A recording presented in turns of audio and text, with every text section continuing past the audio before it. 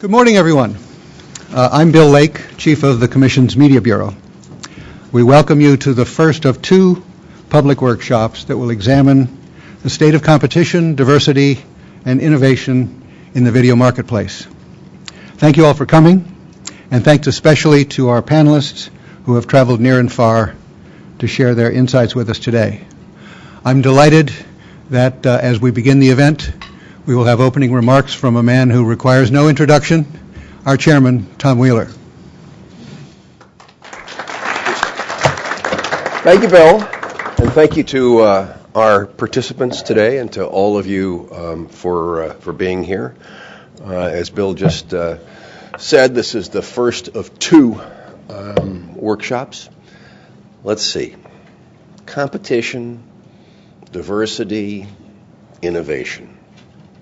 We're for 'em. These are the kinds of things that ought to be driving what happens in the video marketplace.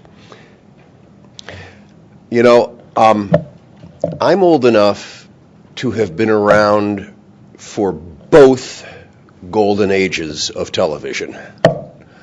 I remember Sid Caesar, the Texaco Hours stars, all of those things that were described as the golden era, and how there were 3 channels on which you could see that golden era. Last night, I sat down in front of my TV and I had a choice of hundreds of channels, as well as over the top. And I ended up choosing to watch Bosch.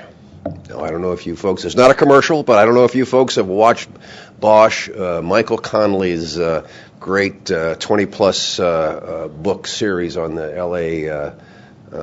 detective by the name of Hieronymus Bosch. But they did a great job bringing it to the screen. But the fascinating thing is, I wasn't watching television, at least in a regulatory sense. I was sitting in front of my TV.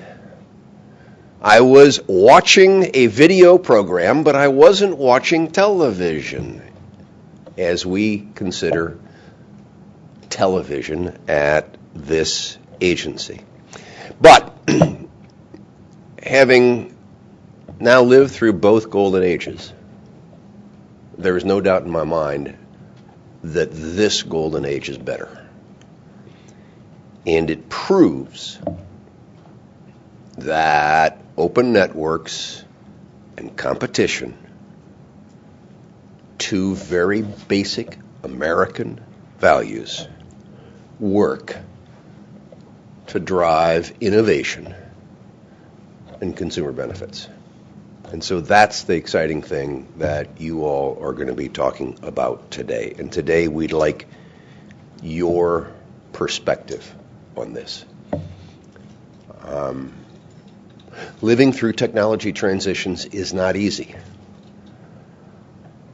The broadcasters built a foundation of video ubiquity and serve America well and with important contributions.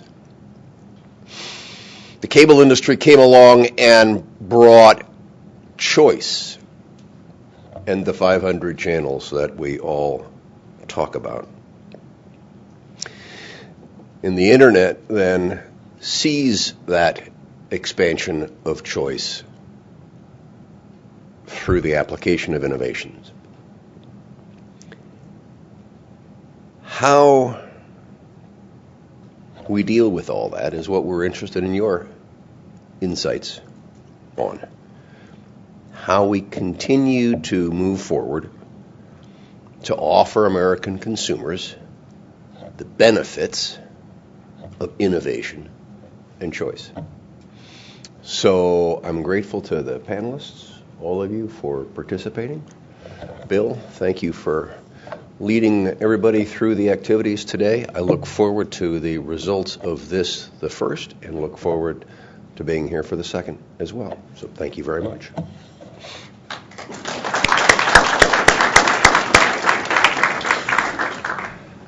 Thank you very much, Mr. Chairman. Before we get started, I have a few administrative matters. After each panel, we've allotted some time for questions from the audience. If you have a question for our panelists, please raise your hand and someone will bring you a mic. Alternatively, you can write down questions on the orange cards that are on the table near the door and deposit them in the tray. Because we have a lot of ground to cover in a short time, we'll be using a timer to help keep us on schedule. Panelists, we've allowed 12 minutes for each of your presentations. We'll ask that you monitor the timer so that you can stay within that time period. The workshops will be streamed live, captioned, and posted on the FCC website. For those staying for the entire day, there is a handout describing the local lunch options on the table near the door. Unless we have any questions about logistics, I'll start with a brief overview of the day's agenda. We'll have 3 panels today, for which we've allocated at least an hour each, and 15 minutes for audience questions. The first panel, to begin around 10:30, will present views of the evolution of the video marketplace and the future of television. I will moderate that panel. After the first panel, we will break for lunch around noon. And then after lunch, we'll resume promptly at 1 p.m. with the second panel, which will discuss challenges faced by multi-channel video program distributors, the traditional pay TV industry. That panel will be moderated by Jonathan Levy, acting chief economist of the Commission. After the second panel, we'll have a 15-minute break to transition to the third and final panel of the day. That panel, which will begin about 2:45, will explore the challenges faced by online video distributors in today's marketplace, and will be moderated by Michelle Carey, Deputy Chief of the Media Bureau. If we could have the first slide presentation. Today we'll begin with a look at some market trends and projections. Then later in the day, we'll focus specifically on challenges facing MVPDs and then online video distributors. One key issue is what are the implications of online video for the traditional pay TV providers? Are online services largely complementary, or are they destined to be substitutes for MVPD services? And one ultimate question for us at the FCC is what should be our role as these trends develop? Are there things we should be doing to promote competition and consumer welfare? As a backdrop to the discussion by the experts on our panels, I'll present a bit of a snapshot of the industry today. Traditional TV viewing. Oh. Are we not clicking? There we go. Sorry. Traditional TV viewing still dominates, but is on the decline. It's still king, but the barbarians are at the gates. Online viewing increased by 36% in 2014. And those coveted millennials, they're leading the charge.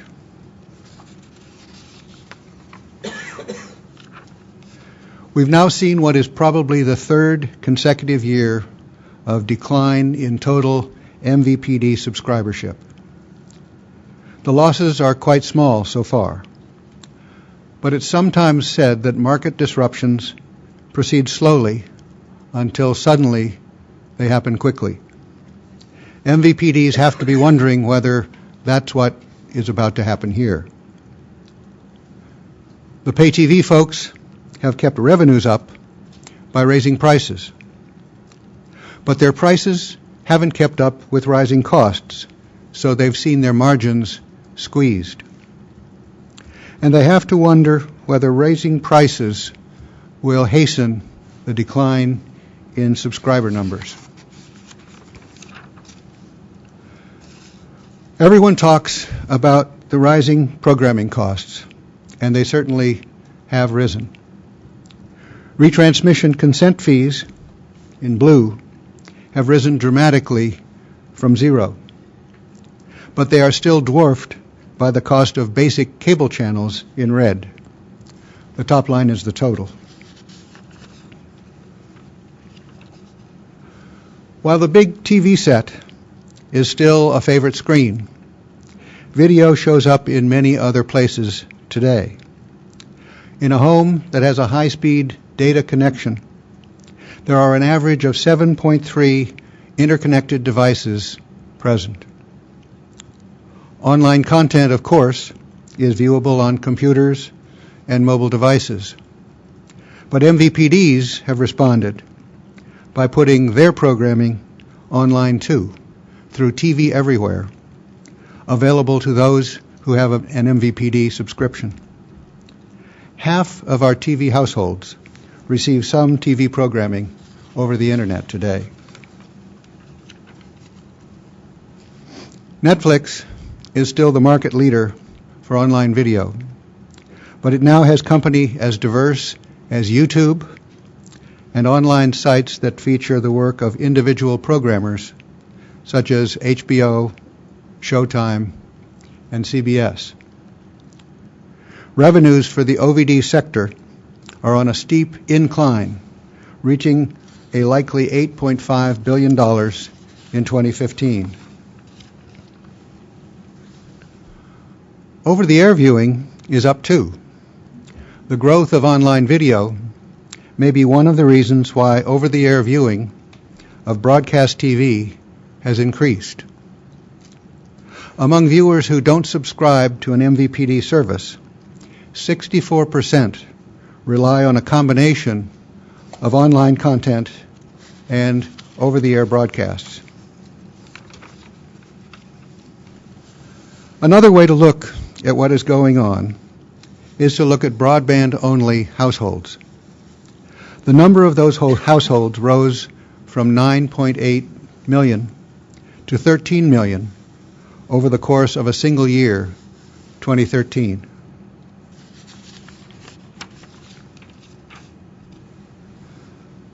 Of course, if an MVPD also offers broadband, there's a silver lining to these developments. Almost 68% of peak period downstream traffic on fixed networks is streaming video. And even more remarkably, 40% of peak downstream traffic on mobile networks is people watching video on their mobile devices.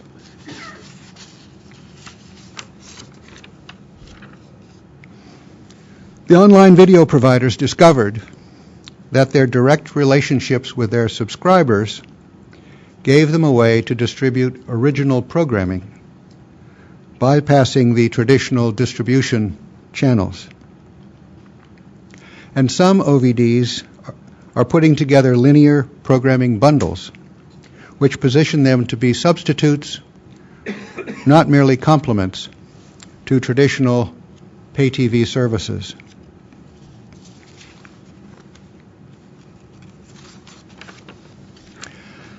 And the invaders are doing pretty well.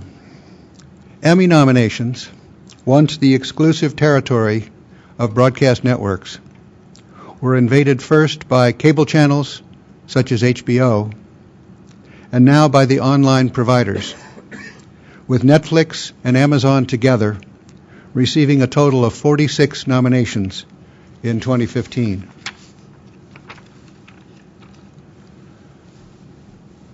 The MVPDs, of course, haven't taken all this lying down.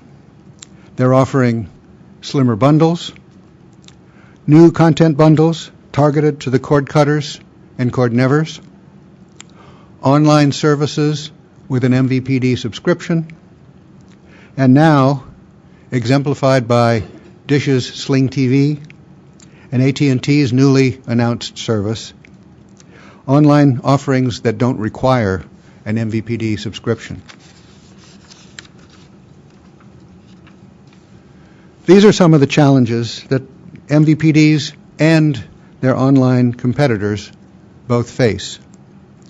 Wholesale bundling of programming, the continued momentum of the big cable bundle, access to the programming that viewers most want to see, escalating costs of programming, and efficient ways of reaching consumers on both big TVs and mobile devices. Now, without further ado, we're delighted to have such an expert panel to help us sort out where all this is taking us. I'm happy to introduce, beginning immediately to my left, Ellie Noam, Professor of Finance and Economics at Columbia University, Richard Greenfield, Managing Director and Media Analyst, BTIG, Bruce Leichtman, President and Principal Analyst, Leichtman Research Group, and Marcy Ryvicker, Managing Director, Wells Fargo Securities. We'll start with Professor Noam. Welcome, Professor. All right. We're going to stand? Yep. All right.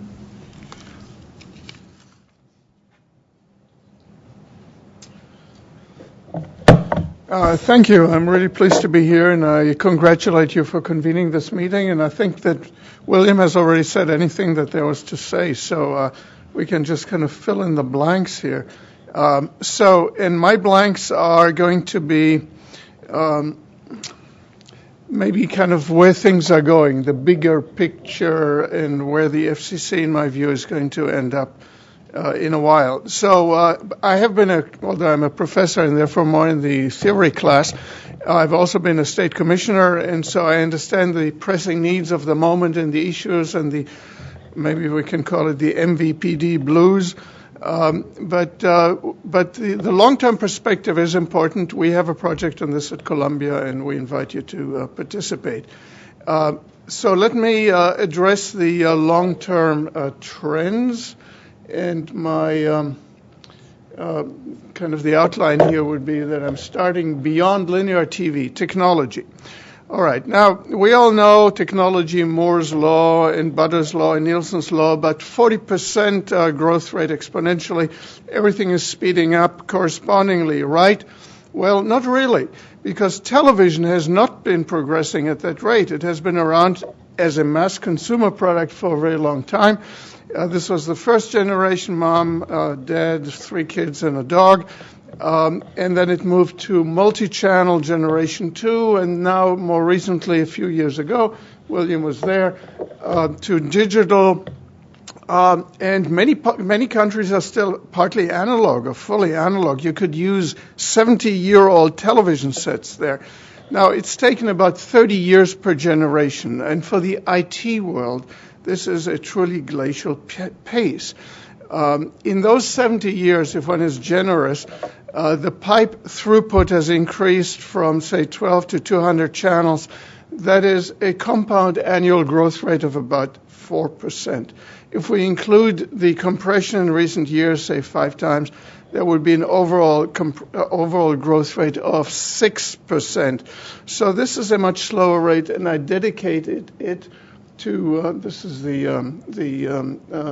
I dedicated to David Sarnoff, the head of and founder in many respects of the American television system and the private sector, and call it Sarnoff's law of about 4 to 6% compound annual growth rate. And this would compare to the Moore's law rate. Well, you can see what the gap is. And even that comparison is generous to traditional television because that was not individualized but was a big, fat, dumb, synchronous pipe that just got fatter. Only a few years ago did the ATSC digital broadcasting provide some limited flexibility. And part of the reason was that the analog technology required a standardized broadcast channel product.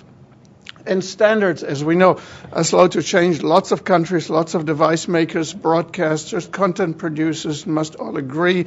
And part of it was the regulatory system itself, how it operated. And it operated until recently on a one-size-fits-all type arrangement. But now television is migrating to the internet, the fourth generation.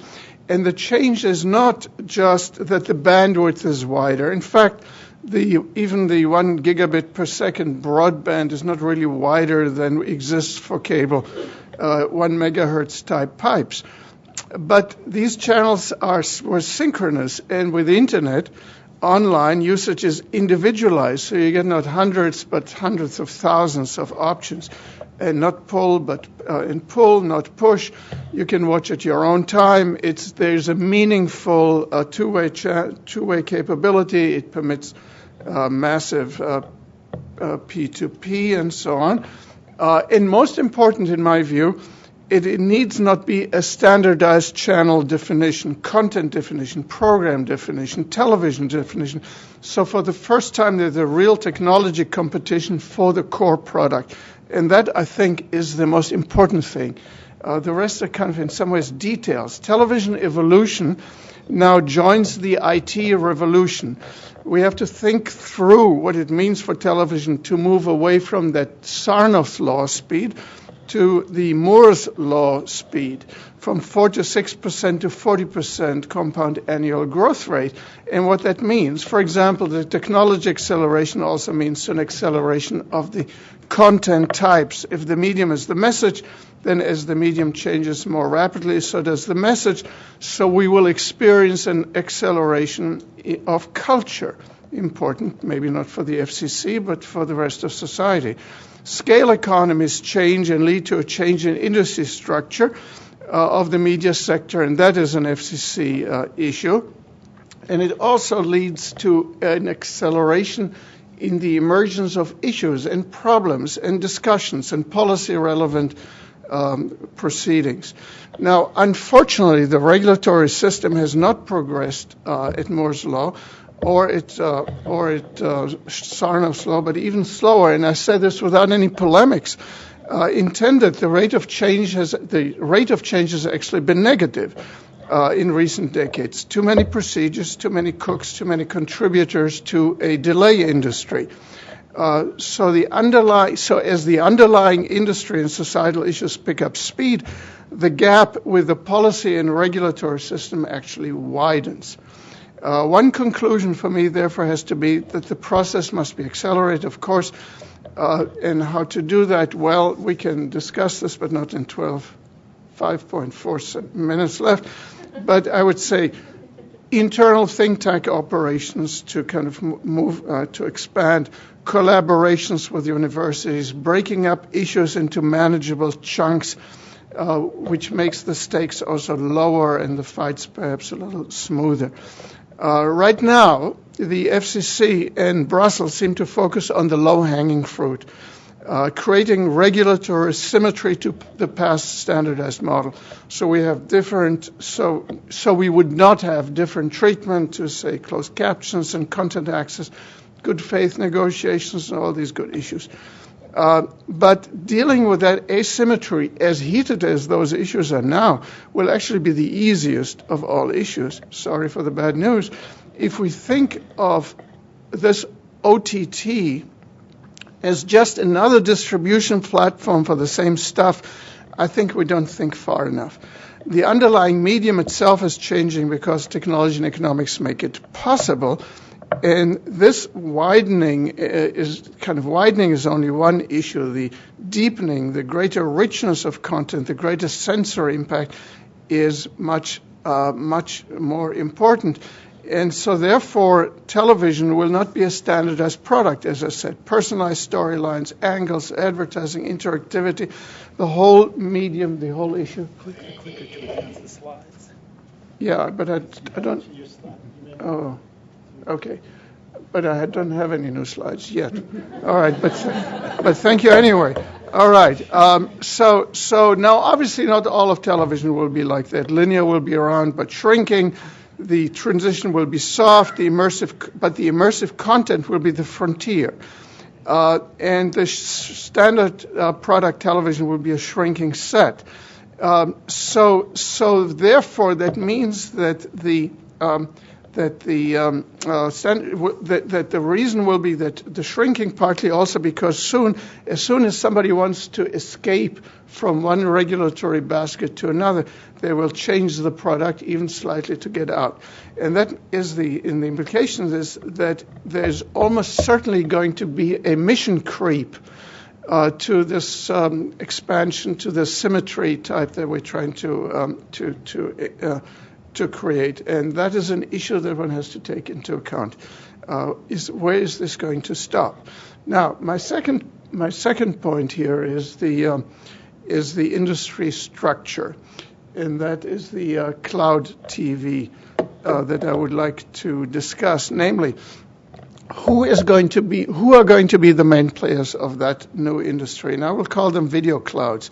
Companies like so this is not going to be the traditional players unless they're kind of merged somehow, but these will be kind of clouds, and clouds providers, not just in the sense of storage, but much more than that. And some of the providers will be companies such as Apple or Amazon internationally, and here's Apple and others all over the world. These are huge, multi-billion type facilities in global with huge economies of scale.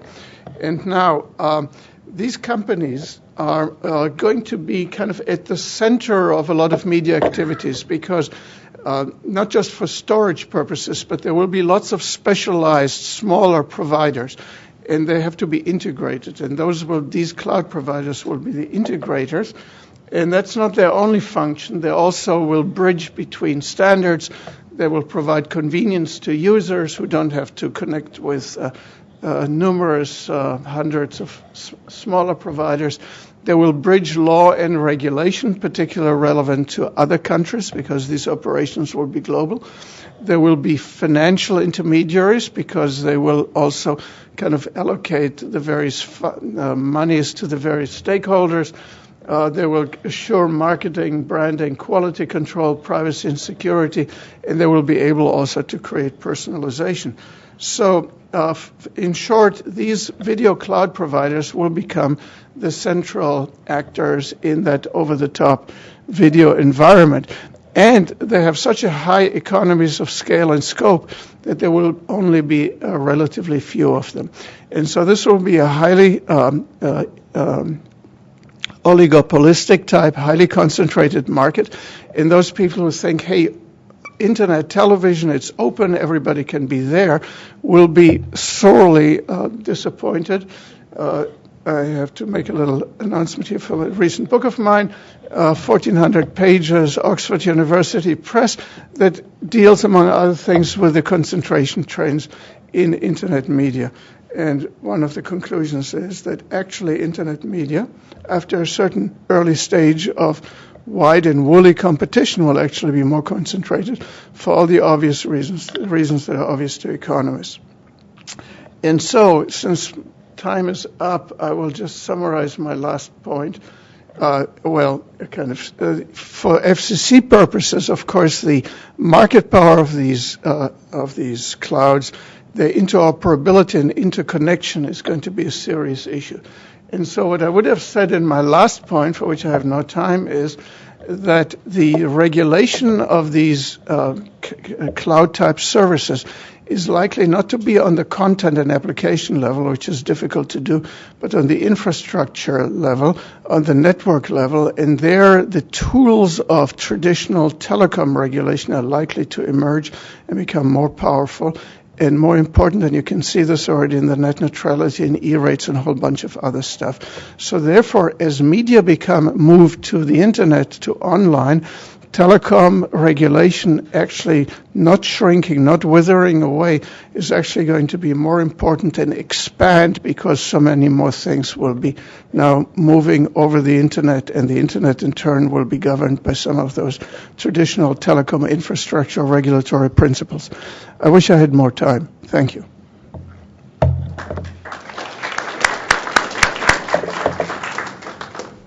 Thank you very much, Mr. Greenfield.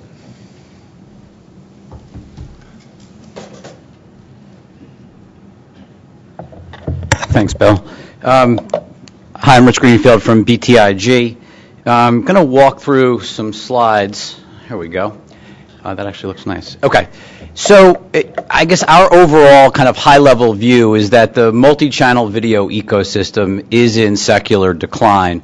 The only question is now the pace of that decline. And the reasons for the decline, or why we believe this industry is now in secular decline, is really a combination of outdated regulation that has been failed to be modernized by the U.S. government over the course of the last 20 years, combined with the fact that the traditional media companies on all ends of the spectrum, from distributors to programmers, have really grown too large to pivot to a rapidly changing consumer. And I think that's the key. Consumer behavior is shifting, and the media ecosystem is really inflexible and failing to pivot to that customer or to that consumer.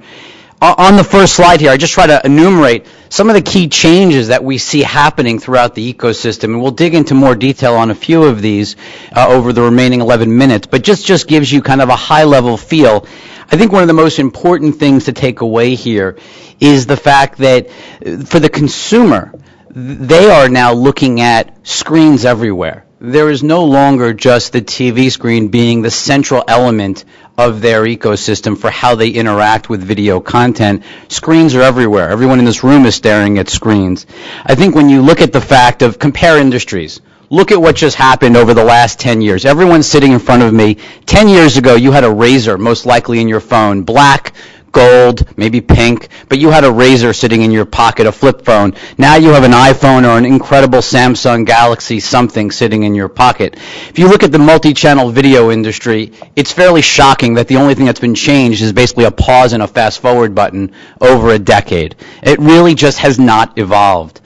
And I think, this is a slide actually that the professor is somewhat kind of crystallizes how TV has changed. He showed the original of what it looked like back in the day when everyone was sitting huddled around the television. This is what sitting around in my living room looks like today, and I'm sure many of your living rooms looks like today, where or even in a bedroom, every room is a video room. Every room, there is personalization of video. People are no longer simply just watching passively. Everyone's got an intimate, personal video device that they can control even if the TV is on. So the TV really becomes more like radio, more like a background activity. And I think you really are appifying what video is. And now TV sits just like another app next to all of these other experiences, and you're competing for consumers' time. And so the bar on how you cure boredom, the bar to actually watch live linear TV, to the chairman's comment, he's watching Bosch on demand through some over-the-top video service. There's so many ways to cure boredom beyond just watching live linear TV. And that's what's really led us to this fundamental breakdown of the price-value equation of multi-channel television. You are paying a lot every month, and most people probably will continue to pay a lot every month because they actually see good value in the multi-channel video bundle. But there's an increasing number of consumers who look at that price-value equation and it no longer is compelling. And we use Netflix as an example. You certainly could use others. But this is simply just to showcase the fact that you are paying a lot for a relatively inflexible bundle of channels. The question is, how did we get there? And that was really the question of kind of how did we get there, and is it possible to change? And I think the first problem that got us to this point is retrans. Retrans is the ultimate culprit of what has ruined the price value of the bundle. What was originally just supposed to be one MVPD in a market, basically dealing with one broadcaster in a market with no such thing as reverse retrans. But it was basically just one broadcaster and one distributor, has evolved since 1992 when the act went into effect to this, what I would call mess, of where you have station groups that have not just multiple channels, meaning multiple broadcast networks in a market, but also have cable networks negotiating with multiple MVPDs. And so what was a very even balance of power back in 1992 has become totally imbalanced. And what was supposed to support live local programming, And it's funny, if you go back to the records, and we actually pulled this quote from 1991 from Lawrence Tish, because I think it is so important to realize when you think about the price-value equation. This is from 1991, where Lawrence Tish, the CBS CEO, said retrans would never get to the talked about $3 billion level. Maybe it would eventually get to a $1 billion. He's talking total, not just for his company, but in total for the entire industry. Now let's fast forward to last week. This is just CBS. This is last week, their prediction for 2020 of just their company's retrans by 2020. They think they alone get to $2.5 billion, essentially $3 per sub per month just for CBS by 2020. So the fact that the retrans leverage imbalance has shifted so dramatically highlights just one part of the problem, but this is really a multifaceted problem on all sides. So you have the broadcasters, which we just talked about, where retrans was used not just to get to $3. It's actually dramatically above $3. The fact is, most of the cable networks you all are forced to have, you know, someone, I think Bill, on one of his slides showed the kind of the big bundles that people are still taking. The reality is those bundles are relatively inflexible, and they've been kind of jammed in with more and more content because of the power of retrans. So before it got to cash retrans, we got to let's jam in as many channels that you don't want into a large bundle and force the distributor to pay for it. And so you end up with actually the cost of retrans, the consumer cost of retrans is dramatically above what it shows on paper. And even that is far beyond what Congress, I think, ever intended when they first put retrans into effect in 1992. But then this problem also goes to the cable networks. The cable networks are certainly at fault. They force you to take all of these channels. They don't want you not taking all of the smaller networks. You may not want the American Heroes channel, which is part of the Discovery family, but you have no choice. You probably don't want VH1, even if you want MTV, which you probably don't want anymore either. But if you did want those, if you did want choice, there is very little choice. And you're seeing early glimmers of hope of choice, but the reality is the entire cable industry essentially is built on you take everything, you pay for anything. You pay for everything. Most of I think if you looked across the programmers, none of them have a model for having 80 million homes. They all are built, their model of profitability is built on 95 to 100 million homes taking the multi-channel video bundle, whether it's Comcast or Charter. But all of these channels from Discovery to ESPN, they're all built on having basically full distribution. None of them really have a plan for dramatically smaller distribution, and so they really want you to take all of the channels regardless of viewer interest or consumer interest, and they also require these minimum distribution clauses of, hey, we'll pay for your network what you want us to pay, but you also have to guarantee us that you're going to distribute it to this many homes, 80%, 90%, and so it really makes it very, very hard for distributors, which are the last piece of the puzzle. It makes it very hard for these distributors to create interesting bundles. So even if you wanted to create a sportsless bundle, it's challenging because it can't be that widely accepted because you have to distribute it to X number of people or you violate your contract. Then it gets even worse because then on the other side you have the MVPDs. And the MVPDs say, well, we'll pay for your channels, all of them. We'll give you minimum distribution, but in return, we want a couple of things. We want MFN clauses so that you can't get better pricing and packaging from other companies, and so especially smaller companies. We want these terms to be what you use with all distributors. And so even if you could negotiate as a programmer some type of different deal with a Charter, the MFNs of Comcast get in the way. And then you add in what is really challenging to this discussion here today, which is these ADM clauses, which is how do you effectively change to an internet distribution ecosystem. So you're an over-the-top video programmer and you want to reach consumers directly. How does that work? Can you distribute to new programmers? What type of restrictions are in place? We've heard from many programmers who are actually forbidden as part of their contracts with distributors, meaning MVPDs, are restricted in their abilities to sell content to companies like Netflix, to companies like Amazon, when those current contracts come up with those over-the-top distributors. And so the MVPD ecosystem is trying to lock the programmers in to prevent them from going over the top. I think it's one of the reasons why you're seeing all of the over-the-top companies, whether it's Netflix, whether it's Amazon, starting to create their own programming. So rather than buy from the ecosystem, which comes with all of the challenges of buying from the ecosystem and potentially blocking rules like we're talking about, they're actually starting to create their own programming where obviously those rules don't apply. And so it really is a great example of how the current ecosystem, everybody is making demands among each other that is basically trying to keep the big bundle as intact as possible, prevent consumers from going over the top, or prevent consumers going to these new, what I would call virtual MVPDs, and keep you as locked in as possible into the traditional ecosystem. Everybody in the ecosystem wants that to work, because I think the end result is, and if you could get some of the media executives really to go on record, the reality is most of these companies are vastly over-earning. And that's the dirty little secret that kind of is pervasive throughout the U.S. media industry, is that most of these companies earn more than they should. And I should make the last point, which is just that if you've noticed, what's also amazing, not only have the remote controls not advanced in the last decade, but it is amazing. I'm sitting here with an iPad in front of me. We're all sitting with public phones that can access all of the programming that's available in the world. And yet, when you think about your cable industry, or MVPD, I should use the more generic term, that set-top box is only capable of getting MVPD programming, despite there being things like Netflix and Amazon and Hulu and YouTube. It's fairly amazing that even the most advanced set-tops, like the X1, are still very limited in what content they can access over the top. And let me just finish on, can we get the last slide? Let's see.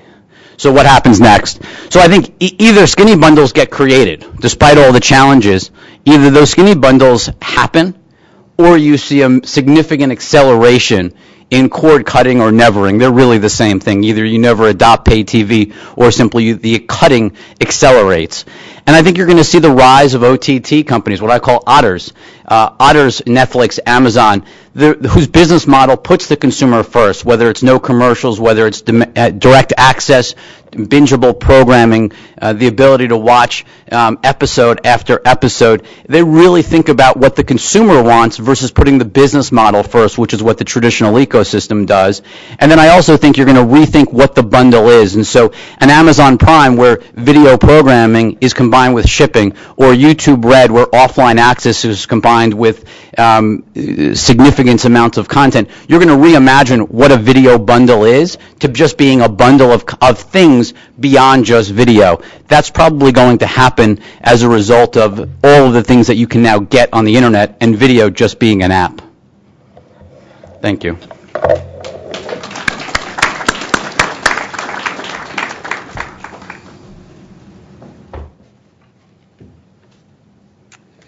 Good morning. My name is Bruce Leishman, and it is a pleasure to be here today. And it's particularly a pleasure to be on a panel that is so aptly named the evolution of the video marketplace. Because in the industry, most of these panels would be called the revolution in the video marketplace, and the future of television will never be the same. But the reality is that the video marketplace is evolving. And this is what my company looks at. We look at the evolution of the video marketplace from both the provider side and the consumer side. So what I'm going to show you in the next few minutes is this picture, both from the provider side and the consumer side. So let's start with the provider side. And what we see, we're missing the headline there through the closed captioning, but what you see is that the top 13 providers account for 95 million subscribers. That represents 95% of all pay TV subscribers in America. I'll give you a little hint, just for the people in this room. This industry's not that hard to track. It's not that hard to track. 13 providers account for 95% of the industry. Now, I've got some color coding there that I've been using for years. Cable is green, satellite is red, the telcos are beige. But one thing that happened in the last year is that these colors got all mixed up. In fact, the number one pay TV provider in America is neither green, red, or beige. it is, in this chart, it's orange. It's this combination of satellite, DirecTV, and AT&T UVerse, a telco. The number 3 provider in America, Dish, is no longer just red. It's no longer just a satellite TV provider. Sling TV is an internet-delivered service that is now, at the end of 2015, had over 500,000 subscribers. So we have seen the market evolve. So now let's look at the numbers. And what we see is the bottom one that's circled. In 2015, the pay TV industry lost about 380,000 subscribers. This compares to a loss of about 150,000 subscribers in 2014. Now, you may have read last week that the loss was 1 million. Well, that's true if you don't include Sling. But I think it is incorrect to not include Sling. That would be like not including satellite TV in 1994 or not including the telcos in 2006. We need to include Sling because they are a new form of pay TV delivering service.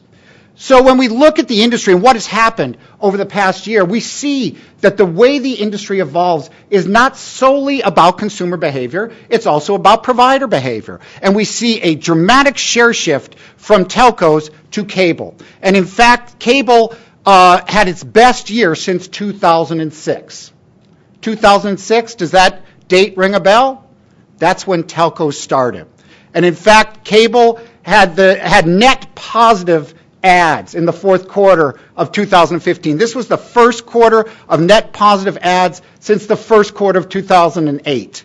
And the reason for that is because in this saturated market, companies have to be more disciplined about who they're acquiring. And we're seeing that from the telcos, and we're seeing that from the satellite companies as well. So one thing I want to tell you, and this again will just be our secret and my forecast. And I will tell you what's going to happen in August. Here's the forecast.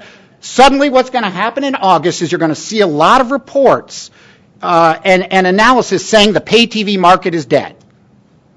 Why? Because we see it every second quarter. That's when the studies come out and say, it's dead, it's over. And then we don't generally see that change when, oh, the third quarter's better, the fourth quarter's better, the first quarter's better. This industry is seasonal. The second quarter is the move quarter, and that is the traditional down quarter. If you actually look at the fourth quarter of 2015, it was the best fourth quarter in years for the industry.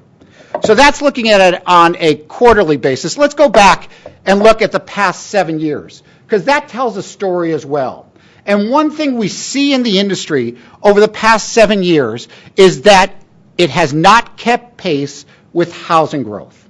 So what does that mean? From a simple number standpoint, that means that penetration is decreasing, right? If the industry is not keeping pace with housing growth, then penetration is decreasing. And that didn't start in 2015, 14, or 13. That change happened in 2010. 2010 is when it stopped keeping pace with housing growth. And that's because 2009, a major thing happened, the digital transition. And the digital transition brought in the last wave, in a sense, of pay TV subscribers. And since that point, the industry has leveled off. And what we see is, since its peak in the first quarter of 2012, the industry's lost fewer than 1 million subscribers. But it's important to note, as we look at this change in housing, if we compare owner-occupied housing today to 2004, we're essentially at the same level. So all of this growth in housing in America has been in rental housing. So that's a look from the provider side. Here's a look from the consumer side. And one thing that we see is we've been doing studies on this industry for years. And the greatest misnomer in the industry is that non-subs are cord cutters. That is incorrect. What we see is that in the last year, about 2.5% of households dropped their pay TV service. What's interesting is that rate of 2.5% was essentially the same rate that we had in our study in 2005. 2005, we had the same rate of exit that we're seeing today. And in fact, when I was in the industry in the 90s, we always saw people going in and out of the industry. People have always gone in and out of the industry for economic reasons and for lack of use. What is different today from 10 years ago, from 20 years ago, is that two things are different. One, consumers are able to cobble together a viewing experience if they don't subscribe. And they're able to do this from a combination of internet delivery and SVOD, subscription video on demand, as well as over the air. And as it was pointed out earlier today, non-subscribers are similarly likely to have an over-the-air antenna as they are to subscribe to an SVOD service. The other thing that is different today is also from the provider side. In a saturated market, providers are more disciplined in who they're trying to acquire. So we see the rate of those going out the bottom of the funnel is actually pretty similar to what it was a decade ago. What is different is the rate going in the top of the funnel is a little slower, and that's why you see the slowdown. So a couple notes on subscribers versus non-subscribers. We know the differences by age. We know the differences by income. They've been there for years. A couple other notes that we see in our studies. Renters, 23% of renters do not subscribe to a paid TV service. This is nearly twice the rate of homeowners. And in fact, homeowners subscribing to a paid TV service are about the same as they've been for the past decade. What is increasing is renters, and we see the rate of renters who are non-subs is the highest level that it's been since 2006. And correlated with that are movers. 21% of movers are non-subscribers. That's up from 12% in 2010. For movers, it doesn't necessarily mean that they cut the cord, and this is permanent. In many cases, they are deferring. But that deferring can move on if they find that their cobbling together of the experience is palatable for them. One other thing that is very different is when we look at the number of TVs in the household. What we see is when there is one TV, 35% do not subscribe to a pay TV service. When there are two or more TVs, 10% do not subscribe to a pay TV service. So the decision making in a home that has more than one TV or more than one person is very different from the households that have only one TV or one person. And we've seen this over the course of years. So when we look at the pay TV industry, what we see is that red line there that is fairly flat, but on a slow decline. That's the signal of an industry that is saturated. The green line is broadband. And what we see over the past 2 years is that 6 million broadband ads for the top telco and cable providers. Let me repeat that. 6 million broadband ads for the top providers. Any study that shows a decline in broadband penetration is incorrect. In fact, in 2015, there were 3.12 million broadband ads. This is the highest level of broadband ads since 2010. And you can do many things online. Video is just one of those things. But what we see is a significant increase of those using their internet and broadband connection to watch video. 35% online watch video on a daily basis. That's up from 6% in 2006. And that is heavily skewed to younger people versus older people. And one thing we've got to be very careful of when we look at surveys is a lot of surveys stop at the age of 50. Mine don't, because 1/3 of American adults are over age 55. And if we're trying to represent America, we need to survey those people who are over age 55 because they count. One other thing that internet delivery allows for is the rise in subscription video on demand. And what we see is that 57% of households get Netflix, Amazon Prime, or Hulu. 57% get one of these three services. Now, it's more likely that a non-subscriber is going to get these, but that said, while 69% of non-subscribers get one of these services, over 50% of subscribers get them. So they're combining these experiences. Overall, about 48% use these services on a monthly basis, and it's heavily skewed towards younger people. Now, where do they watch these services? 83% of consumers who stream Netflix watch it on the television set. They watch it on the TV set. How do they do that? That's because over 60% of all households have a connected TV device. Whether that's a smart TV, a video game system, or a Roku or an Apple TV, it is now over 60%. That's up from 25% in 2010. And consumers tell us this is easy to do. So when we look at the video marketplace, what we are seeing is businesses and business models adapting and innovating in this evolutionary environment. And we also see that consumers have more options and more choices than they've ever had before. Thank you. Thank you. Thank you. I'm Marcy Ryvicker of Wells Fargo Securities. I am the last presenter, so just stick with me. We have 11 minutes and 55 seconds left, so I will try to go through this quickly. So I was invited to be part of the State of the Video Marketplace, and this is not working. There we go. And as you can see from this slide and from everything that you've heard from my fellow panelists, this is an ecosystem that is very complex. It has a variety of constituents. We have the incumbent MVPDs, we have the cable networks, we have the broadcast networks, we have the stations, we have the new entrants like Netflix and Hulu, and then we have the viewer, which I know is a focus for all of you in here, the question being, how do we best serve the viewer or the consumer? Now, despite how complex this ecosystem is, all of the issues that we see today really revolve around one simple question, and that is how fast will the pay TV universe actually decline? Now, we've seen declines already. In 2013, we saw a decline of 0.1%.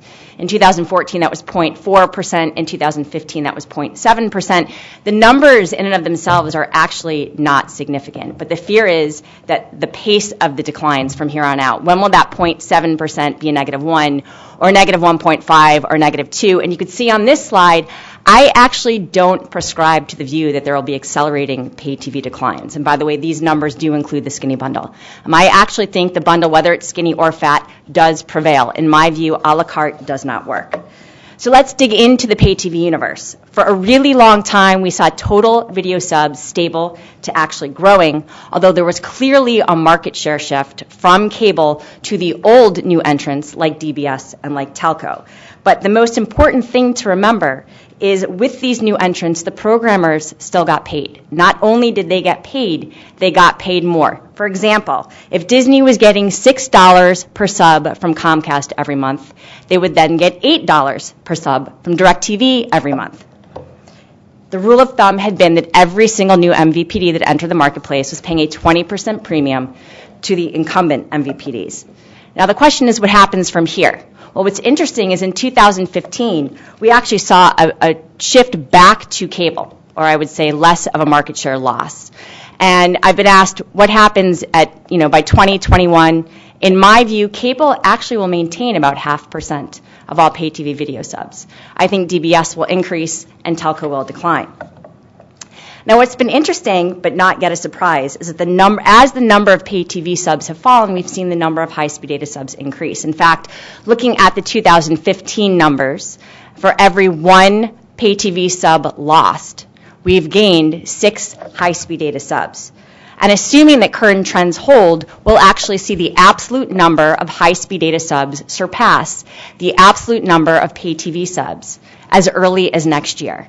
And assuming these trends hold again, if we look out over the next 5 years, we're actually assuming a 3% increase in high-speed data subs every year versus that 0.5% loss you saw on my other slide of pay TV subs. Now let's go back and look at both pay TV and high-speed data sub trends against the backdrop of occupied housing growth, which Bruce alluded to. I will tell you that as the correlation between pay TV subs and housing growth is actually broken, what we're seeing is high-speed data is growing in line with occupied housing. That's because people are actually moving. They're not switching providers, but they are shaving the cord.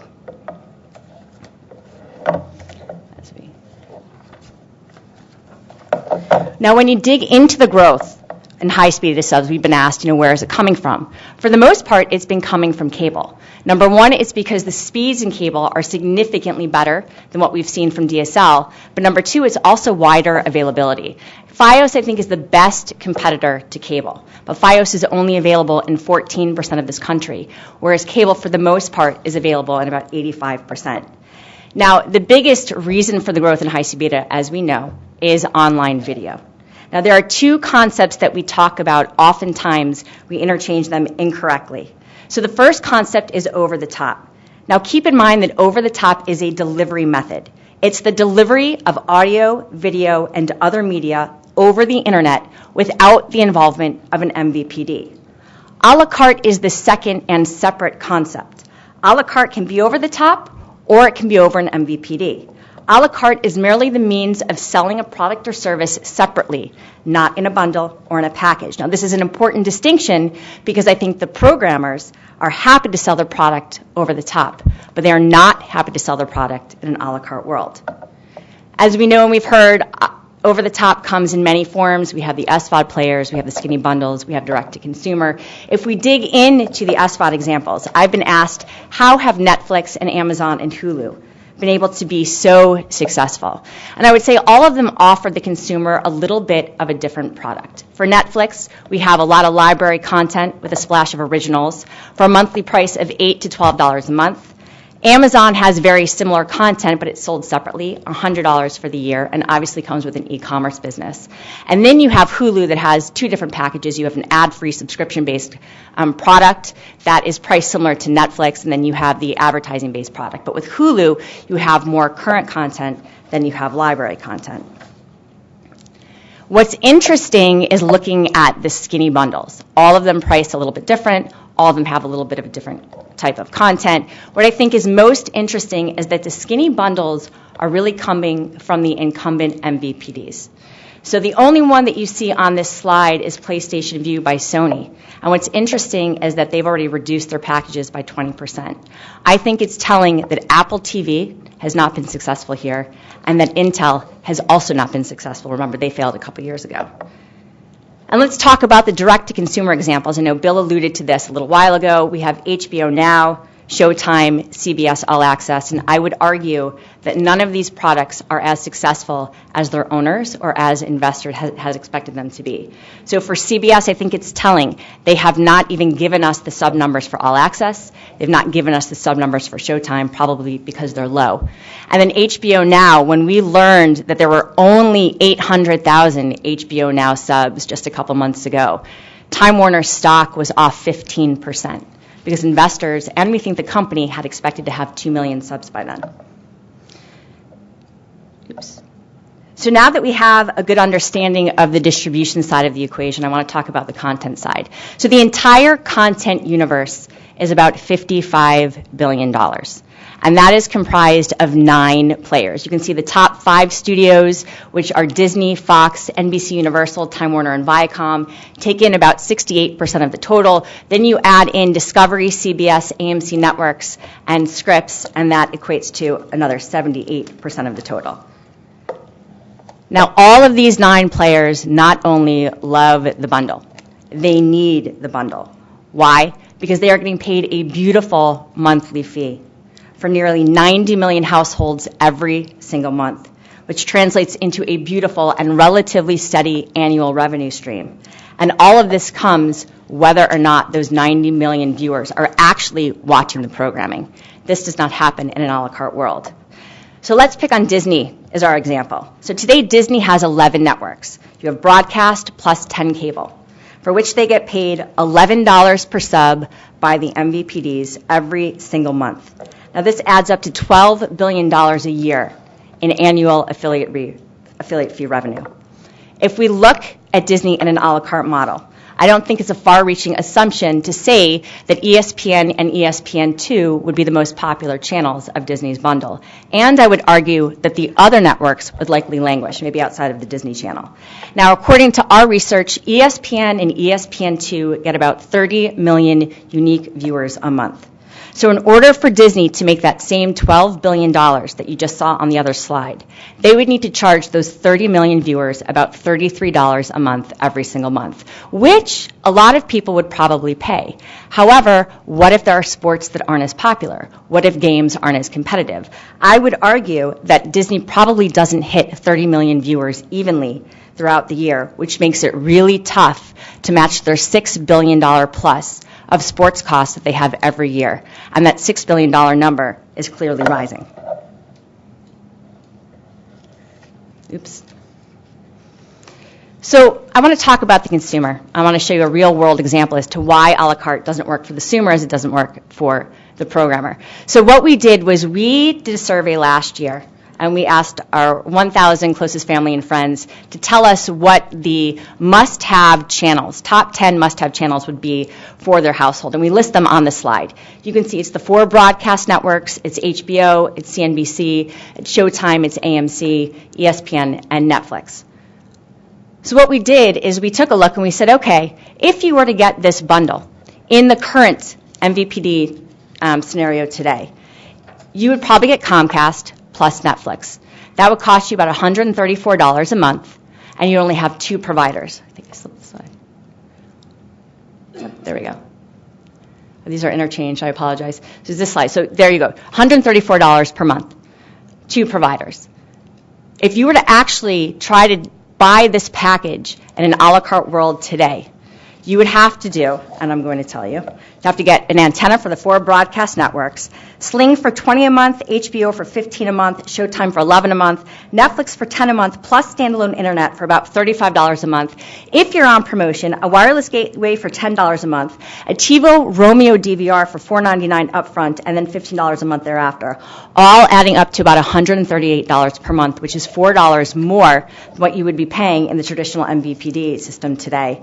And you would have 4 different providers.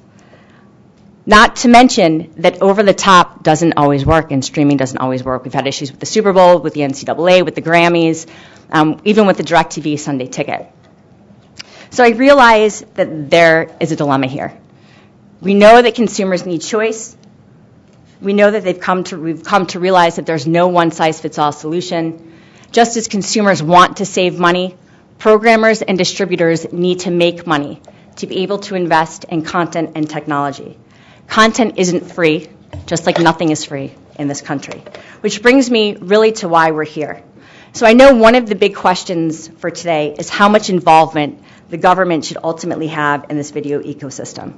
Now we're talking about a market-driven ecosystem, one that takes a lot of long-term decisions, a lot of investment, and a lot of money. Now, without incentive, there is no investment. Already, these companies are looking outside the United States for growth and a better return.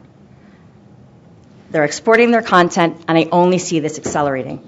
If we go back to President Obama's objective, when he talked about the National Broadband Plan back in September of 2010, the explicit objective was, quote, to boost wireless service, shift federal subsidies, and encourage investment, ultimately giving 100 million homes the same connection speeds that are available today in Portugal and Japan by 2020. In my opinion, we cannot handcuff the companies that this country actually needs to fulfill that objective. Thank you.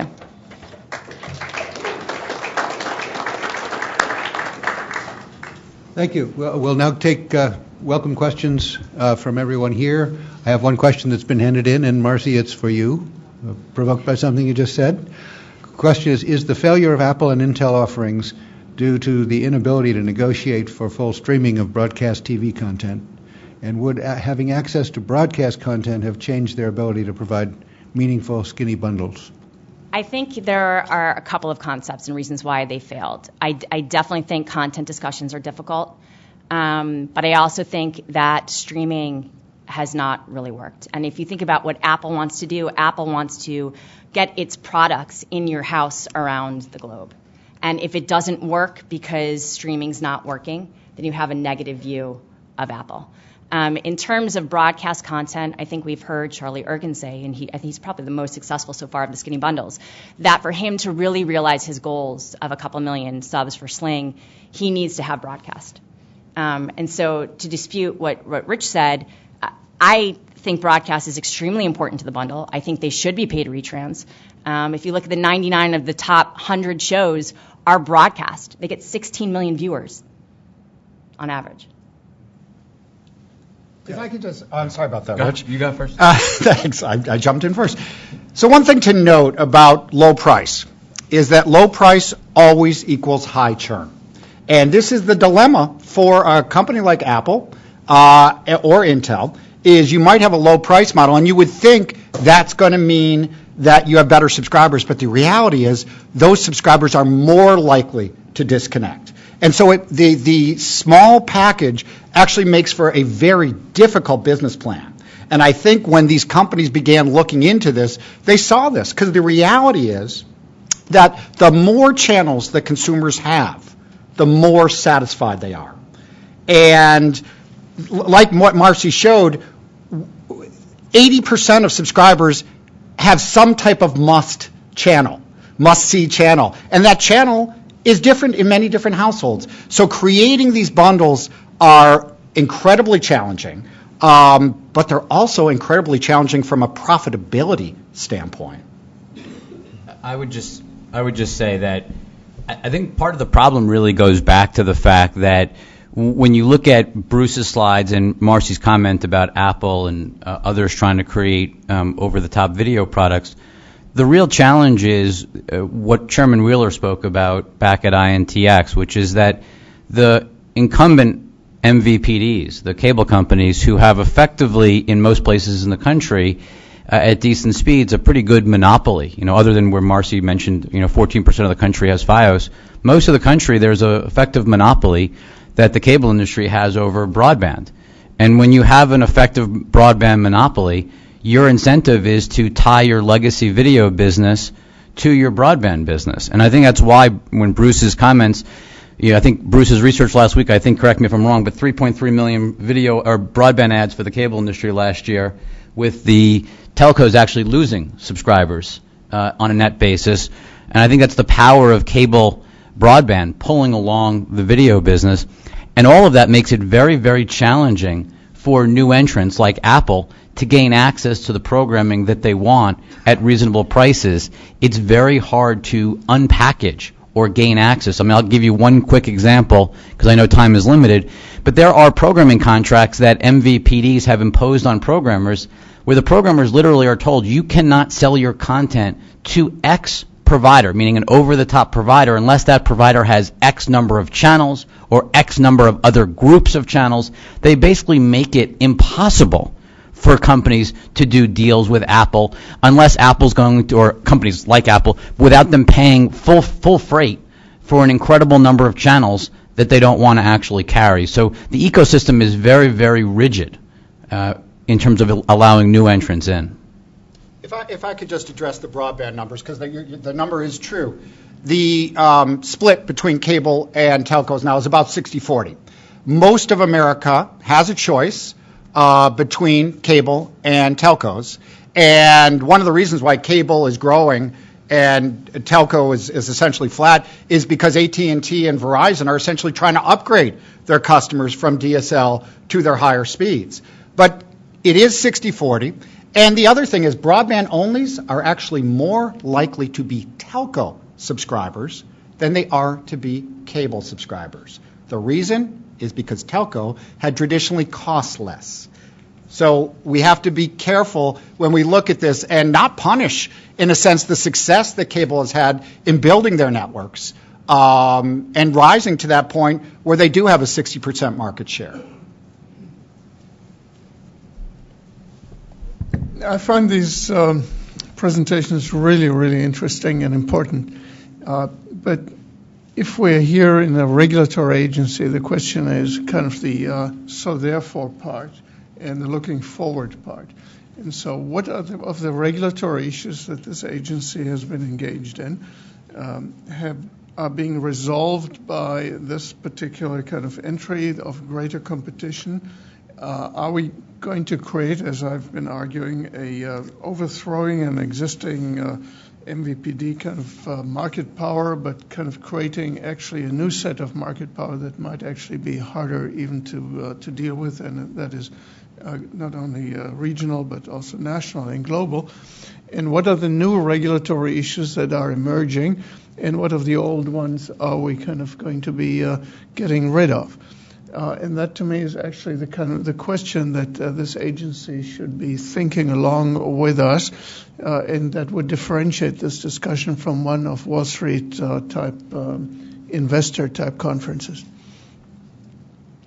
In that connection, I think you ran out of time about when you were referring to what you see as the growing market power of cloud providers. Would you like to say a little bit more about that? And are you proposing what the Commission would call Title II regulation of some new entities as they emerge? Well, I think that this is a very hard question to do, but if you have, since I see I have 12 minutes, I would say perhaps the problem has to be kind of, one has to deal with these things not so much anymore in these basket-like things, the MVPD or Title II or whatever, but you have to deal, because that's kind of, these are big issues and classifications. You have to kind of deal with a specific problem and then apply a solution to that problem across platforms, but not kind of have these kind of large issue bundles altogether, because that's probably going to create these conflicts that we've experienced and will make it much slower. So if the issue is child protection, say, which clearly is an issue that will not kind of is platform independent really, and which is not necessarily going to be solved by competition. And competition does solve many problems, but definitely not all. So let's say child protection. One has to deal with this as a set of rules, whether it's by the FCC or another kind of agencies or just general laws of child protection outside of a particular platform. I mean, that seems pretty obvious. And so there are issues of jurisdiction here that probably need to be resolved, but we should not let the jurisdictional issues drive our regulatory strategy. The dependence of online video on broadband is obviously one of the concerns that underlies the Commission's open internet policy. But I think, Marcy, you referred to the fact that streaming doesn't work in some cases as an existing constraint on over-the-top video.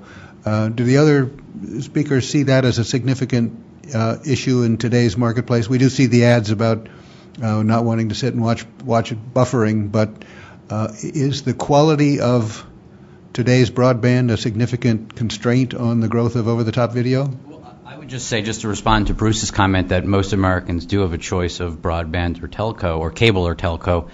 I think the key point is that under the FCC's definition of broadband being 25 megs and above, actually most of the country doesn't have a choice. And I think for cable, I do think streaming works great. I mean, I think if you have, I have Time Warner Cable in Manhattan. I've used Cablevision. I've used Comcast service. I think if you have cable service, streaming works extremely well. If you have Verizon Fios, streaming works extremely well. I think if you're forced to kind of use DSL, I think unfortunately technologically it is not a great consumer experience, and I think over-the-top doesn't work nearly as well.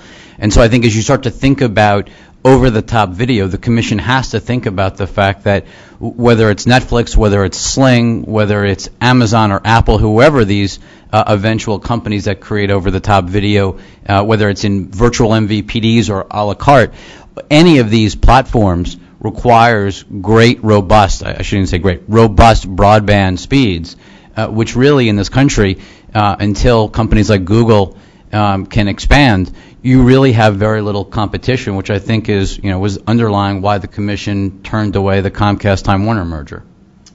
So let me give you some consumer data. And there was a sub-bullet point in one of my slides, the one that talked about the development of connected TVs. I mentioned that over 60% now have at least one connected TV device. The sub-bullet said 70% of households that have one of these devices say that streaming Netflix and other services like that is easy to do. So 70% are saying it's easy. Just 12% are disagreeing. And what we've seen traditionally in our data is actually no difference in the quality of video, what consumers perceive to be the quality of video from cable or from telco. So while, yes, the service is slower from DSL, consumers up till recently have pretty much been rating it at the same level as cable. You know where the quality is much better? A digital antenna on your house. I think Marcy's numbers are really good, but they're kind of in some ways predicated on existing kind of numbers that are likely to change under competition. And clearly the inconvenience that you're describing, which kind of is quite clear from your numbers and what you show, just calls for some intermediary that will kind of put together these HBOs and ESPNs and whatever on some kind of a negotiated arrangement where you can have either bundles or whatever, and that will kind of make that a much more competitive alternative. Rich, you said that the ecosystem is inflexible. I disagree. I mean, we're seeing the skinny bundles. I mean, we're seeing it. And Bob Iger's saying, look, we're taking the pain and we're trying to figure out how to reach the consumer, and they're trying to do it. So what is your solution to this? Well, first of all, the reality is I don't think we're seeing skinny bundles. I think we, as you enumerated, we really have just incumbent providers. We have Sling, which is a division of Dish, but we really haven't seen skinny bundles emerge. What we're actually seeing is more and more of the existing MVPDs actually create kind of unpackaged or very low visibility kind of save techniques with smaller numbers of channels. I think that's one of the reasons why video packages are actually, why growth actually has improved, is in part what you're seeing is smaller bundles are being created by existing MVPDs. But in terms of kind of new over-the-top skinnier bundles or new bundles, I would say, we really haven't seen that. But the point I really wanted to make, because I think the point that was just talked about in terms of the future of video, I think one of the things to really think about is, remember, you don't need to subscribe to HBO Now or Showtime or Sling for the entire year. If you're an NCAA Hoops fan, you could have signed up for Sling for a 1-month free trial, or sorry, a 7-day free trial, and then paid for the first month. And for $20, you could have watched the NCAA tournament, and then you could disconnect. It's easy and simple. Subscribing to Netflix or subscribing to HBO Now is push button on off. And I think what Over the Top does, and where I would disagree with Marcy's slide, is that you can subscribe for just portions of the year. You don't have to be a subscriber for the entire year. Cable was very hard to cancel. Waiting on hold for Comcast is a process that would take longer than this entire meeting is convened for today. Whereas canceling Netflix is literally, my 12-year-old could figure out how to cancel Netflix with a click of a button on the My Account page, and it's on off. And so the flexibility for the consumer of having choice, what I would call the continuity risk that all of these companies face, is that in an over-the-top world, you can go on and off and choose. You really empower the consumer on a day-by-day and month-by-month basis in a way that they've never been within the large cable bundle. But I think the idea of regulating programming was brought up, and that concerns me. We go back to 2006, and I think it was an FCC study in 2006 that said in an a la carte world, you'd be able to get 17 channels for the same amount that you pay for the bundle. And you know what? The same is true today. I think Marcy alluded to those numbers. If we went into an a la carte world, all you would get is fewer channels. And consumers have that choice.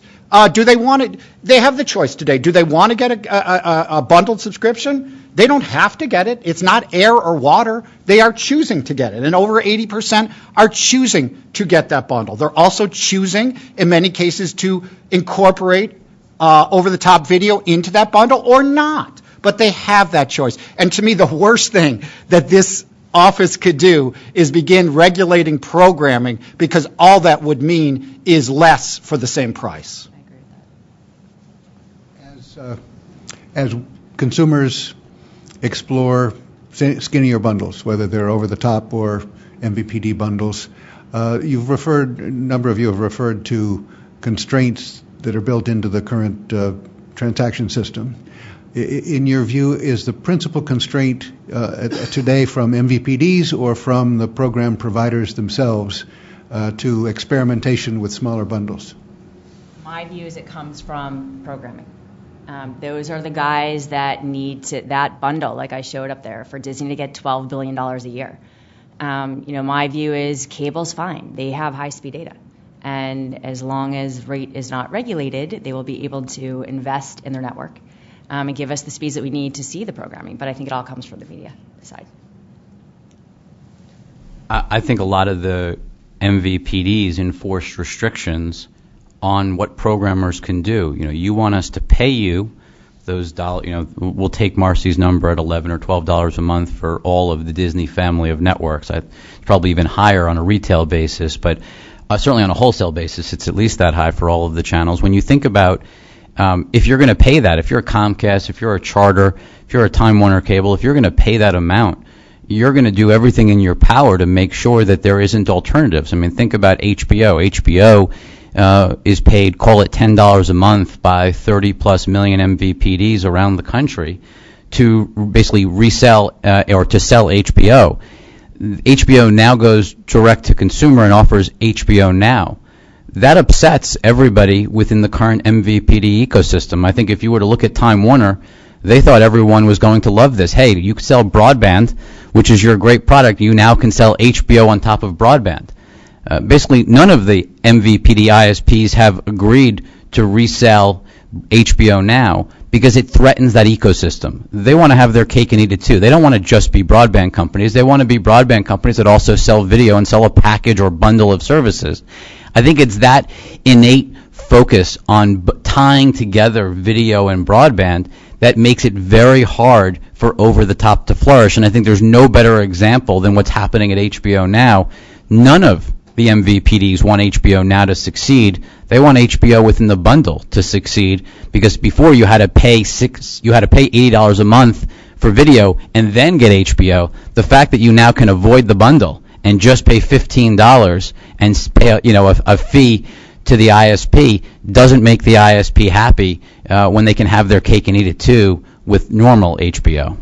HBO is a la carte. I mean, HBO is a premium service. It's an a la carte service, and it's always been. And it's been one of the small number of a la carte services that ever worked. If you look at the way many services started, AMC, Bravo, the regional sports networks, these started as mini pays, as a la carte, and they didn't work. One of the few examples that actually worked was HBO. So it sounds good in principle to say that the pay TV providers are demanding this. The reality is that the broadband business, once it's built, is much more profitable for them. And you see some companies like Cable One are punting on video. They've lost 19% of video subscribers in the past year, while the cable industry has lost less than 1%.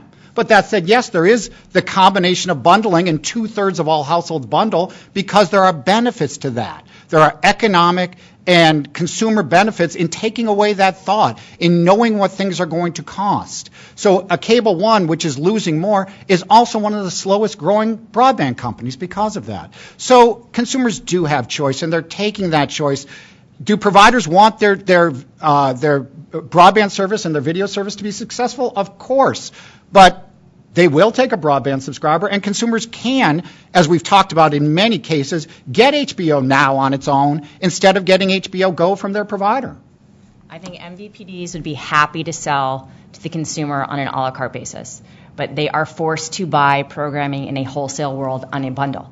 You cannot make money by selling to me just what I want, but buying the entire package from the programmers. Well, when we look back now to that first golden age that the chairman referred to, and there was a time when people were kind of like pretty satisfied with 3 channels, maybe PBS on top of it. They could not imagine anything more. And now, kind of looking later, we say, how is it possible? So if we now look at this cable system, MVPD system that we have, I mean, it really is kind of, next generation will look back and say, this is kind of like absurd system. You get kind of 200 channels, of which 100 are totally unwatchable, where the kind of commercial ads are overwhelming you, where you have to pay, some kind of little old lady has to pay $10 a month for ESPN, never watching any of it. I mean, it's a system that clearly kind of can exist only in the absence of some true competitive forces here. And so whatever kind of the details in some ways sometimes are obscuring the basic insight to me, which is that an FCC should not save and uphold that kind of a system which is imploding anyway and should kind of not be in the way of that change. Questions from the audience? It's on. Yeah, I'm Mark Fradrick with BIA Kelsey, and it's a great panel and really sets the stage. And I hope my panel at 2:30 matches this. And there's so many questions that came up. But let me follow up with Dr. Noem's posits of what kind of regulatory environment is necessary as we move into the future with OTT and OVD and the existing MVPDs.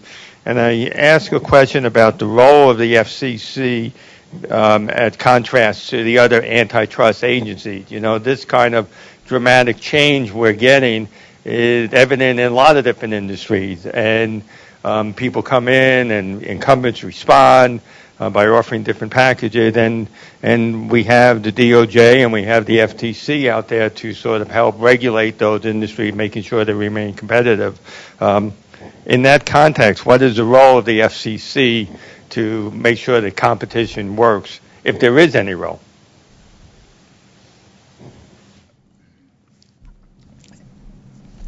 It's a very general question, and I don't want to answer in generalities, which is like improve competition and all these kind of spinach is good for you type stuff. So I think I would be really pragmatic about this and ask a question: what is the problem that you're observing, and what would be an FCC approach to it, including none? The problem is what the four of you have been discussing insofar as do MVPDs unfairly restrict the access of programming? Do they not offer do they not publicize skinny bundles? What is the level of competition? It's this whole delivery of video programming. Is there a role of the FCC to make sure that close to the competitive solution results in that? There are many aspects to this, but one might be that you could not have an arrangement in which contracts would be such that you could not provide. I think you discussed that that there would be a penalty of going to another virtual MVPD or somebody else. ADM clauses. An ADM clause type, that seems to me kind of clearly anti-competitive. I don't know if there's an FCC issue or a Federal Trade Commission issue, but whatever it is, it's anti-competitive. But those vertical restraints are present in every industry, and the FCC, as they noted in the NOI, did a whole economic literature that you all well aware of determining whether or not those vertical restraints are anti or pro-competitive.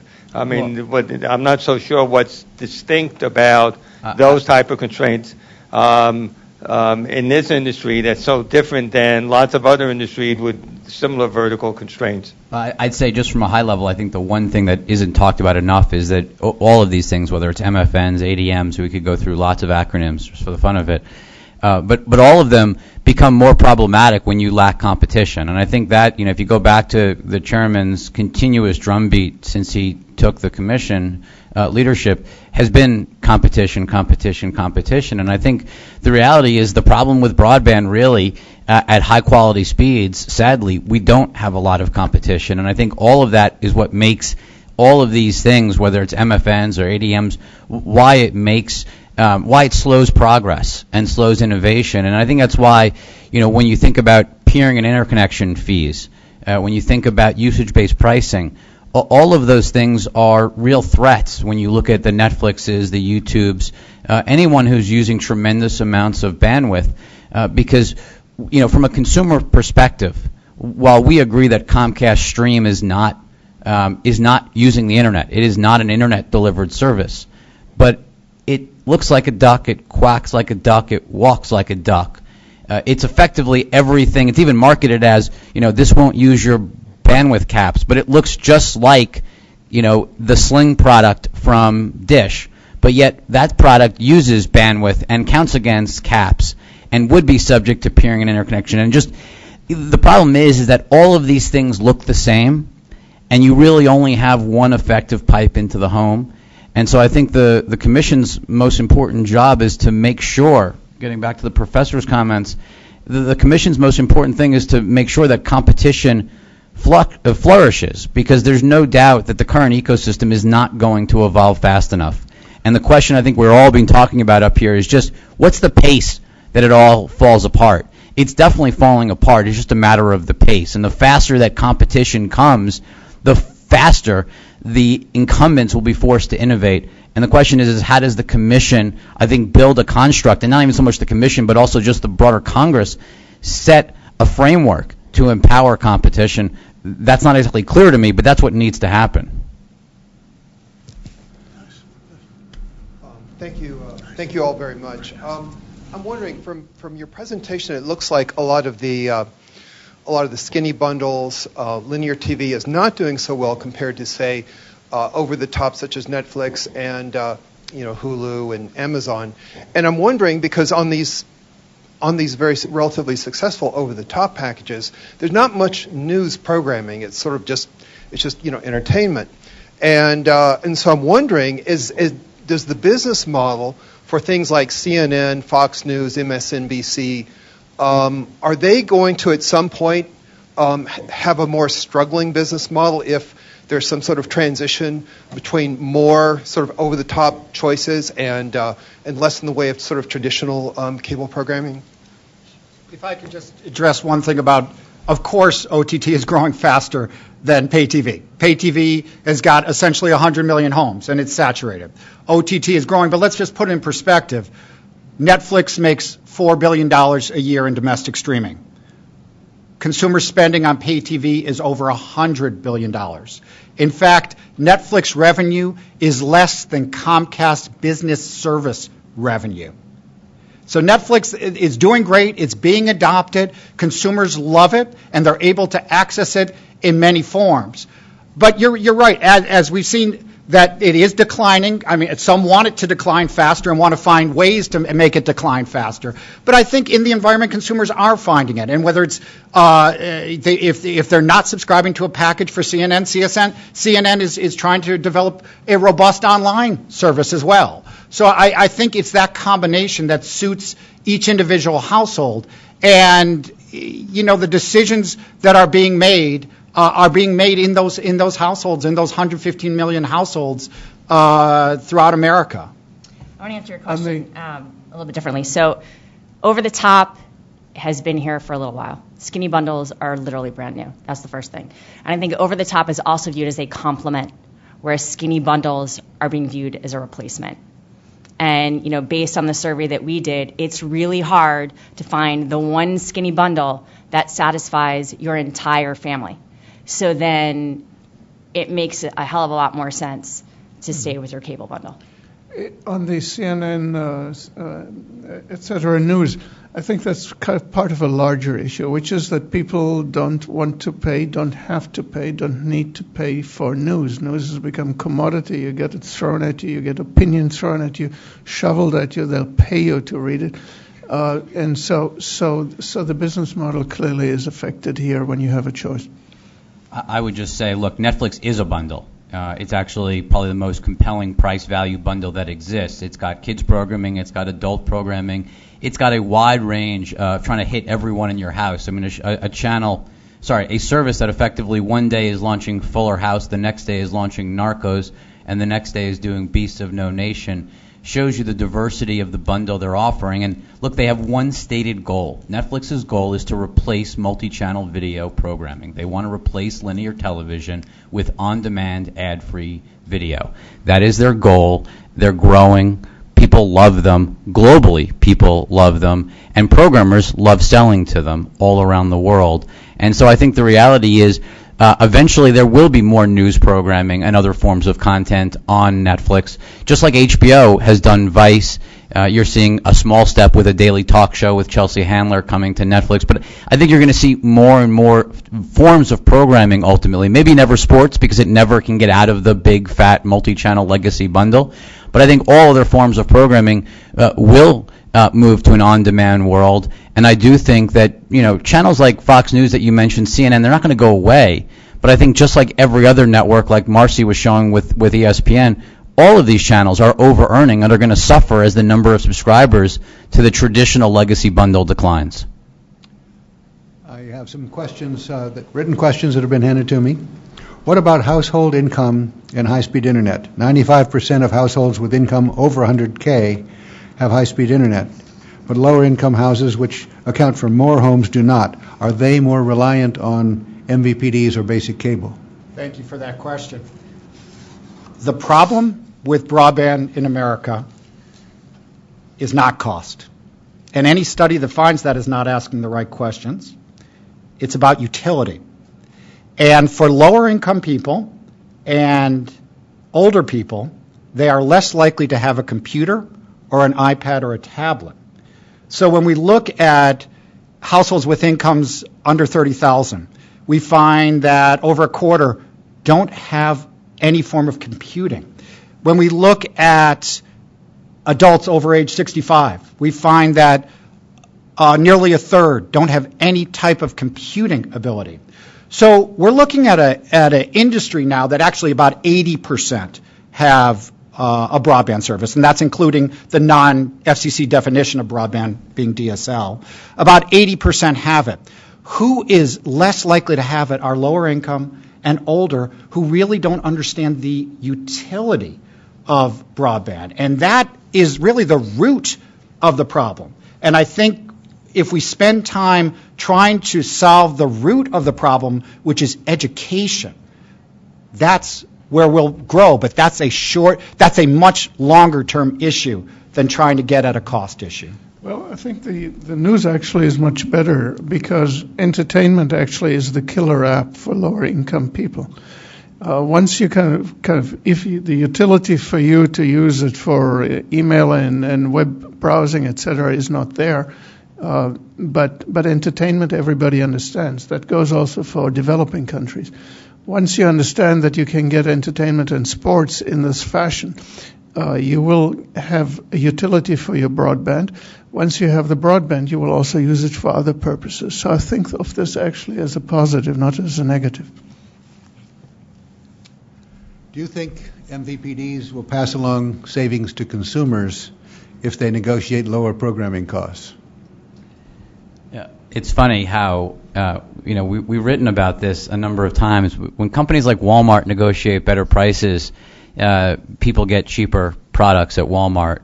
When Amazon leverages their scale, you get lower products delivered to your door. When cable companies get lower pricing, you get higher pricing. It's funny how that seems to always work.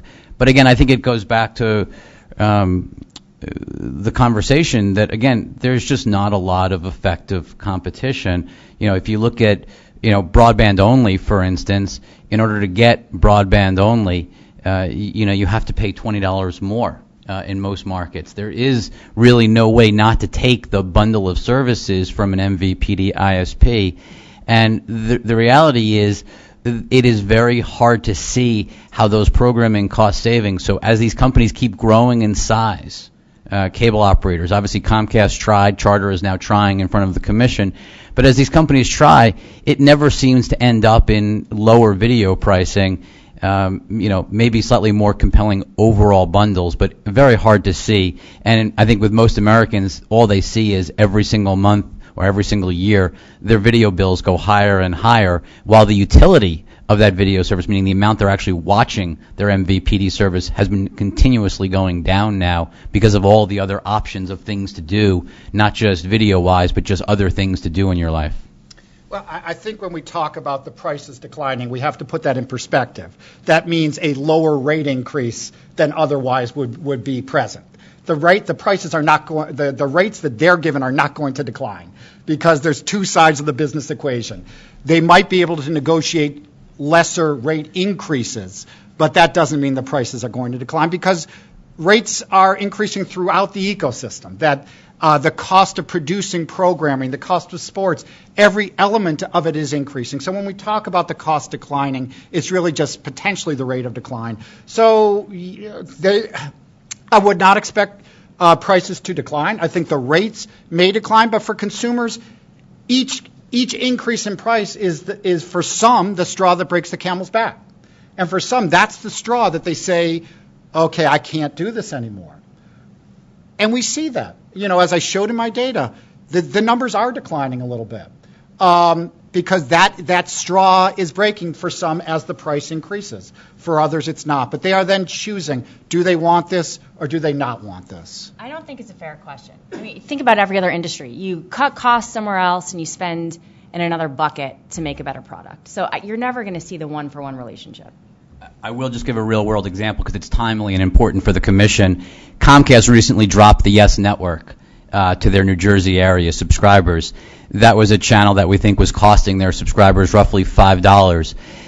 shortly after dropping the Yes Network, Comcast raised their regional sports network fee from $1 a month to $3 a month on those same subscribers. I bet you if you call in, you're going to get a credit. We did. A Yankee fan. Jonathan Levy with the FCC. I'd like to turn our attention back to the content providers and ask the panelists to help us understand a little bit how they position or rationalize some of their practices. And the two that we've discussed so far are of interest are, one, their bundling, the wholesale bundling, and two, the alternative distribution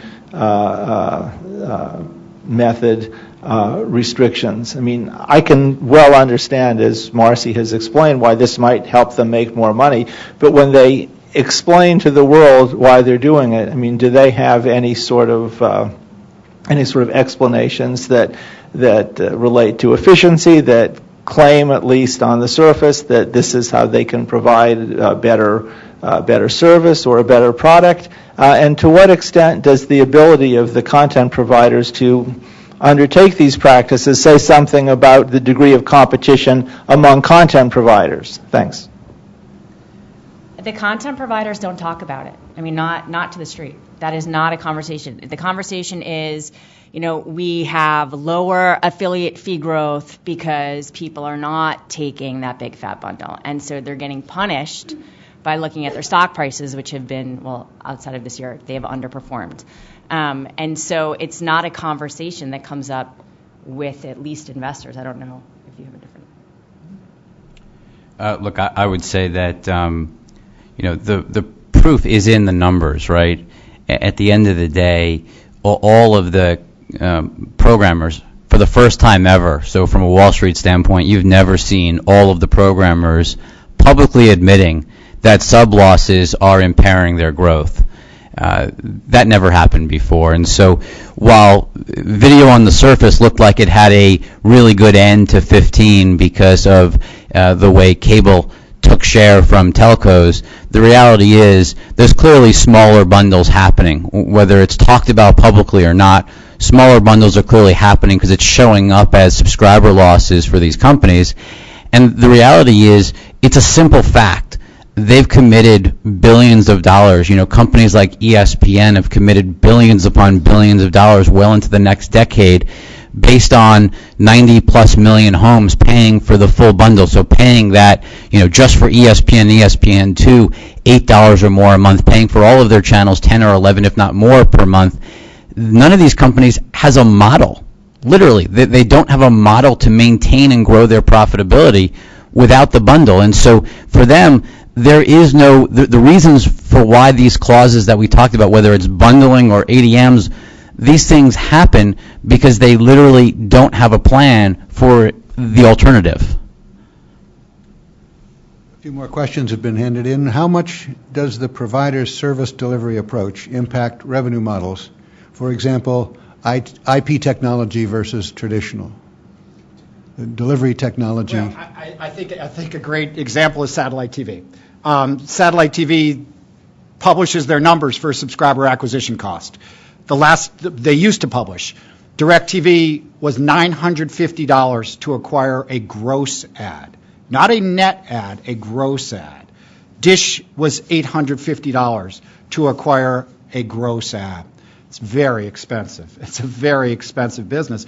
Obviously, internet delivery, as we talked about with Sling or with Netflix, is much simpler. It's riding what somebody else built, but it's a much, much lower subscriber acquisition cost. Churn, though, is really different. Churn is much higher. It's the exact inversion. Absolutely. Well, no barrier to entry, no barrier to exit. And as I said before, lower cost equals higher churn. So yes, it's a much lower subscriber acquisition cost because they're not building the network. They're using someone else's network. And yes, absolutely. Lower acquisition costs, much higher churn. Even Netflix, who used to publish churn, that churn used to be near a 50% rate. They don't publish that churn anymore. I know the churn is down, but they have very high churn as well. It's still probably a 3% plus number. It's a high number. It's a high number. How does the rise in MVPD subscriber fees compare to the CPI or the inflation rate since 1992? It's faster, but we've got two things going on. We've got one, what the consumers perceive they're spending, and two, what the providers attribute their spending, and they're not the same. Consumers perceive they're spending upwards of high 90s now on pay TV. The distributors, the providers have them more in the mid 80s. Satellite's a little bit higher, telco's a little bit higher than cable. But consumers are generally, 2/3 of them are in the bundle. So they're not able to really pull apart exactly what they're spending on pay TV, except for satellite, who they're actually paying that bill. Is the rate of pay TV increasing faster than the rate of CPI? Absolutely it is. Absolutely. But you also have things like add-ons, right? I mean, so we looked at Custom TV, which was the new relatively low-cost Verizon Fios plan, where you can choose basically two choices for skinnier bundles. And each base package was, just in round numbers, was, let's just say, $69.99, including broadband. When you added on the box fee for your set-top box, added on your Verizon box on the outside of your house monthly fee, added on your RSN surcharge, your free-to-air broadcast TV surcharge, you were well over $100 a month. I forget the exact numbers, but the reality is there's been tons of incremental costs layered on and onto these bills, basically to handle the costs of channels that the distributors simply can't get rid of. I mean, I agree with Marcy. If at the end of the day we could go to a world where you didn't have to take all these channels, I think the distributors would love to be in that world of being able to sell what people actually wanted versus being forced to take relatively inflexible bundles of channels. One note on the set-top box price. Comcast is here in D.C., I believe, and if you're an X1 subscriber, that second box costs nothing. That third box costs nothing. That fourth box costs nothing as an X1 subscriber. So we look at all this innovation going on outside the industry, but we also see tremendous innovation going on in the industry. X1 is one of those. The Hopper is another. So innovation is taking place both outside the industry and inside the industry. And there are, yes, many companies are charging for the boxes, but the models are adapting and innovating to the changes going on. I have 3 more questions, and we have about 5 more minutes, so I'll have to stop the intake, but maybe we can cover these 3 questions. How do changes in the demographics of MVPD subscribers impact the advertising revenues of programmers?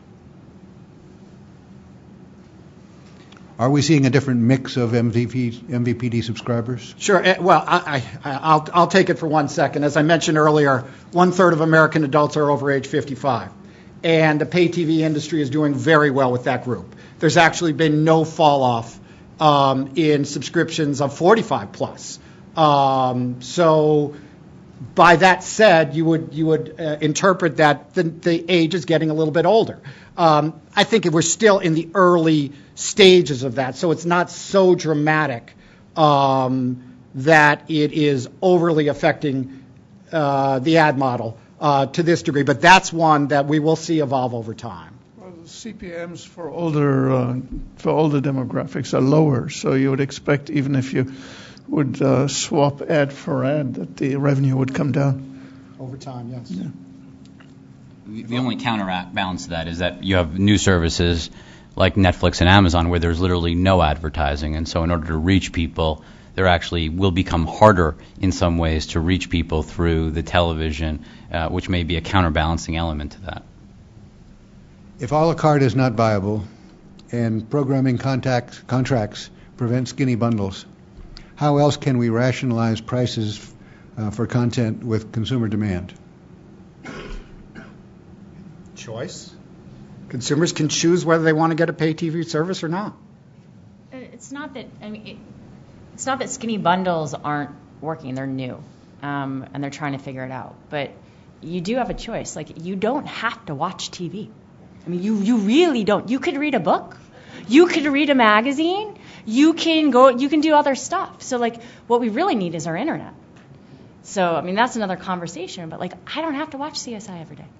I'm good. If there isn't an acceleration in skinny bundles, the end result is going to be new companies take over that space. So the bundles either shrink to accommodate the price value and improve that price value equation. So we either see lots of skinny bundles, or you see an acceleration of cord cutting and nevering, and you simply see the rise of new companies. And I think you're going to see a wide swath of new companies that start from scratch. They're not trying to put together linear cable networks like Sling, that are literally starting from a how do we put together programming? Because the whole concept of we're talking about channels, nobody talks about channels. There's no one under the age of 30 who's talking about channels anymore. They're talking about shows. We watch shows. We don't watch channels or networks. And we don't care about bundles. We watch shows. And so whoever can bundle shows together will ultimately win. And the definition of a show is also going to be modified considerably, because technology makes it possible and creativity makes it possible. And so for those kind of experiences, people will be willing to pay. And it will probably be supported by ads and by subscription and by pay-per-view and by all kinds of ways. But it's not going to be exactly anymore the channel. It's going to be kind of really interesting new ways of interactive, immersive, all kinds of things that are not the model of the past.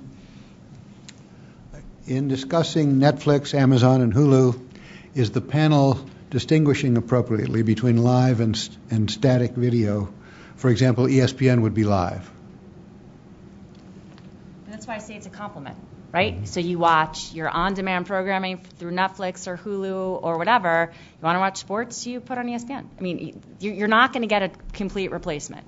And I think we have, Rich said that the Netflix's goal is to destroy the pay TV industry. I think they've actually said the exact opposite of that. Their goal is not to destroy the pay TV industry. They see themselves as a complement.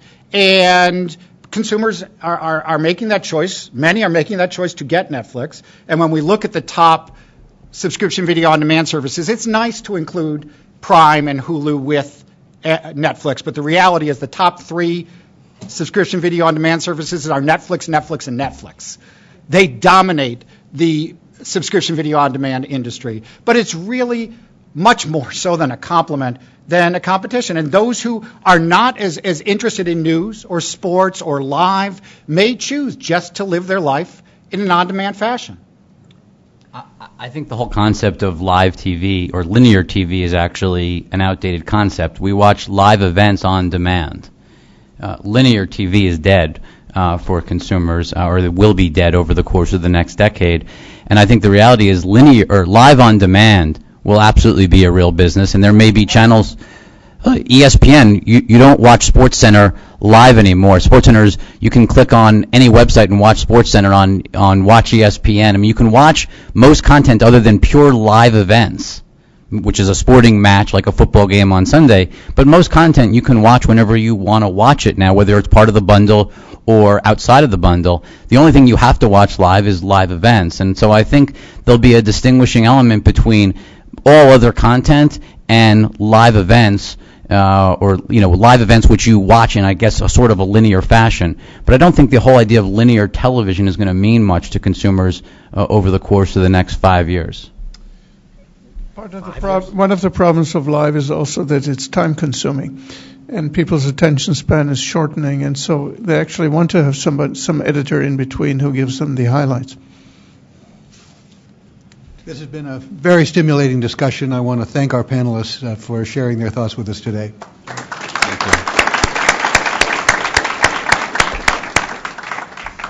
Thank you.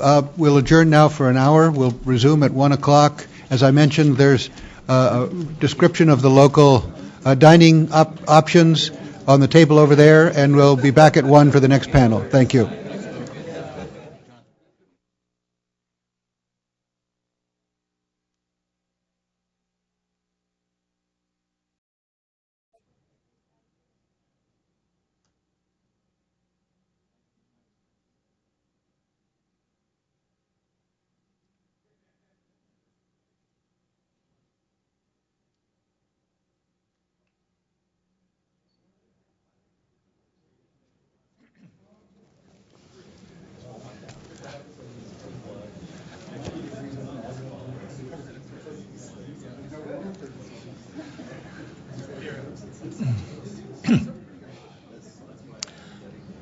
Good afternoon, everyone. I think we're going to get started.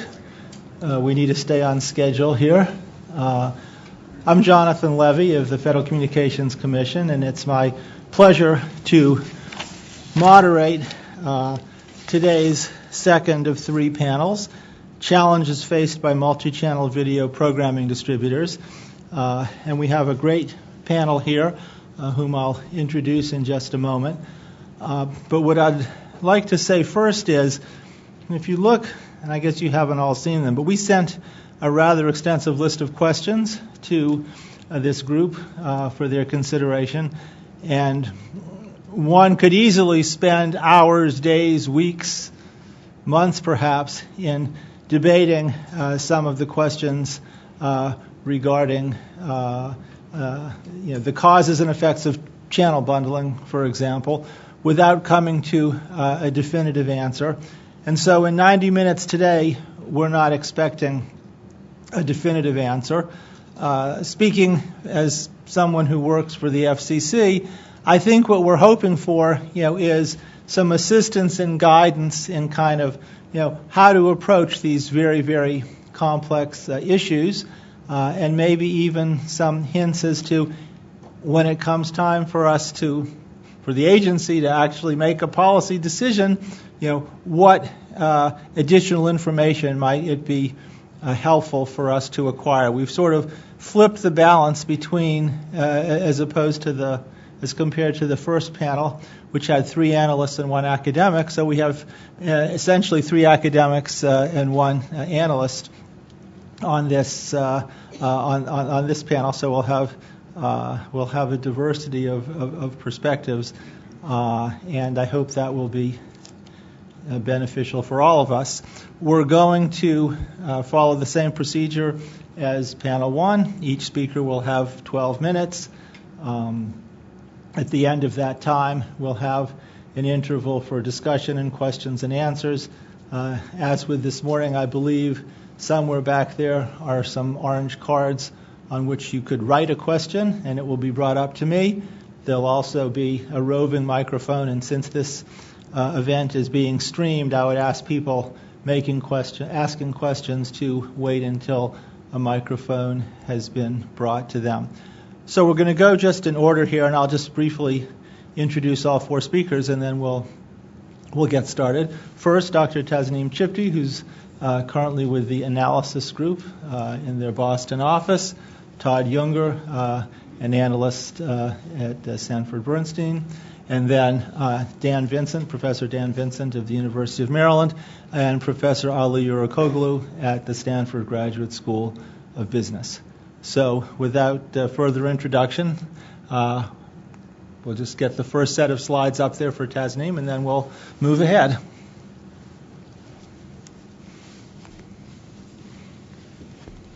Great. Thank you very much for your attention this afternoon, and thank you to the organizers. It's a pleasure for me to participate today.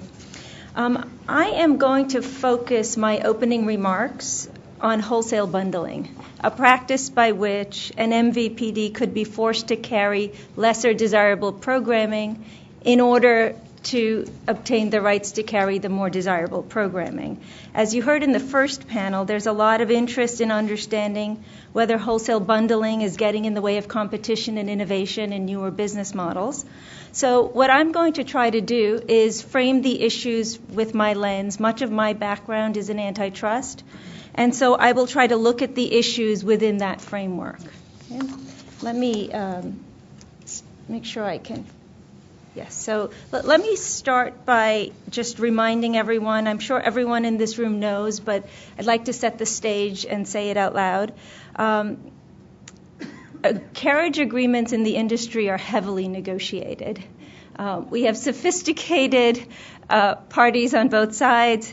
In these negotiations, it's pretty clear what each side wants to achieve. The MVPD wants low affiliate fees, and with no strings attached. That means the right to place the content wherever they see fit.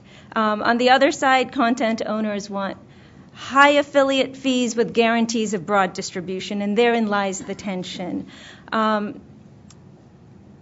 Because a handful of companies own a lot of media, what often happens in these carriage agreements is that they govern terms of multiple programming networks. Okay, typical carriage agreements can specify affiliate fees for a variety of different networks. They might specify a single fee for a bundle. So whether they're separate fees or a single fee, these contracts typically govern the terms of carriage for multiple cable networks. In addition to specifying fees, there are a host of other carriage obligations. We heard about some of them this morning, the MFNs, the ADMs, channel placement requirements, penetration requirements. And so there are a whole host of conditions. Analyzing the effects of any one in isolation is virtually impossible. You have to think about the interaction effects of the different conditions. So let me talk a little bit about bundling and start with some first principles. Bundling is the selling of two or more products together instead of separately. This happens all around us all the time. The canonical example, if you go to economics textbooks, is the right shoe, left shoe. They're sold together. There are lots more sophisticated examples of bundling. The auto parts that show up in an automobile are a form of bundling. The music album is a form of bundling. Somebody's decided to aggregate the actual songs into an album. There are also other forms that have received a lot of attention in the antitrust world. For example, we can have the bundling of an operating system with a web browser. That's a form of bundling. There's clearly bundling in the cable industry. There are many reasons why firms bundle, even why competitive firms bundle. Some of these are on the slide here. In fact, I think some of the most important reasons are on the slide here. Bundling can be efficient for the firm. Bundling can be convenient for consumers if they actually like the stuff in the bundle. Bundling allows firms to price discriminate. We heard about that in the first panel, that the bundling, at least retail bundling, may be a convenient way to figure out what people are willing to pay for a set of programming without figuring out who wants this and who wants that. Just put it together and charge a single price. That's a form of, that's a rationale for bundling. And then the last thing on the slide is bundling as a mechanism to extend market power over one product into another more competitive product. Okay, and obviously a lot of the concerns about bundling, wholesale bundling, retail bundling, come from the potential abuse of the practice to try to somehow interfere with the competitive process.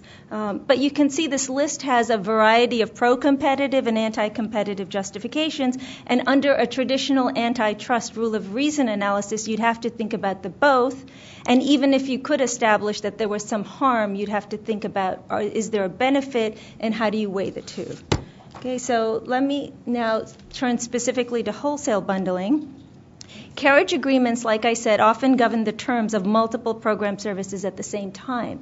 Sometimes the agreements govern networks that include some more popular services and some less popular services. So that I give you the one example. There are lots of others, and I don't mean to pick on ESPN, but that's an easy one to pick for a popular network, right? You've got ESPN, and you've also got derivative channels like ESPNU and ESPN News and so on and so forth. There are many derivative channels for ESPN.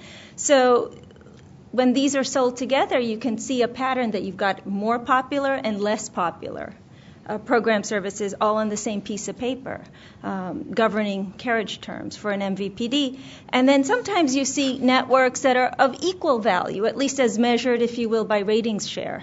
So the example that I have here is TNT and TBS, both owned by the same content owner. Could also be bundled. And there's a reason why I mentioned this. The relative desirability of the programming that's in the bundle, I think, will be an important predicate fact for deciding whether or not there's potential anti-competitive uses of bundling, and I come back to that. But bottom line is, this is exactly the question facing, I think, the folks at the FCC and also in the academic literature and in the business world. Why do content owners bundle, and what are the effects of this kind of bundling? And so let me give you the framework that I would use to figure this all out. This is the traditional framework from antitrust. It begins with the question: do the content owners, or the owner that's engaged in the wholesale bundling, have the necessary market power? And I'm going to talk a little bit about that. So I would start by asking that question. If there's no market power, then in that laundry list of reasons that one might come up with for why a firm might bundle, anti-competitive attempts will be undone by natural competitive forces. And I would say then there's really, even if there had been an intent, there can be no effect. And so under rule of reason, we should just back off and let the market resolve itself. So we start with the market power question, and then we ask, but even if so, even if there is market power, are there adverse effects? And then even if so, even if there are adverse effects, what are the pro-competitive justifications, and are they sufficient to offset the adverse effects? So that's the traditional rubric. Okay, so let me talk a little bit about this issue of market power. It's kind of a funny thing to say in a context of an industry where there are hundreds and hundreds of programming networks. We heard mention of this earlier today, and yet at the same time we heard that people want a handful of networks. I think Marcy had a list of about 10 things that her survey suggested people thought were must-haves in the panel of people that she looked at. And so I want to talk a little bit about what it means to have market power in a situation where you have hundreds and hundreds of program services, presumably competing for the same customer or the same viewer. And I also want to transition the language from market power into the language that people have tended to use in this space, which is this term must have. It's kind of a squishy term, so I want to try to give it some meaning and perhaps a more concrete sort of utility in this analysis. So while it is true that there are hundreds of non-broadcast programming networks, not all are created equal. Some of the content is significantly more desirable than others, and I'll show you a little bit, sort of some actual numbers to give you a sense of what the range and the breadth of that sort of more and less popular in this space means. But here are some qualitative characteristics of what I call here marquee programming. Okay, there are many ways programming can become or has become marquee. One of these characteristics is the programming has broad-based popularity. Something like an ABC or a TNT in the non-broadcast space. A network could have a small base, but a core dedicated viewing base. So this could be something like the followers of the show The Walking Dead. Right? They got to have AMC so that they can watch that show 1 hour a week. A network can have genre leadership, like Nickelodeon in children's programming, or ESPN in sports. The importance of marquee programming is magnified by the importance of other programming. And so, it's magnified by the presence of head-to-head competition between the MVPDs. An MVPD that doesn't have the marquee programming could lose a substantial number of subscribers to its competitor. And so, in fact, I give you a definition of must-have, which is a network might be considered to be must-have for a distributor if the permanent removal of that would mean that it would lose a sufficiently large number of subscribers to its rival. That could put that network, that MVPD, in a sufficiently vulnerable position so that it would then have to pay what the network demanded. Okay, so let me, in the interest of time, I think I have like 1.5 minutes. I want to jump to two empirical facts that I think are kind of interesting. So in thinking about the framework and the issues that I teed up, here are some facts that might, I think, be a little suggestive of the scope and the potential use of wholesale bundling. So this is a chart that takes the top media owners and asks for each of them what is the distribution in the popularity of the programming they own. Okay, the first bar gives you the most highly rated programming. The second bar, which is red, shows you the second most highly rated network that owner owns. And the third bar gives you the average ratings for all of the other content they own. So take, for example, Walt Disney. You've got ABC, followed by ESPN. Each of those has ratings share of something like 4% of primetime ratings versus 2% of primetime ratings, versus Disney owns about 13 other pieces of content that show up in the top 50, that those collectively have average ratings of about 0.5 percentage point. So certainly if Disney wanted to, use its position in its most highly rated programming to bring along its other stuff, there's certainly the fact pattern would fit. Okay? And in fact, it's not just Disney. You can see that the fact pattern fits each and every one of these guys except the last two. Okay, let me fast forward to... Can I take 2 minutes? Okay, thank you. I'm out of time. All right, let me just tell you about something else that I think is of an interesting empirical fact pattern. Let me talk a little bit about the main concern, in fact, that we heard even in the first panel, that the use of wholesale bundling is somehow squeezing out smaller independent programmers. And so here are a set of facts that I think are suggestive and, in fact, are not conclusive but are intriguing enough that I think warrant further study. So what we did is we went and we identified all networks that were launched between 2005 and 2007 and that were actually on air in 2008. So these are newly launched channels, all of which had been launched between 2005 and 2007. There were 68 of them. Okay. Of these 68, about 30% were launched by what I would call those large owners that I showed you on that other slide. And about 70% were launched by, we can call them smaller owners for the sake of convenience. So 30% launched by the large guys, 70% launched by the small guys. And of these, we then traced them over time to see what happened. One of the largest barriers to launching a new channel is getting distribution. So if wholesale bundling is the means by which an owner of marquee programming can bring along their lesser watched channel, then in fact we might expect that the big guys have an advantage over the small guys in launching new programming. And so we did trace them. We thought about whether channels were just renamed or rebranded, and we distinguished that from channels that actually shut down and went out of business. And what we see is that there's a significant difference in survival rates based on whether a network was launched by a large guy versus a small guy. So I think that's kind of interesting. Of course, there are lots of other reasons that could explain that pattern. And then let me just close with, there are lots of pro-competitive reasons for why you might see wholesale bundling. And if you are going to take this seriously and regulate or perhaps run an inquiry, you should take each of these, I think, quite seriously. Thanks very much, Desmond.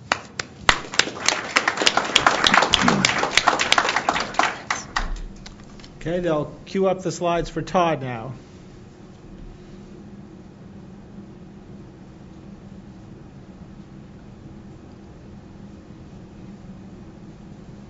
Do I need to press anything to make that happen? No, I think it's coming. But if you want to advance it, then you need to press. Fantastic. All right. Well, thanks, Tasmin.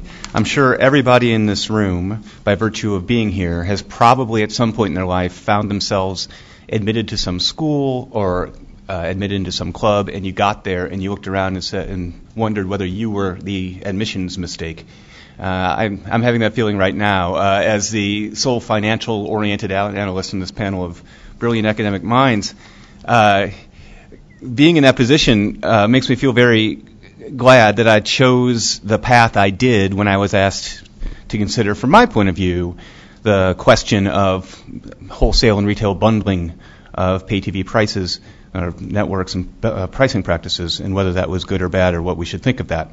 And what that is rather than theorize some consumer benefit or consumer harm or what the world would look like if it were different or the same, instead I asked myself the question, why does this exist to begin with? And based on that, can it persist? And we came up with the conclusion, I did, that bundled pricing exists because of an industry structure, which in turn exists because of a set of technological constraints. I don't believe that bundled pricing can therefore continue to exist into the future because the technology which created it in the first place is changing, and it's also causing adjacent members in the value chain to reach their thresholds of their economics. So I believe bundled pricing is destined to go away over time anyway when left to its own devices. But that still leaves a very important, even if I'm right, regulatory question is about the pace of that change and whether we should let it run its own course or whether there's some role for policymakers to try and make it happen faster or differently. When I think about what the statements I just made, I think about this value chain, if you will, of pay television. We've seen this discussed a few times already today.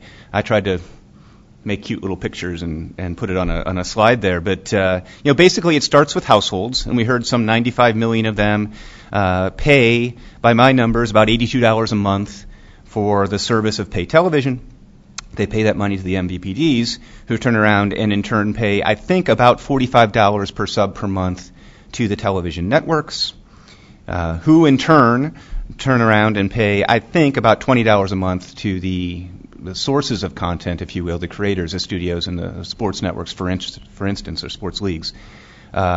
And those organizations, by the way, turn around and then pay what I'll call the talent and the production costs, I think about $17 a month. So that's how the money flows through the system. First observation as a financial analyst is there is a lot of profit in that value chain, which begs the question, if this is such an optimal system for consumers, is that really believable given the amount of profits that exist? But moreover, the profits are concentrated in the spot in that chain called the television networks, where you can see this is still true. Television networks as businesses tend to earn about 40% operating margins. Okay, that's high. More importantly, they tend to earn 30 or 40% ROICs, return on invested capital. That is phenomenally high. We ran a screen of all businesses, or not all businesses, the S&P 500, U.S. listed companies, to find out how many businesses earn those types of economics. And there's some abnormalities in the data, but the answer is about 2 or 3% at most of all companies earn economics like this. So this is a rare club. So why? Why do TV networks have the right to earn that much money? That comes back to the technology, from my point of view. Until very recently, the only way to get video entertainment into somebody's house was to use what I'll call a one-to-many linear stream. You might call it a broadcast stream, but I don't want to confuse that with broadcasting. But a simultaneous, synchronous stream was the only way you could physically get this product into somebody's home at scale so people could watch stuff. And that way, if you send that signal out, anybody who wants to watch what's on at 8 o'clock can turn their TV on to that channel at 8 o'clock. Under that set of technology constraints, the only way that a consumer can have choices of different things to watch at 8 o'clock is to have additional networks. If you want 3 things to watch, you need 3 networks. If you want 10 things to watch, you need 10 networks.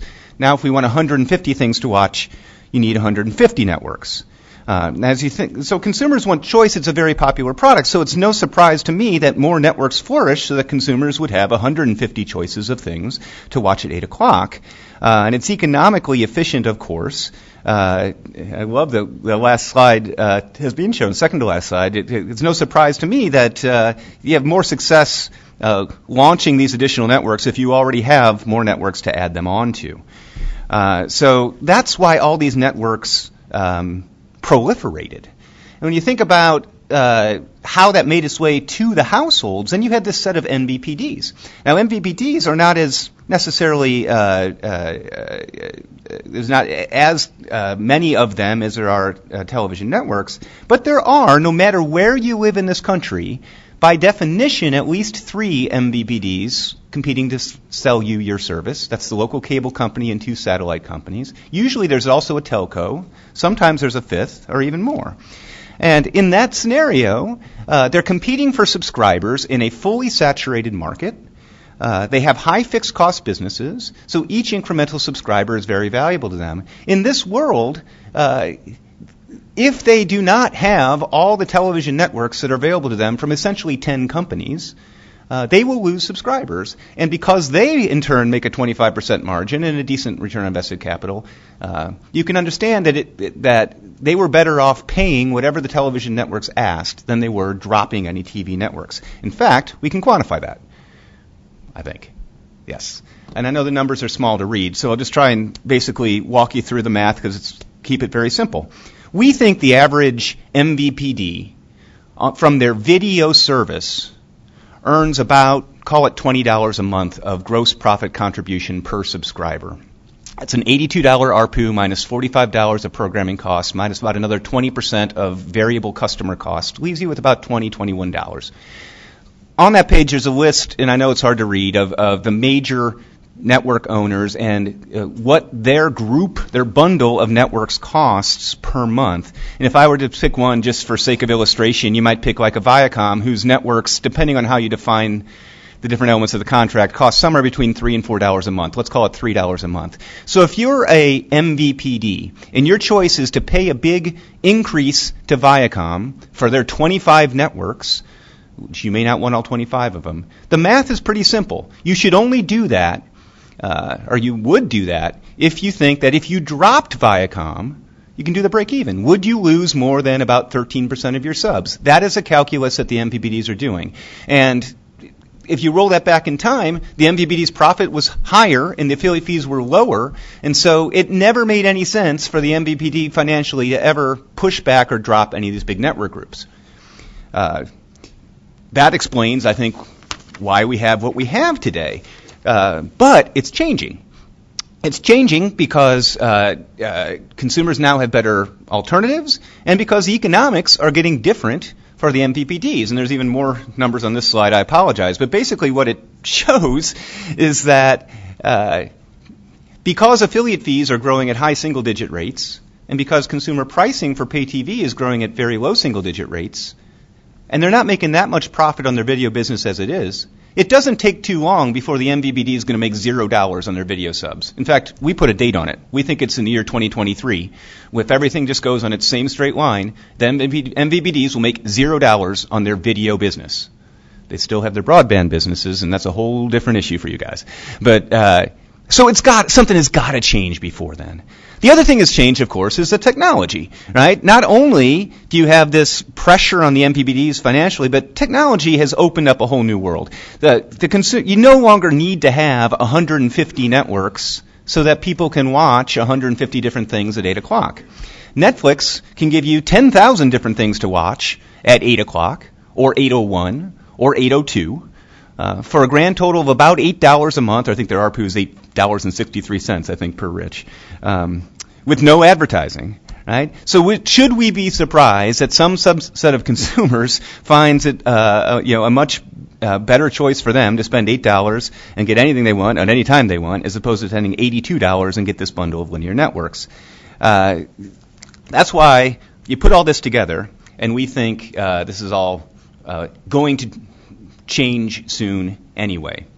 By the way, another point on the business model and the pay TV networks that are earning those 40% return on invested capital, Netflix or any other new entrant doesn't need to earn 40% return on invested capital to create value for themselves or their shareholders, which is another factor driving this innovation. No company To create value, all a company needs to do is generate a return on its invested capital that exceeds its cost of capital.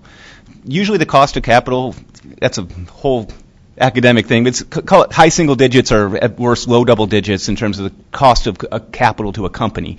So if Netflix can earn, just call it 10% or 15% return on their invested capital, that creates plenty of value. No business needs to earn that 40% return on invested capital, which is another reason why naturally, like Rich said this morning, I agree that television networks are quote-unquote over-earning compared to the way that the future will work in getting this product to consumers.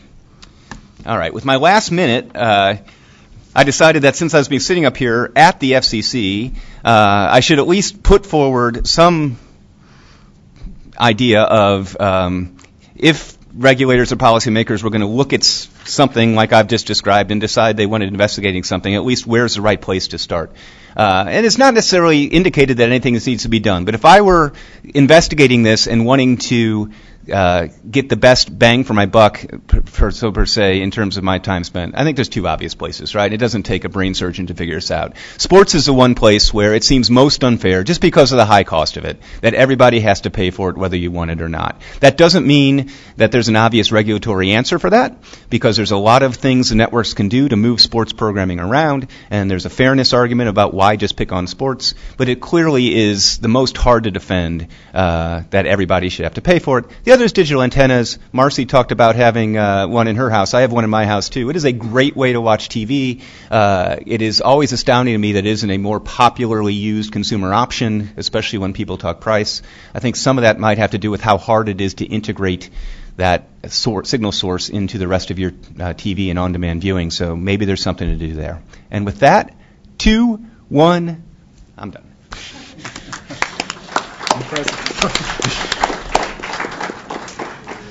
Thanks very much, Todd. And now for something completely different, Professor Dan Vinson of the University of Maryland. Do the slides come on? So I'm an academic economist, and as you know, we're notoriously sensitive types. And one consequence is I can't help but cringe when I hear these terms like must-have programming and forced-take bundling divorced from pricing. Because as someone mentioned in the panel this morning, no one is forced at the point of the gun to take a TV bundle.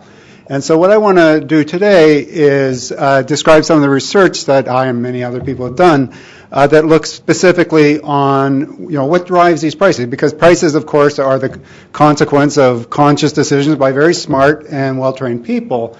And what I want to report on here is what we know about pricing motivations from one of the many motivations that Tasneem touched on, and this specifically is bundle pricing with the purpose of engaging in price discrimination.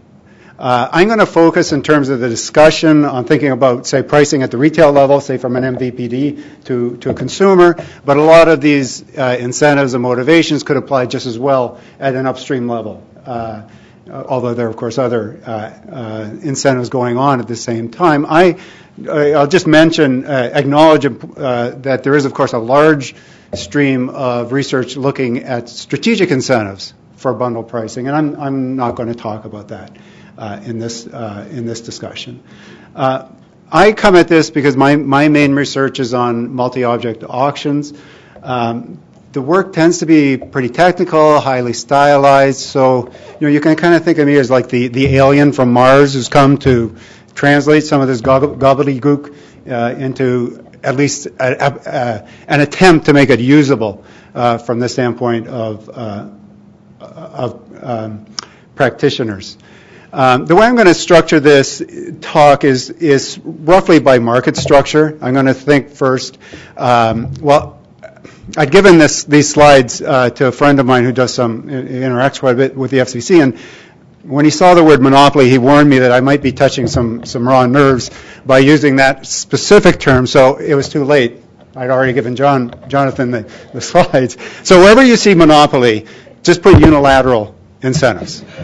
I'm going to run over this slide very quickly, but just to point out that even if you were not convinced that there were monopoly-like incentives at the MVPD level, it's nevertheless useful to look at this because once you have a customer in, there are some aspects of local pricing power that we need to understand even before we look at bundle pricing in a more competitive or imperfectly competitive structure. The one point, though, I did want to make, though, is that because many MVPDs are also bundling at a meta level, that is, you get your triple play or your double play in terms of broadband, video, and/or telephone. Once you've made a decision to, say, take on a telecom provider or media provider for those purposes, then in some sense you're somewhat of a captive customer in terms of pricing at the video level. So there is this additional source of potential local pricing power that you would want to keep in mind as a consequence of this. So to structure this, I want you to keep in mind this kind of maintained, very simple model where we have consumers looking at potentially two types of programming, column E for entertainment, S for sports. The consumer may want both, but it has different willingness to pay for them and knows how much she's willing to pay. The video distributor only knows a broad distribution of these consumer types and wants to find a pricing scheme to get as much as it can from these consumers. And in the literature, typically we think of three different modes. You could think of what we call independent pricing, but you might think of as a la carte pricing, pure a la carte pricing, and only that. You could think of pure bundling, where the only thing you offer to the consumer is just entertainment and sports as a package, or something called mixed bundling, which is you both offer the a la carte pricing and a bundle at the same time. And there's some really interesting results just at the monopoly level that we can draw relatively broad conclusions from. One is that even if the consumer has utterly independent demands for entertainment and sports, and by the way, although sometimes people have been calling sports packages complements to entertainment packages, that's not really true, right? If the price of a sports package goes down, we don't think that the demand for entertainment packages goes up, which would be the classic notion of a complement. So we think of these as independent, but even if they are independent, and even if they're statistically independent, there's some classic results in the literature that shows that an optimal price discriminating monopolist will want to engage in bundling, in mixed bundling. That is, put a la carte pricing and a bundle price at the same time. Interestingly is that if you start from as your default independent pricing and allow mixed bundling, you'll see the a la carte prices go up. And relative to the new higher a la carte prices, the bundle price goes down generally. Not always, but generally. That suggests that you might think that there's, you lose on one hand, you win on the other, but it's not obvious that in aggregate all prices go down. That in fact you could have quite easily scenarios where compared to independent pricing, the standalone prices go up and the cost of the total bundle goes up. And that's purely a consequence of the nature of the demographics of the consumers. What we're finding also is that for a lot of frameworks, a lot of distribution of consumers, it's actually optimal for the monopolist only to offer the bundle at all, and not even to offer affordable packages on the standalone. And we also find generally that unlike, say, single good sellers, when you can engage in bundle pricing, that you almost always do so in a way to distort economic outcomes. That is, you tend to impose economic inefficiencies. So we start from that and then say, okay, now we know something about motives for bundling at a unilateral level. What happens if we put this in, say, an imperfectly competitive context? One of the things that we see is that it matters at the mode of the relationship of the consumer to the product. And you can think about two different modes. One is, say, one-stop shopping, where what you do is you choose a video provider, say Comcast or Fios, and then you select your package from them. Or alternatively, you could think of as mix and match, where what you might think of is a framework where you could, say, either maybe buy from Comcast and get all your video from Comcast, or do mix and match, which is effectively what we've been calling over the top here, that I could say, okay, I'll pick entertainment off of the Hulu network, and I'll pick sports from some kind of a over-the-top sports source, say ESPN 360. So those things are going to, whether or not those are the forms in which consumer choices take place, actually matter for the following interesting implications. Suppose you were in a one-stop shopping model. And so you had a framework very similar to the one I had before. Consumers still only want entertainment or sports, but they maybe have an intrinsic bias for other reasons, maybe for one provider, Comcast, over another, maybe Verizon. Not necessarily insurmountable, again, via price, but they have a bias one way or the other.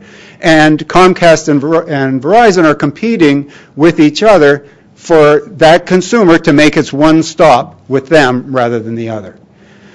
Well, there's a very nice paper by Armstrong and Vickers about 14 years ago which showed that in a simplified framework like this, what you can think of is, yeah, there's all sorts of complicated pricing structures that these companies are going to put on board.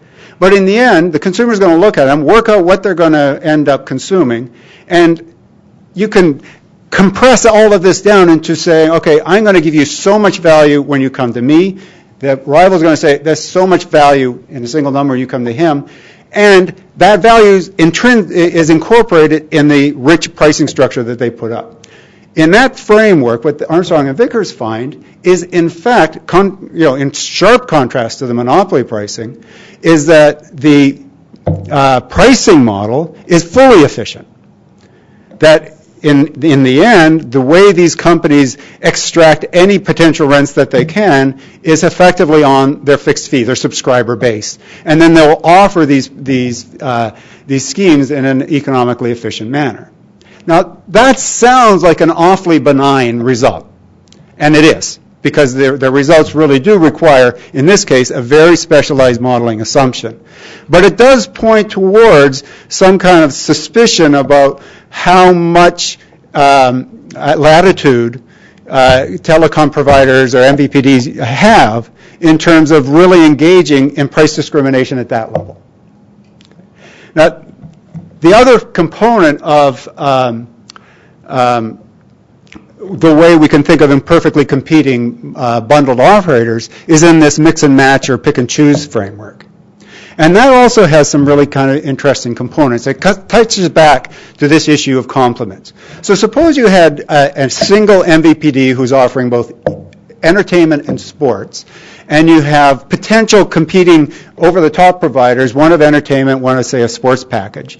And the consumer is just trying to decide, all right, should I make up my own bundle, self-bundle by buying these two independent producers, or should I go and just buy the prepackaged bundle by the provider, or maybe should I just get a very, I don't know what they call them, these slim bundles from the provider, and then supplement it with my over-the-top. What's really interesting in this structure is that, again, even though these products might be highly independent, utterly unrelated in demand, is that as soon as the MVPD engages in bundling, that is, puts out, say, okay, here's a standalone for entertainment, here's a standalone for sports, and here's the bundle price. As soon as that bundle price goes up, suddenly those otherwise independent products, say, the ESPN 360 and the Hulu product, become complements. Because a consumer simply cannot seriously come and compete against that. You know, the consumers think, all right, I can either buy the package from the MVPD, or I have to make up my package. And if I'm comparing my package from the MVPD with my self-bundled package, then I now care about the price that I have to pay, not only just for Hulu, but for ESPN 360. And as a consequence, there's an externality that isn't internalized between those two companies. And that's putting those companies at a competitive disadvantage against the MVPD. And that's kind of an important insight that I think really has to be taken into account when one's kind of conducting, say, market structure impacts of various types of issues like pricing structure, merger incentives, merger consequences, and aspects like that. Okay, thanks.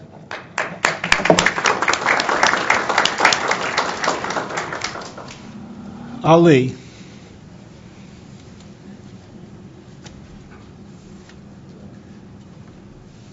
Okay, thank you to the organizers for including me.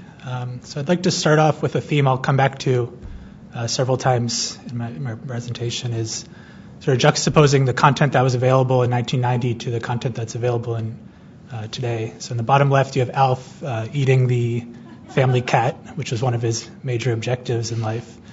And in the bottom right, you have Game of Thrones. So you can sort of just tell visually the cinematography difference. And just the amount of diversity of content, niche content, and vertical quality of content has improved so much over this time. But the competition policy questions that come up, retail bundling, vertical integration, the stuff I'll talk about, haven't changed that much. Those have been coming up. You can go back to the 90s and find academic research and regulatory hearings on those. Tasneem has some early papers on these issues. So what I'm going to talk about briefly, each one, bundling both at the retail and wholesale level, programming costs, in particular focusing on the differences that different sized MVPDs pay for programming. Vertical integration, focusing on content and distribution, so Comcast owning content, but also touch on hardware, for example, set-top box integration. And I'll close briefly talking about why the media and entertainment industry is kind of like healthcare, in that it deserves special attention, additional considerations that don't show up in every other industry. Okay, so here's my basic framework, very similar to everyone else's. You have the content at the top goes through the distributors, cable, the two satellite providers, sell to consumers, and consumers can also access over-the-top content. Mark that with a dash line because over-the-top content has to arrive through someone else's network, often the cable providers.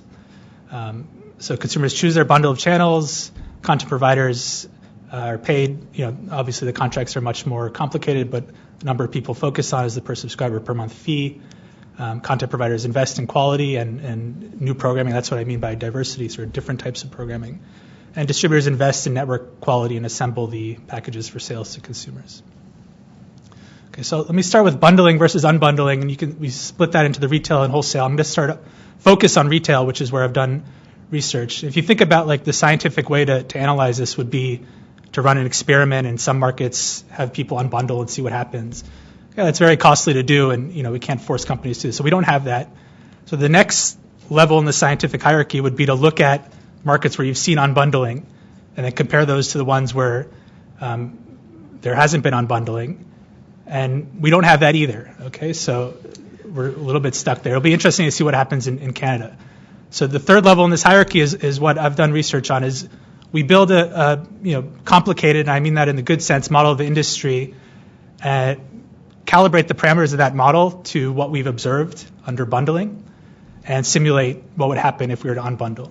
Okay, so this approach is sort of only as good as the model, and I'm not going to put up any equations here, but what that model has is we have basically on supercomputers we simulate households in different zip codes, different demographics with different tastes for programming. We have them choose what channels they want to watch, then based on that what packages they'll subscribe to, how much they're willing to pay. Taking into account what options are available to them. Then we have the distributors setting the prices and choosing the packages, and then the distributors and the channels actually engaging in negotiations. Okay, this is all done, governed by a set of equations, which we can map the parameters of those equations into predictions for what happens, okay, and use statistics to pin down what those tastes and cost parameters are. Okay, so when we had to describe this to a judge in a case of what's going on, what we settled on was just calling this, we have these avatars who are choosing what channels and what packages to watch. Okay, so you estimate that model, and then you say, okay, within that sort of constructed world on the computer, let me force the distributors to unbundle. Okay, and then once they unbundle, they're going to offer set prices for each channel. They're going to renegotiate their contracts with the content, and the consumers can pick and choose what they want to buy, and you get a prediction for what would happen. Okay, so what we find when we do this, and we do this for the year 2007, okay, so the numbers I'll show you are going to be scaled down a bit from what you'd expect today. There's no over the top. Is that once you take into account how carriage fees would re-equilibrate to such a policy, okay, which is crucial. If you don't take that into account, we think you get the wrong answer. The average consumer ends up being basically indifferent between bundling and a la carte. Okay, that's the average consumer. There's distributional effects. So some consumers are way better off if you don't watch sports. If you only watch a few number of channels, okay, you're going to pay less and get the content that you like. But some consumers are much worse off. So if you watch a lot of channels, including sports, like a family, you're going to be worse off. But the average is about equal. One thing that happens is it brings some new subscribers into the market. So if you're a fan of ESPN, you're willing to pay even $35 a month for ESPN. Okay, but that's all you like. You're not willing to pay whatever the $55 a month for the small bundle. Okay, you're going to enter the market under a la carte, and that's a net benefit as well.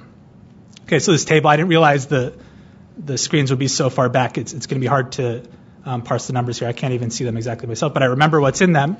Okay, so if you compare the first column of numbers to the last two columns of numbers, that's comparing what we predict for measures of society's welfare, so profits and consumer surplus under bundling versus under a la carte with renegotiation. That means we account for the change in carriage fees between the distributors and content in the computer simulation. Okay, and the key thing is that second to last row is the mean consumer surplus. It's a measure of how well off our consumers, okay, is a change of 0.2%. Okay, so the average consumer is basically indifferent, though that's masking a considerable amount of heterogeneity between those who win and those who lose. Okay, so now I just want to make some general sort of opine a bit on this. So, video is not the most competitive market, okay, but its competition has existed for some time. Okay, and the fact that satellite hasn't forced people to unbundle or didn't try unbundling themselves suggests that maybe there's efficiency effects. If you look at the new packages that are coming on over the top, Netflix, Amazon Prime, YouTube, I would actually characterize those basically as bundles. They're not that different. Okay, and I just have a quick thought experiment. Imagine we never had video programming. We just had broadband and over the top, and a startup came along and said, I'm going to put this device in your house, deliver you hundreds of HD channels with no buffering. I'm going to call myself Viber, the Uber for TV. It'd be the hottest startup in the Valley by far. Okay, so what we don't know about bundling, basically all this analysis, what our models don't do well is predict how the investments in programming change. So all that stuff that got us from ALF to Game of Thrones, okay, that increase in quality, those models, we just have a very difficult time modeling that, sort of these long-term effects. So everything here is holding the set of channels fixed and their quality fixed. And if you just think about the basic economics I can describe very easily, is that if I'm thinking about investing in my programming, okay, and if I'm part of a bundle, when I make that investment, some of the benefits accrue to the other people in the bundle. I'm increasing demand for the bundle. Okay, but I bear the cost. Okay, so that means I'm going to invest too little from society's point of view. Okay, because I bear all the costs, but I don't get all the benefits. Okay, so that suggests that unbundling could be good for investment, but this hasn't been addressed. Okay, wholesale bundling, what I'm going to say here is we don't really know much empirically about what's going to happen here. There's a lot of theories. Okay, the basic thing we worry about is that, I have ESPN, and Tasneem went over this quite well. I have, by attaching another genre of programming to ESPN, okay, I can get enough people to buy that genre of programming that I preclude or foreclose someone who might be better at that other genre of programming from entering the market. Okay, and that could be bad. Okay, but this is very hard to analyze empirically because it requires knowing how good that person who never entered the market would have made that programming, which is like basically an impossible task. So we don't really know there. Let me just add that one more pro-competitive benefit is that you can use some of these conglomerates can use bundling to help nurture an entrant. So NBC Sports Network, okay, could be nurtured as a competitor to ESPN via bundling with NBC. Okay. On programming costs, so what this picture has, I'm running out of time, so it basically makes 2 points. One is that retail price increases have mostly been flowing to content.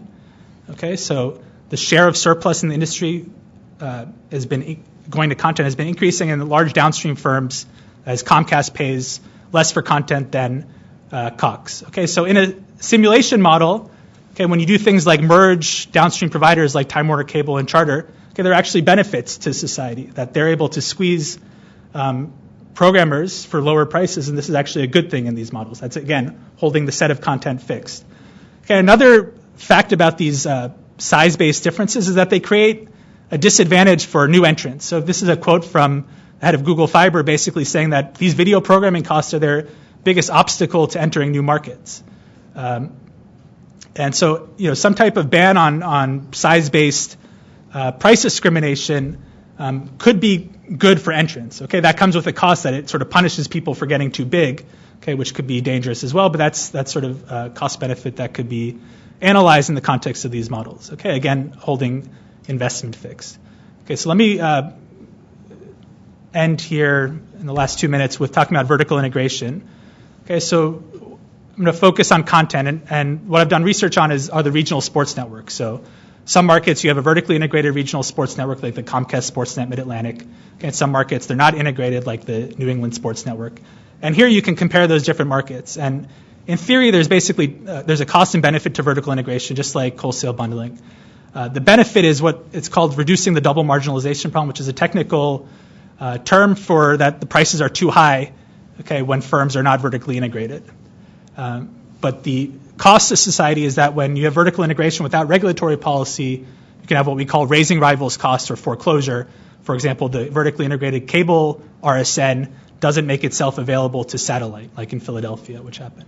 Okay, so in our research, what we find is that if you look at all the regional sports networks and consider the simulation of having them all vertically integrated with the largest cable provider in their area versus having none of them vertically integrated, okay, the efficiencies actually outweigh the foreclosure incentives. We do find some foreclosure. Okay, and you can get the best of both worlds by allowing vertical integration but regulating the amount of that, basically via program access rules, which the FCC had for quite some time.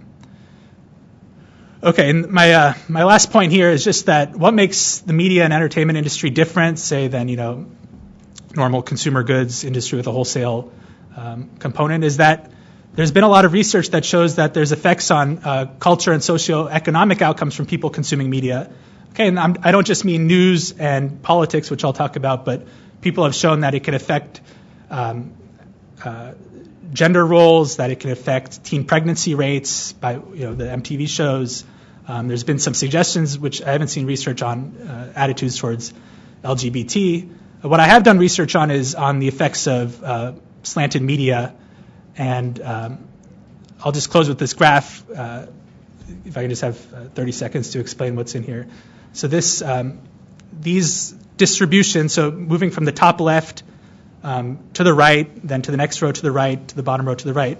Think of these as how spread out we are politically. Okay, so if there's a lot of mass in the middle, okay, we're closer to each other politically, and as that mass spreads out, we're more polarized.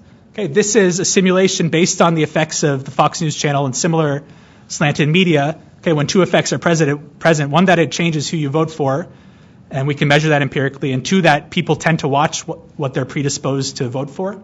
Okay, when those two things exist, you can have these polarizing dynamics, okay, where these slanted news media actually pull the country apart. Okay, so that's just wanted to add that in addition to the typical competition policy issues, there's this additional importance to this sector based on these other outcomes. Thanks for a fair and balanced presentation.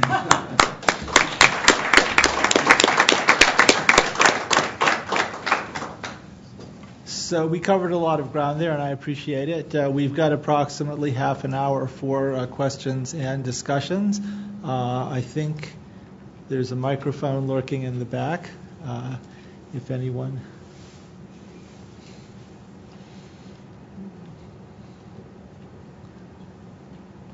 Hi, Rich Greenfield from BTIG. I thought an interesting place to start would be with Todd, and just following up on your viewpoint. I think you said 2023 is when you're looking for kind of the breakdown of the bundle. I'm curious from you as well as the other panelists, what are the factors that you think would meaningfully accelerate or extend that time frame? Great, thanks, Rich. Yeah, so first of all, the 2023, you're right. To be clear, all that is it says if basically retail ARPUs for pay TV continue growing at whatever they are, 3% call it, and if affiliate fees continue growing at 8%, everything else, if nothing changes, the average MVPD apparently makes $0 on video in 2023. So some will make more, some will make less. I'm not actually saying that that's what's going to happen, because sometime long before 2023, these guys are going to figure out they're on that path, right? So either the MVPDs have to believe they can raise prices faster to consumers, which I cannot personally believe is a possible outcome in a world where you can get Netflix and Hulu and YouTube and everything else. So if you can't raise prices any faster, then you have to do something on you have to either do something on the cost side or decide that you're not going to make money on video, which has been posed to me as maybe that's what the MVPDs will do. But assuming that they want to make some money on video, then they got to do something on the cost side. Now we get into predictions about, okay, what are they going to do? They could pick on whoever they think. In a world where there's only 10 companies that control basically everything that's on TV, I can list the 10, but you can figure them out, right? You could either decide, you know what, let's pick the week 1 or 2, and let's just, the way we'll solve this in the first step is we'll just get rid of that bundle. Pick whichever company you want. Or you could just say everybody has to give up some networks and we have to bring this down, or you can just give everybody a price haircut across the board. I don't know that in the business that Rich and I and Marcy are in, I have my own personal views on which companies, but I don't think that's what we want to talk about. I think that I think it will soon in the next, it's not going to take till 2023. I think in the next couple cycles of negotiations of affiliate fee distribution contracts, there are the weakest of the companies that are going to start getting just dropped entirely. I think then what happens next is that causes the other guys to realize, wait a minute, the world is changing. We need fewer networks, not more. That's my own personal view. But what ends up happening is you don't need 150 TV networks. There's no because you don't need. Those networks exist, and because you needed them at 8 o'clock to have 150 things to watch, right? But actually, the other 23 hours of the day, they got to fill it up with junk because they got dead air time.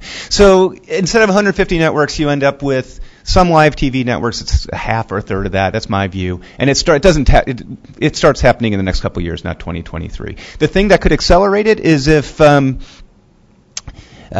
really depends. As television as we know it starts to shrink in terms of subscribers and everything else, that's bad for those guys. But to the extent that the Netflixes of the world are growing, it's the rate of change which money and consumer that balance flows. You could imagine both sides building upon themselves, and the over-the-top guys growing faster and the linear stuff growing slower. And I can imagine specific regulatory things that could help that. I think the market's going to move faster than, with all due respect, any regulator could move. But I'd love to hear other people's thoughts. Let me just sort of try and broaden out that question a little bit, because I heard you say there's only 10 companies, or only 10 major companies providing content. And I guess just if we could just focus for a little bit sort of on the structure of the content market there, and I wanted to ask two questions. One, so is 10 a lot or a little? How do we sort of figure out, going back to the original principle that Tasneem laid down, where you should look at market power, how do you figure, how do you approach that question of market power? And second, in a related way, do we have the right unit of analysis? Because this morning what I heard almost everyone saying is people watch individual programs or shows. They don't watch television. They don't watch networks. So is it possible that, you alluded to sort of regulatory lag, and we're sometimes a bit behind. Are we behind? Are regulatory agencies behind in focusing on whatever a 24-hour program stream as the unit of analysis? And I'd be happy to hear anything that any of our panelists would say on that topic. So maybe I could start. There are more than 10, but the top 10 basically control about 80% of primetime rating share, and that's measured at the unit of a network, not at the show, interestingly. And if I just do the classic calculation, do a traditional HHI on media companies' ownership, media companies' control of primetime ratings share, you're going to find that this is a very unconcentrated market.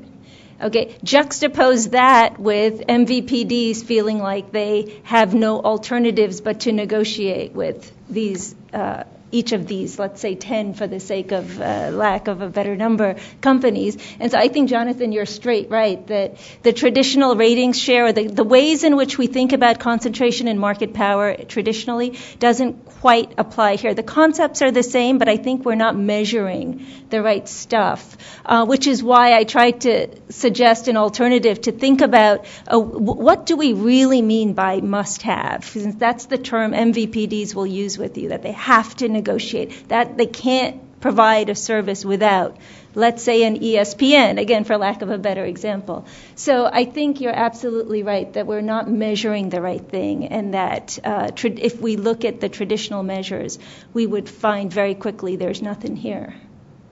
Anybody else want to address this? I think another additional thing to consider is not just the number of owners of the content, but any barriers to entering into the industry. And I think those have gone down significantly over time with being able to produce content and post it online. And we've seen those online sometimes turn into new channels as well. So I don't want to be a hog here, so I'll just keep this to a couple sentences. It seems like the right time for me to at least say this. There's been a lot of, I think, in my opinion, confusion or misuse of the words of network synonymous with content. If you remember that picture of value chain I showed, to me they're extraordinarily different things. A television network is simply an intermediary that acquires content, puts it into a sequential order, and sends it out in a linear stream. That's the value a network provides. It probably surrounds some brands, it has a curating function, but basically it's an aggregator. Studios, I would call content. So when you think about, is content concentrated or not? So in the studio sense, I think no, right? There's all sorts of independent origins of content. If I'm right, and networks have a decreasing role in the future, then it sounds like it's going to get less concentrated and not more.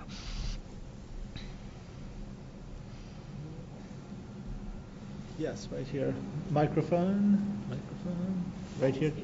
No, just because some people are possibly listening on the internet, we'll wait for the mic if you don't mind.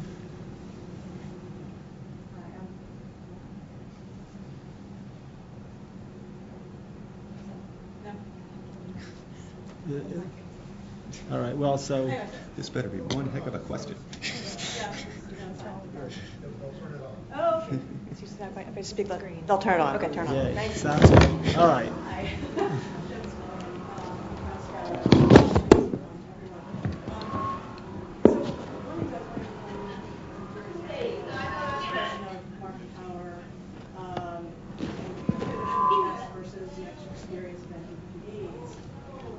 I'm wondering whether the experience of folks like Sportsnet LA or the increasing willingness to go dark and have outages, how that plays into your analysis. We've heard must have, but it seems there's a lot more willingness to push back, and we have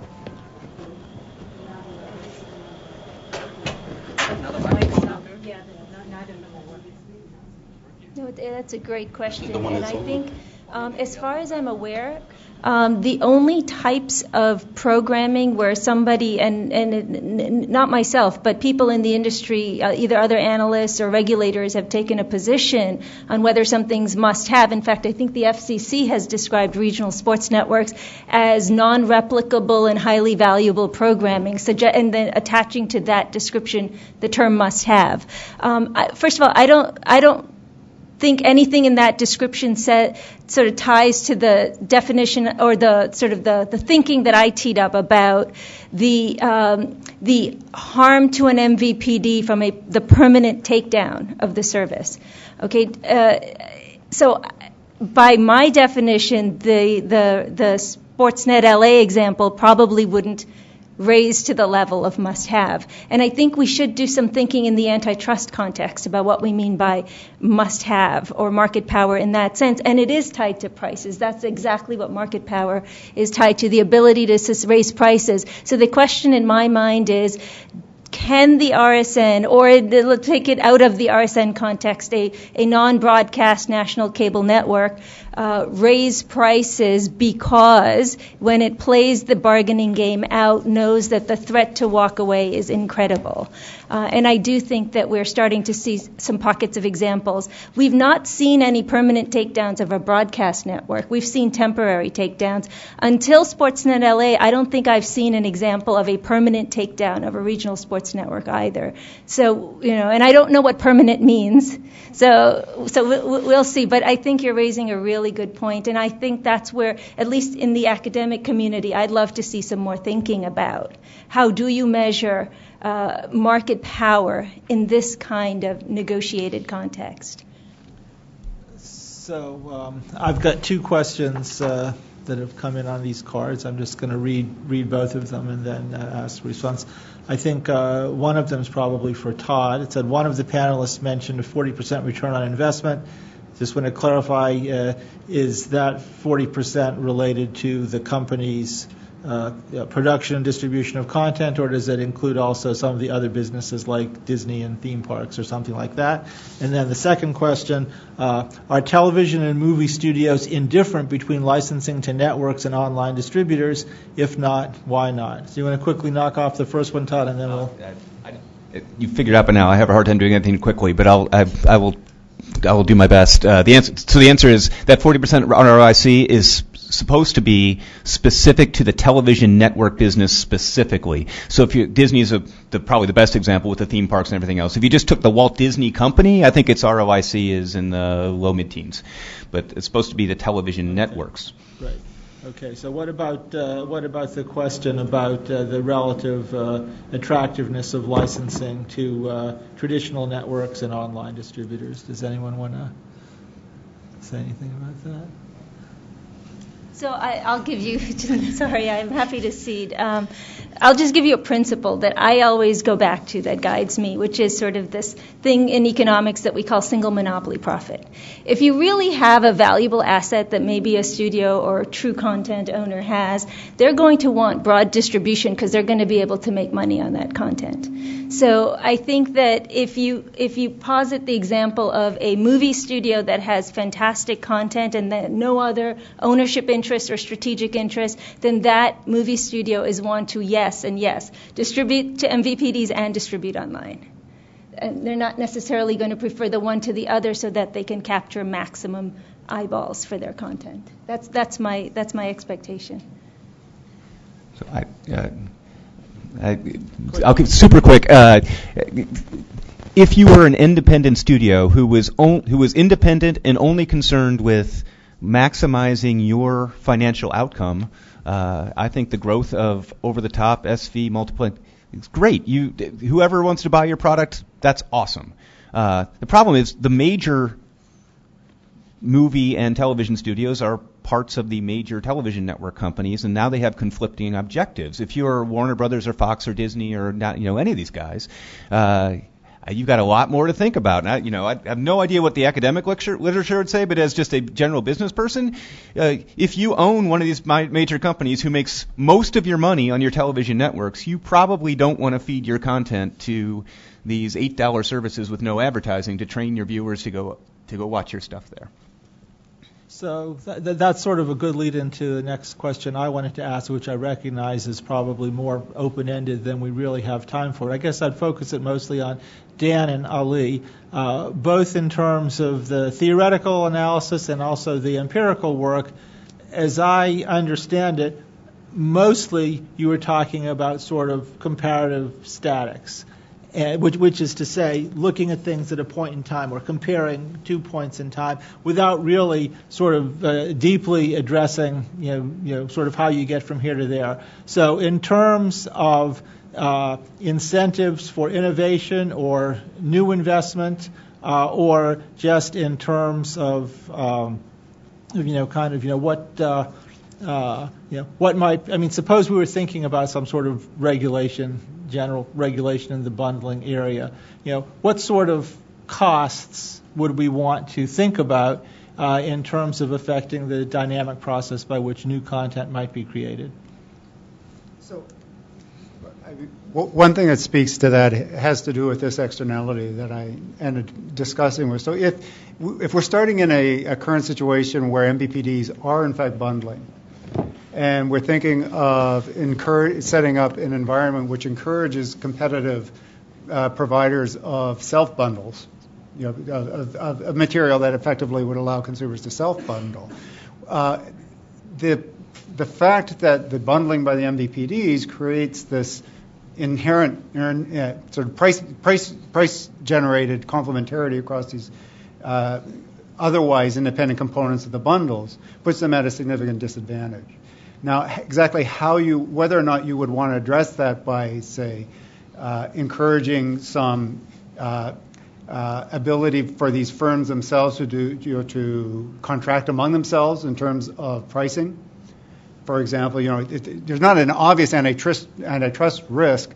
Say, if someone who's providing an independent good says to another non-rival competitor, otherwise, hey, why don't you cut your price, I'll cut my price, and that will actually allow us to compete much more effectively against this large MVPD. A policy like this would potentially encourage a serious competitive alternative to the bundles that these aggregators are effectively doing. So there's one area one might want to think about in terms of encouraging innovation at the independent provider line. So on the transitional costs, there's all sorts of things like new systems and the additional tech support where people are going to be calling up and say, I canceled that last month, but you still have me.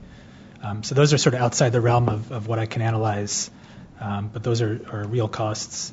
It might be just one-time sunk costs.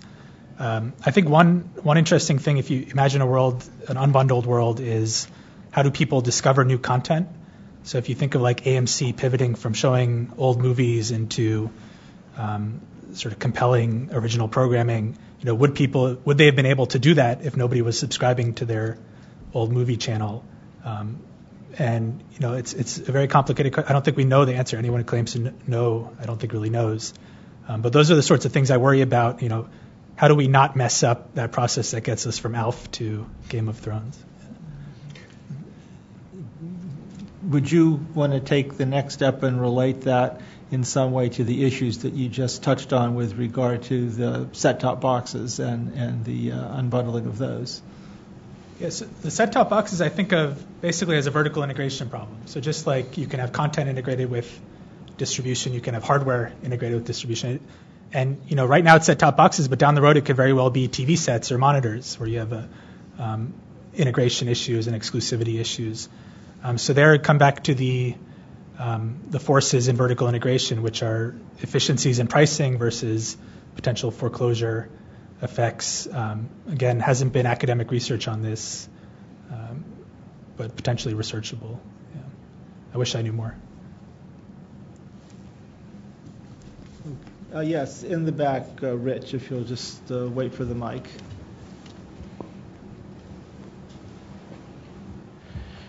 Just because it's topical, as things are currently underway at the FCC, I was curious for the panel's kind of overview or overall view of how the pending Charter Time Warner Cable Bright House merger approval could affect everything that was discussed during the panel.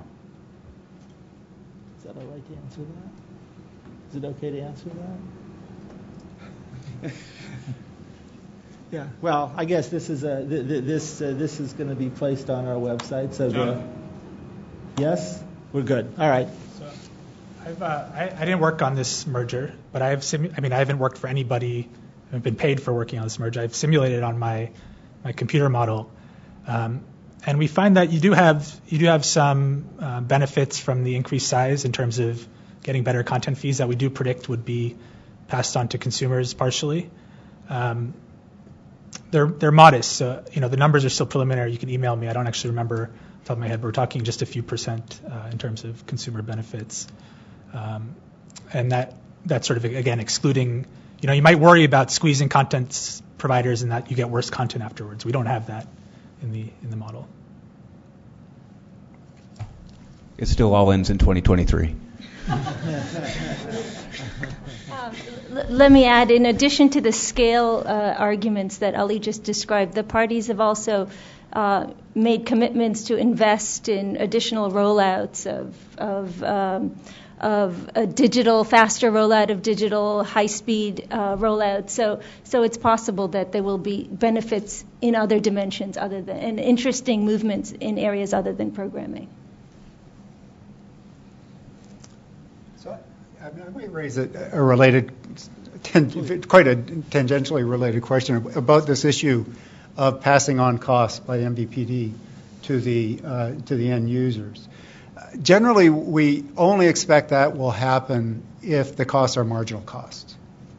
And of course, nominally, many of these contracts are written as if they were nominally cost-based contracts, but these are large and, again, very smart negotiators. And they're well aware that there are inefficiencies, say, negotiating on the basis of per subscriber fees. So I'm not entirely persuaded that any change in the bargaining power between MVPD, maybe because of the increased size of the merger, and some upstream content provider, is ultimately going to get reflected in anything that one would see in the consumer benefit downstream, because most of this is basically negotiating over rents that are on the table, and that they've effectively maximized between them through through some joint recognition of what their mutual interests are. So just to sort of press a little bit on that, so really what you're suggesting is that the way of looking at this is kind of as a series of bilateral negotiations.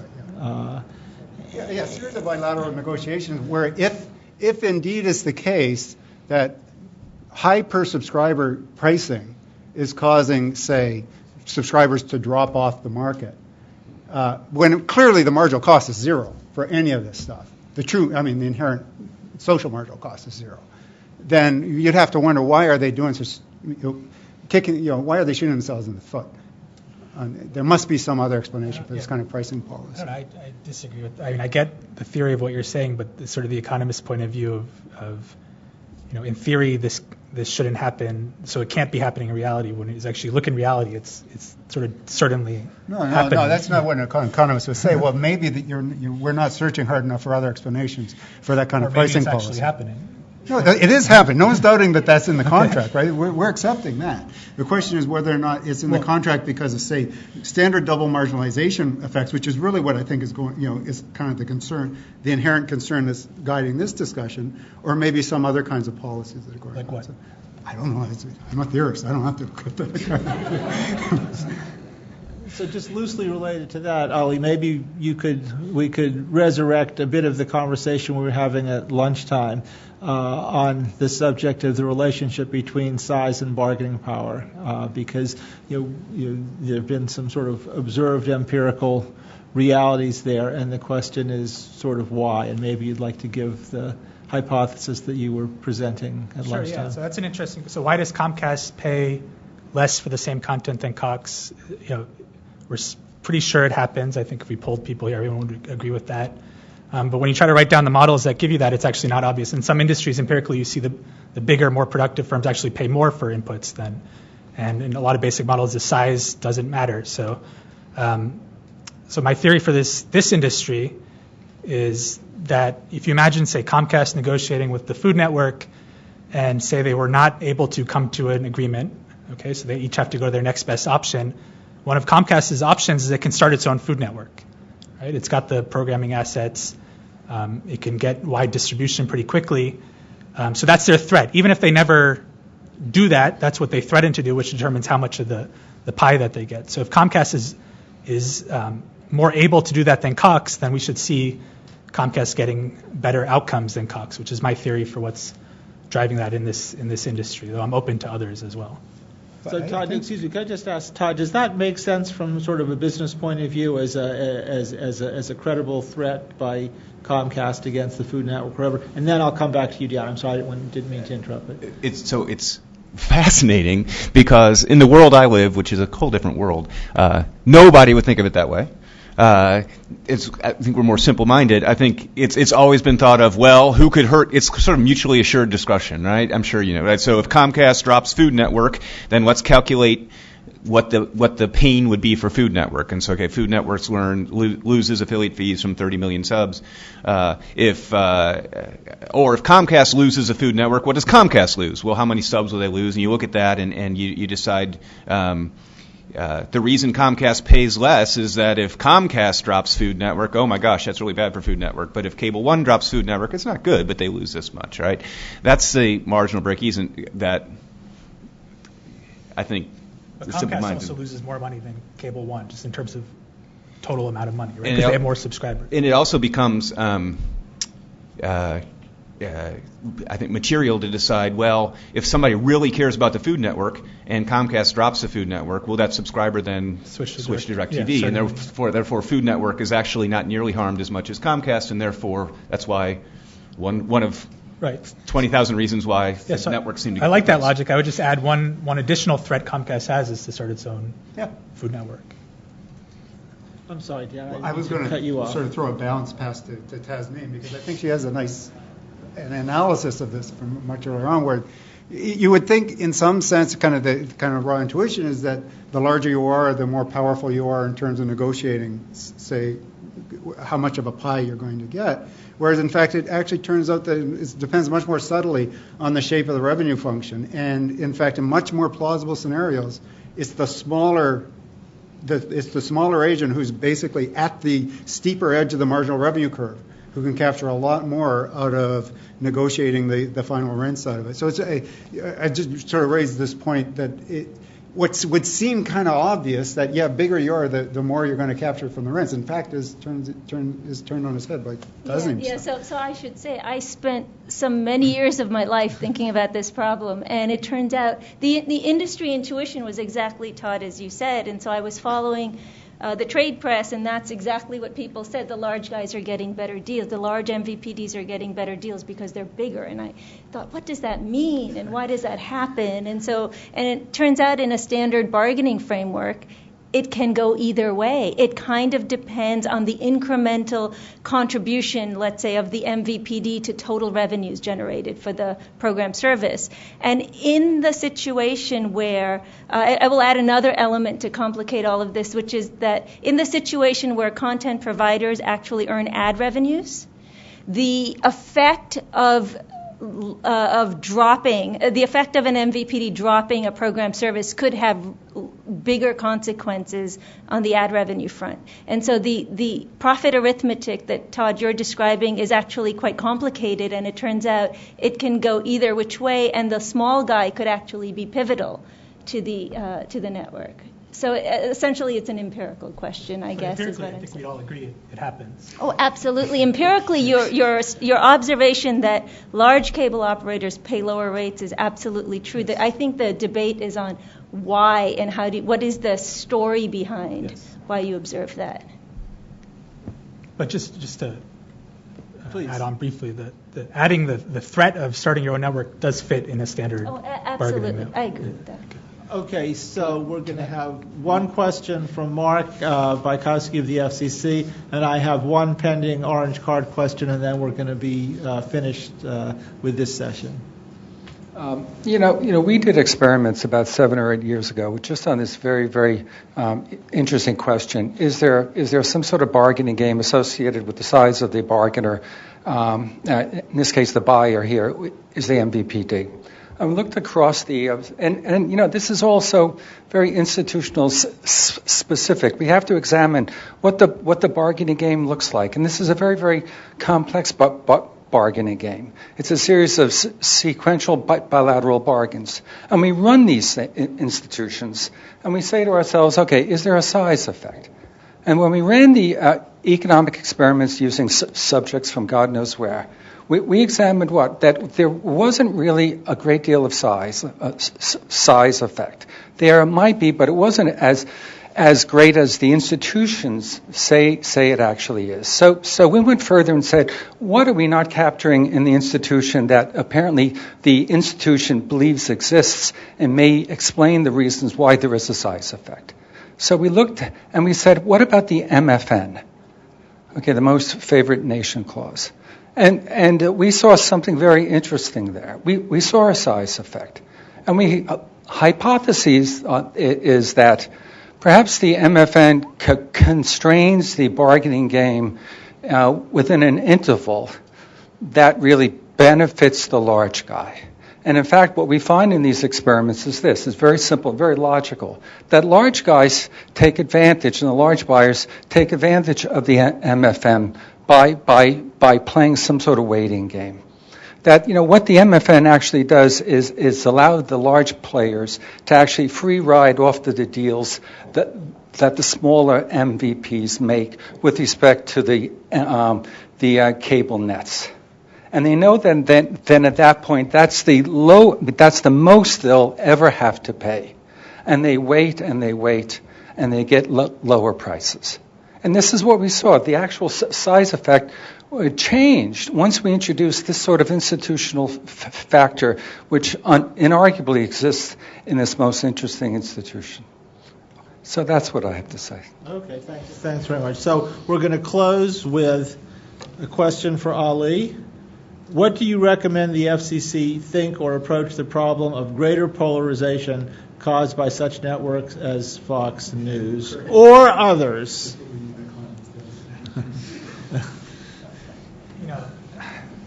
I struggle to answer that question because it's not clear that you can do much given the First Amendment, and I'm not a lawyer. Happy about that.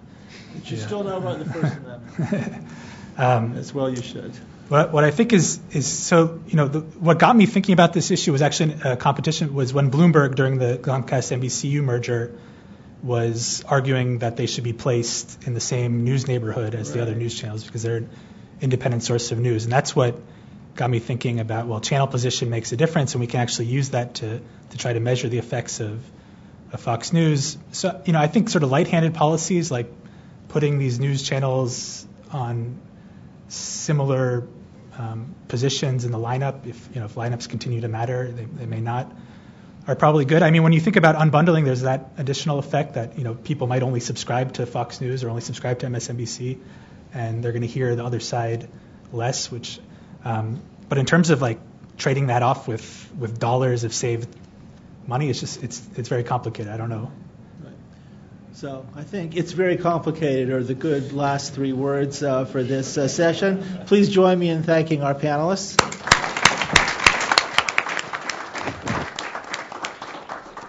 So we were supposed to have a 15-minute break. It's actually going to be a 10-minute break, and we'll reconvene at 2:45 for the third panel on challenges facing online video distributors. Yes, how plausible?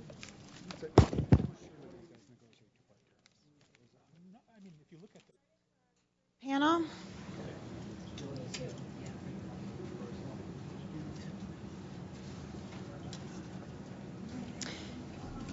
So our third and final panel today is challenges faced by online video distributors. And we are fortunate to have here today three panelists. We have Mark Fratrick, who's Senior Vice President at BIA Kelsey. We have Jeffrey Prince, Associate Professor of Business Economics and Public Policy at Indiana University. And we have Alejandro Zentner, Associate Professor of Managerial Economics, University of Texas, Dallas. And the format for this panel will be the same as for the prior two. We'll give each panelist 12 minutes to make a presentation, and then we'll open it up to questions. Mark, would you like to begin? Yeah, thank you. And I'm going to change things up. I am not doing a PowerPoint, so I think so I'll pass the PowerPoint thing over to you.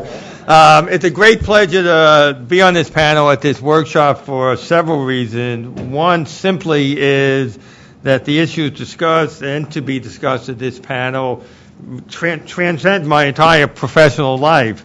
In an earlier time, before I became involved in the broadcaster and media industry, I was an antitrust economist at the Federal Trade Commission, working on some of the same competitive issues, such as the impact of vertical restraints on the level of competition in a particular industry. The second reason is the incredible dynamic nature of this industry. For those of you who are on Twitter and other social media apps, and I'm proud or not proud to say I'm not, we are been in the workshop for about 4 hours. So those of you who are active, has there been any new OTT or OVD entrants during the time? I say this partly in jest, but certainly there is no day go by without some company in this arena not announcing something, or had been discussed in the previous panel, some competitive company, such as a cable MSO or a satellite distribution system, responding to some action by an OTT or OVD service. The third reason I'm pleased to be here is the mere fact that the FCC is asking these questions. While some of us might differ as to the need of the FCC involvement in this burgeoning industry, it's extremely gratifying to see that this agency asking these questions. The FCC has somewhat different goals than other governmental agencies, such as program diversity, and it's important to assess whether that marketplace is working towards these other goals. So let's begin. What are the major hurdles facing the OVD and OTT services? At first glance, it doesn't seem like there is any, because there's so much increased entry in just the past few weeks. While there are some popular networks out there attracting pretty significant audiences and being distributed by the MVPDs, some of these OTT and OVD services are entering in this marketplace and already prospering without them. In fact, some of them are entering this marketplace with original content, some of which, as Commissioner Pai noted in his comments on the recent NOI, It's programming that provides an incredible amount of diversity. What seems to be emerging, as far as I'm concerned, in this marketplace are consumers purchasing subscriptions to multiple services to get their mix of desirable program when they want it.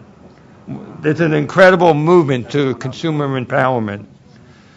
What is also significant about the question of must-have programming, and which had been discussed in the previous two panels, is the response by the MVPTs of the skinny or slimmed-down programming bundles.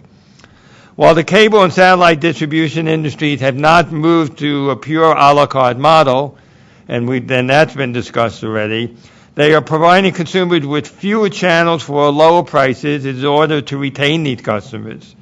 Simply put, there are fewer must-have channels than what these MVPDs been offering at a combined bundle for many years. With respect to OVD or OTT services access to local broadcast stations, another question that Jonathan posed to us in the last few weeks, I think the jury is still out there. Of course, some of these OVD customers can possibly access these signals via over-the-air reception, though some cannot, especially those people living in major metropolitan areas with large buildings. So to be a full alternative to the MVPD, some of these OVDs, so many different acronyms, it just can, may wish to provide these services, but it may not fit their business model if the retransmission consent payments are too much. Some may actually prefer to be a source of alternative programming as they are now. There are also other potential entrants who are considering entry into the OVD market with a collection of local over-the-air television stations. The pending rulemaking at the FCC on the definition of an MPD might lead to this new entry, adding yet another wrinkle. Also, remember that one such OTT service, Hulu, is a collection of many of the most popular broadcast network programming series.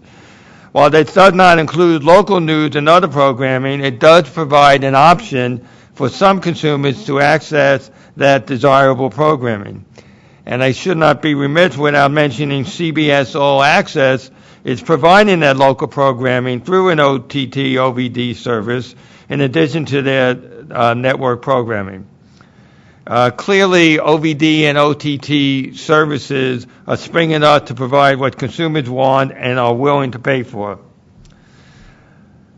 A final consideration of this question of must-have programming is the incentives of the networks providing that programming.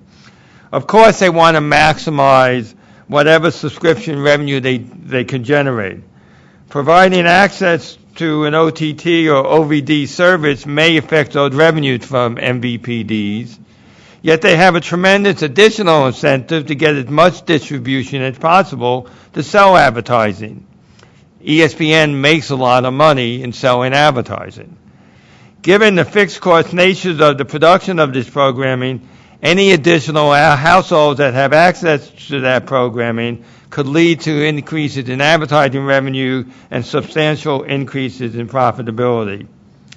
The other point I want to mention about advertising is that this advertising pool available to these programming networks is growing as more national advertisers want to target local consumers, something that the OVT and OTT services can provide. In fact, a representative of Hulu noted at one of the BIA Kelsey conferences a while back that 30% of their advertising revenues was from targeted advertising for specific local markets in lieu of a nation advertising format buy. We see that movement of national brands targeting local markets as only increasing, providing more opportunities for this OVD and OVTT services, and I'll do a shameless plug. We are actually holding a conference tomorrow in New York City, BIA Kelsey, about this phenomenon of national advertisers targeting local markets. Selling that advertising is a bit of a challenge for the OVD and OTT services. These services have information on a direct connection of their subscribers, so they know how many left-handed people are watching a particular episode of House of Cards. But there is no independent source of audience information readily available for advertisers. Of course, ComScore, if the panel watches enough of your programming, that could be rated. And one can easily expect that the recent acquisition of RentTrack by ComScore could easily lead to more thorough audience estimates. Finally, there's been several questions in the earlier panels as well as in the notice of inquiry the Commission issued about the impact of most favored nation clauses and alternative distribution methods, additional acronyms of MFNs and ADMs, in the contracts that programming companies have made with MVPDs and other distribution services. As I mentioned at the beginning of my talk, this harkens back to my earlier career where I studied these types of vertical constraints during my time at the FTC.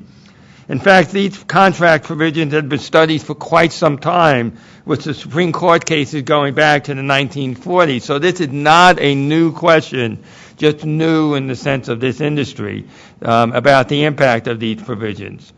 Many in economic dissertation and journal articles have analyzed if and when these types of provisions lead to pro and anti-competitive effects. With respect to the programming sources that entered into the MFNs and ADNs with the existing distribution company at the time of entry several years ago, they may be hampered in expanding their distribution with the new OVD and OTT services. But that does not mean that these provisions were or are anti-competitive. These new programming services may not have been able to get distribution at their initial launch without having those provisions. Steve Salop and Fiona Scott Morton, in an article that was cited in the NOI 2013, listed some conditions that would suggest that MFNs are less likely to raise antitrust concerns, and one seemed very relevant to new programming, and if I can quote it, if the input had uncertain value for an innovative new product with resulting potential for delay and holdout problems. If the MVPD, in other words, if the MVPD at the time had uncertain questions about whether or not these programming networks would be successful. That uncertainty may have been too great at that time of debut that the existing MVPDs at that time would not have even carried them. And we may not even be thinking about these programming services, and they're expanding into OVD and OTT services. I made it through 9 pages. And without these contract provisions. So in conclusion, it's been discussed through the entire day. These OVD and OTT services have seen incredible acceptance by consumers, and it prompted important competitive responses by the existing program distribution services. While they could be interested, while particular OVD services and OTT services may have some difficulty in securing certain types of programming, it does not seem those difficulties have severely hampered their growth. Now, I have finished this speech with less than a minute left, so I'm willing to auction off my 1 minute left. Thank you. Thank you, Mark. Jeffrey, would you like to go ahead? Thanks. I'll go ahead and stand up for this.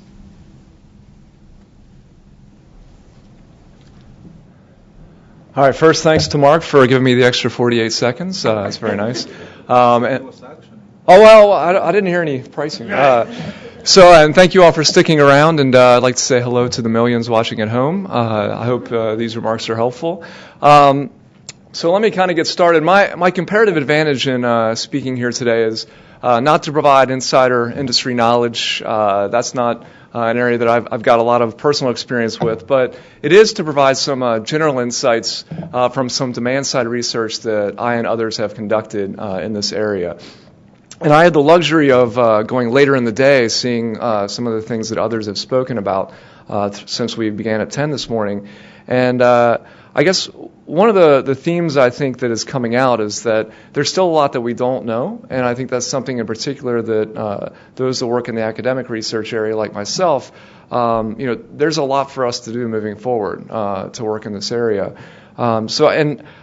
some of the things I'm going to talk about today is some of the work that I've done that I think relates to these topics, and I think what broadly it can provide is a couple things. On the empirical side, we often focus on what's the causal effect of some variable on another, and so that's going to be something I'll be taking seriously in some of the things I'll talk about. And also we have a little bit of the luxury of thinking in more abstract terms, and so the last project I'll discuss as I wrap up is really thinking in terms of can we find some broad patterns that ultimately might lead to some specific implications that could be relevant to what we're talking about today. So let me kind of break this down. In the context of the questions that were posed to us today, in terms of challenges for OVDs, I see three that my research can at least partially inform. And each of them is going to stem from asymmetries between OVDs and MVPDs. So let me kind of dive into this specifically. The way I want to go about this is really to break it down in three pieces for each of the three challenges. I'll make a general point about the type of challenge. I'll identify the research findings that support that point, and then I'll talk very briefly about the data and methods that helped lead to those findings that I think are supportive of the point. So let me start with the first one is a challenge for OVDs is simply coming from the fact that they're downstream disintegrated. And so they don't control the means of transmission. This can be a disadvantage when you compare them to MVPDs who can bundle their services. So the research that I did in this area was from a few years back and was focused mainly on the cable companies, but more and more this has become part of the business practice of any of the MVPDs that also have the infrastructure to offer broadband capabilities. And so you see classically known as the triple play bundle that a lot of households partake in. Those bundles can help attract and retain customers, and they lower the incremental cost for the customer, right? So if I need to have my broadband internet, then I could bundle that with the TV. Now the incremental cost of the TV from the same provider is relatively lower. So some supporting research in this area, so Shane Greenstein and I have worked on this a bit, looking at data from Forrester Research, their technographics data. And essentially what we found is that the triple play bundles were helping in retaining customers.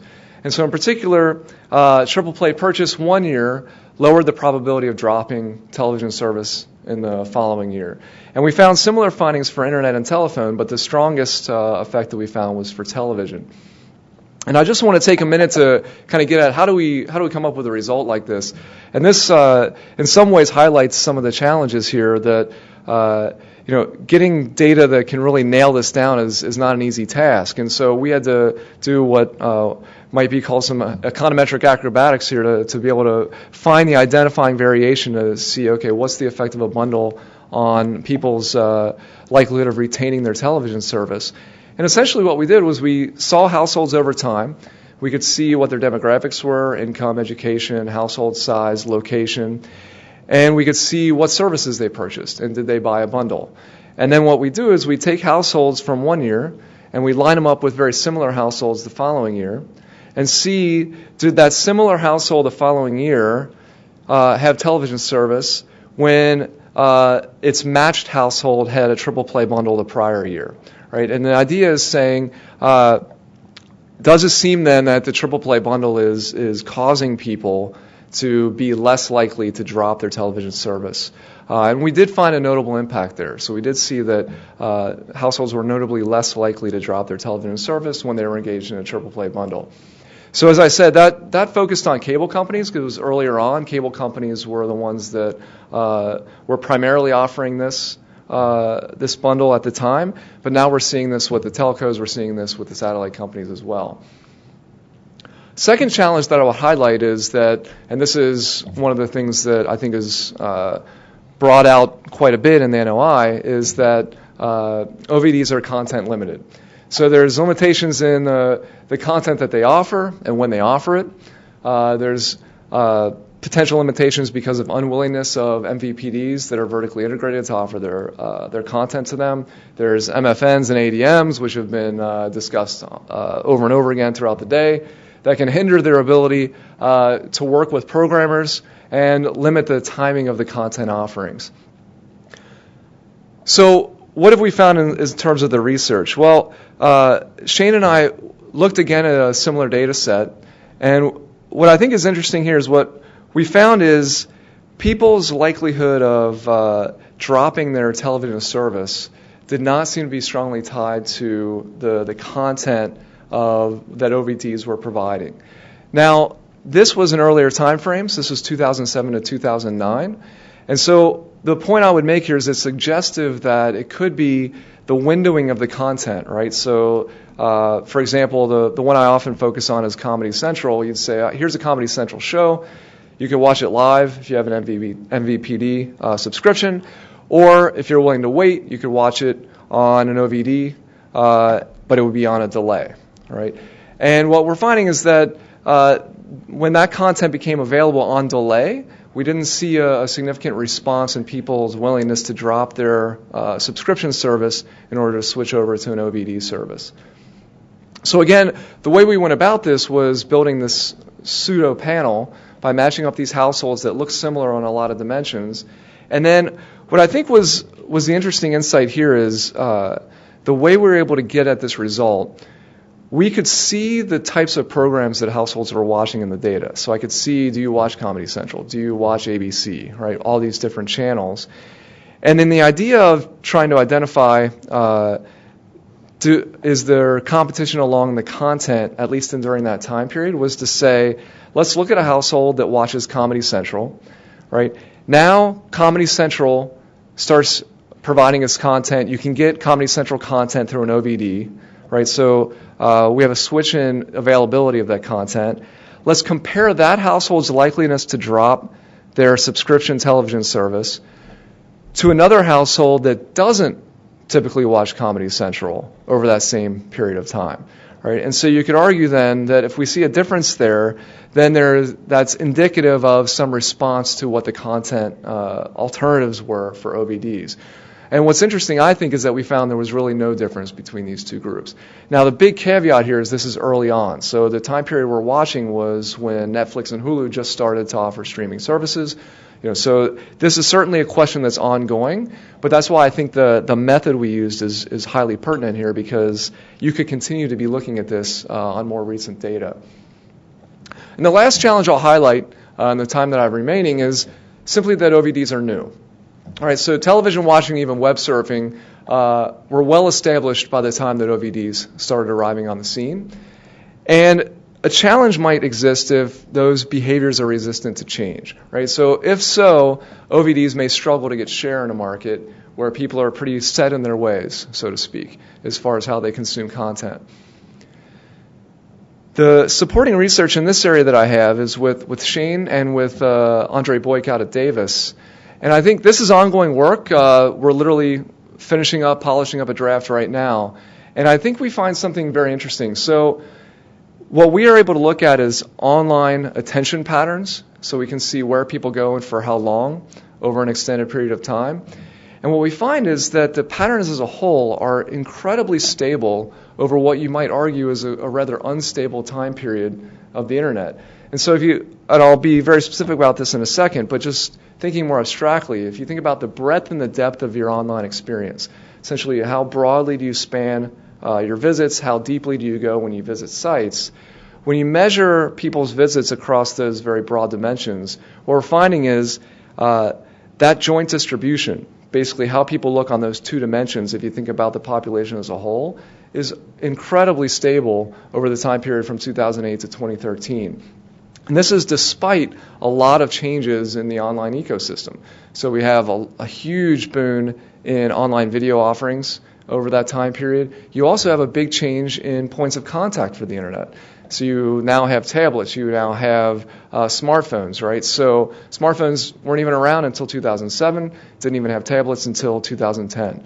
And so this is a big change, and the patterns we're looking at are on the home device, so looking at the home computer. So even with all these changes, the way people distribute their time is looking very similar on that home device. And the way we get about this is we have clickstream data for tens of thousands of households in 2008 and 2013, where we can basically see what domains do you visit, how long are you there for an entire year at the household level, on a home device. And what we do is we measure breadth and depth in terms of where we say breadth is, think about the time you spend across all the domains, and think about how concentrated that are. So it is. So think about a simple Herfindahl index that you might calculate. So if I'm spending all my time at just a few sites, it's going to be a high Herfindahl measure. If I'm spreading it across a lot of sites, then it's going to be low. And then depth we measure in a couple ways. One is simply what's the percentage of your domain visits that are at least 10 minutes. We base that on the old YouTube cutoff of 10 minutes, which no longer exists. This also holds if you use just average time per visit. And so what we find is if you measure people's online patterns in those ways, and we do it at a weekly level. So in a given week, how broad are your visits? How deep are they on average? Those patterns, if you just plot that joint distribution, are incredibly stable over that time period. So this suggests that the new video options, they must take time from longer slots. So it's not like you can offer a video and then just basically pull from several shorter visits that people can cobble together to watch your long video visit. Almost done. It basically that says there's this kind of slot-to-slot competition going on. And this is at the home device level. If this extends beyond this, right, if you can extrapolate further than this, that also poses a challenge for OVDs trying to get share in this market. If this is kind of how people behave in their television watching as a whole, there's these very stable patterns. And so I'll just wrap up saying that, I think I've posed several challenges that they face. By no means are these the only ones. Doesn't necessarily mean that these per se warrants regulatory intervention, but hopefully they help shed some light on this marketplace as a whole, which I think is very interesting, complex, and dynamic. And as I said, more research definitely needs to be done in this area. Thank you very much.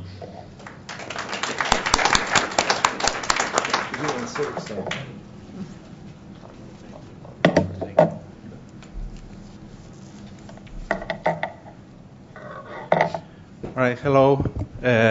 I'm Alejandro Sentner. I'm a professor at the University of Texas at Dallas. Today, I want to send across three main ideas that are related to my research and that I believe may be useful to think about the marketplace and to evaluate potential regulation in this market. The first idea relates to how the internet increases variety. Okay, and this may have implications for how much time are viewers going to spend watching television and how much satisfaction they are going to derive from the time that they spend watching television. And in turn, this will affect the future anatomy of the industry, and this is why I think it is important to think about this. The second topic is about copyright issues. And in particular, I want to be thinking about how much the revenues that creators get affect the supply of new content. And this is important to think about how much copyrights are needed in this industry. And the third idea is about video consumption on the internet compared to traditional consumption. And this embraces a list of three topics that I want to discuss. The first one is how does consumption change when individuals move from traditional platforms to online platforms? Let's not forget that video sales are an important resource for online video distributors. Do people change what they watch when they move from, for example, renting a DVD at a physical store to watching video online? And this may happen because there are assortment differences across platforms, or for other reasons such as people being embarrassed of renting some types of content when that involves a personal interaction. The second topic is whether there are consumers, there are differences across consumers who use different platforms. Okay, do they have the same price elasticity? We have cable cutters, cable non-cutters, millennials, and so on. Do they have the same price elasticity? Do we need to think that this is just one market or there are separate markets, which might be important for regulation? And the third topic is about data collection differences, the opportunities for data collection across platforms. Okay, so online platforms, they can collect all information about the viewers, and they can use that information for programming decisions or to sell to advertisers. Who owns that data? Okay? So the first idea is thinking about how additional choices affect viewing time, and this is important to try to forecast the anatomy of this industry. Okay? For example, suppose that we think that additional variety increases viewing time. Then that will mean that people are going to be exposed to advertising for a longer period of time, and then we can predict that the future of this industry, that revenues from advertising are going to take a leading role in the future of this industry. Okay? So the internet increases variety for reasons that we have discussed today. One is that it allows consumers from the opportunity to choose from a massive online repository of content, but in addition to that, it breaks this limitation of needing to have the viewer in front of the television when the programs are broadcast, which can be also thought as an increase in variety. Okay? So will this increase in variety increase how much time people spend watching television? Well, there are 24 hours in a day, so it is not necessarily true from a theoretical standpoint that people with more variety, they will increase the time that they spend watching television. So we wanted, in one paper that we wrote, we wanted to examine this empirically. From an empirical perspective, the problem in measuring these effects is that data on internet television trends are not yet available. Okay? So what we did with Stan Leibowitz, which is my colleague from UT Dallas, is to examine how cable adoption affected television viewing in the past. Okay? Because cable also represented an increase in variety. Okay? And we did this by using country-level data, historical on internet penetration, on cable and satellite penetration and television viewing, and we found that cable adoption actually didn't increase television viewing, perhaps surprisingly. Okay? So, however, if they have more choices in this space of content, then that means that they are more likely to find the choice within that repository that fits more closely their taste, which means that they are going to have more satisfaction. Okay? So these results will have some business implications. The pre-internet business model has been a combination of revenues from advertising and revenues from subscription. The main point to the most important factors for predicting the revenues from advertising is viewing time. On the other hand, the demand for subscriptions is more strongly related to how much value consumers get from watching television. So our results would indicate that the growth in revenues are in the future anatomy of the industry are more likely to come from subscriptions relative to advertising, because the amount of time that viewers spend television appears to be inflexible, subject to several caveats that we do discuss in the paper. Okay, so the second topic that I want to discuss relates to copyright, and more specifically on how the revenues that creators get impacts how the supply of new artistic creations. So the idea of having copyrights is to provide an incentive for the creation of new products. All right? In this industry, we have what we economists call non-rival products. So if I consume a candy bar, this specific candy bar is not available for you to consume. But if I consume a video, you can still consume the same video. So they are non-rivals. And in this kind of industry, for this kind of products, there is a difference between what is efficient before the product is created compared to what is efficient after the product is created. And to work around this balancing, this trade-off, we need to determine how much these incentives that we provide to the creators are going to affect the supply of new content. There is very little research on this topic, perhaps surprisingly.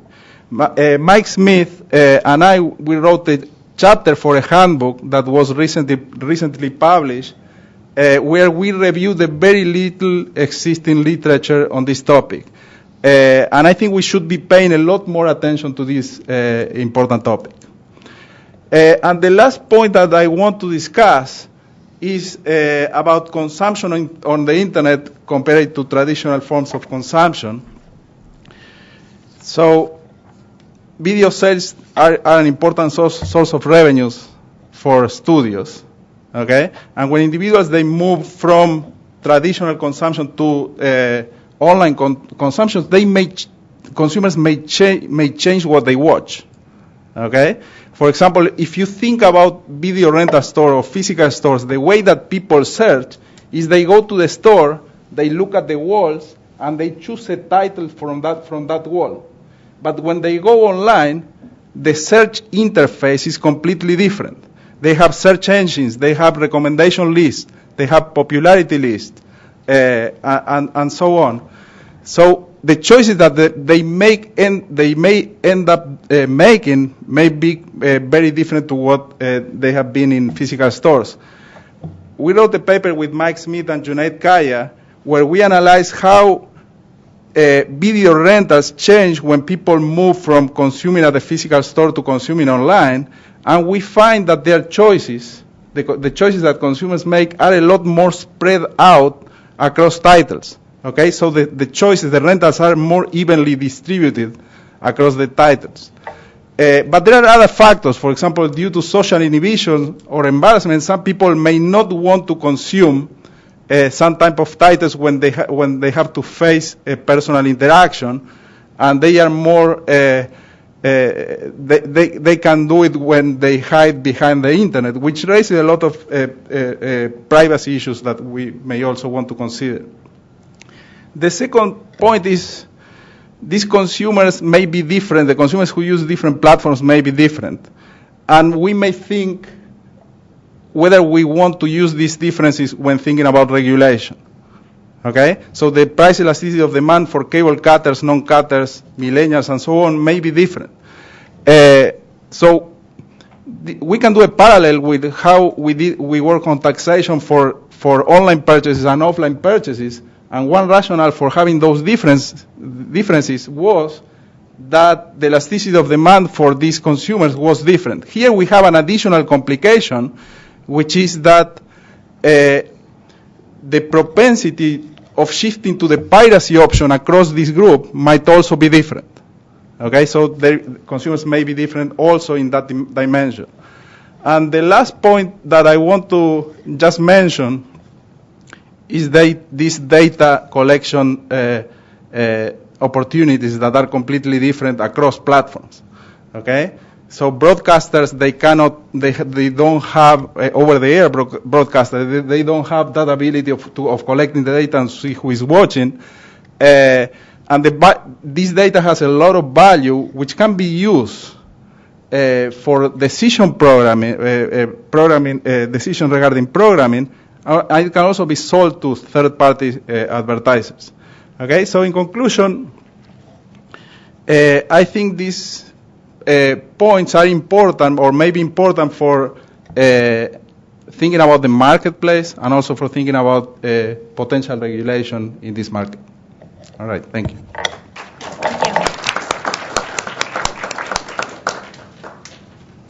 Well, I have a question while we see whether anyone from the audience has a question, and that is one of, I guess this cuts across some of the themes that you all have been talking about.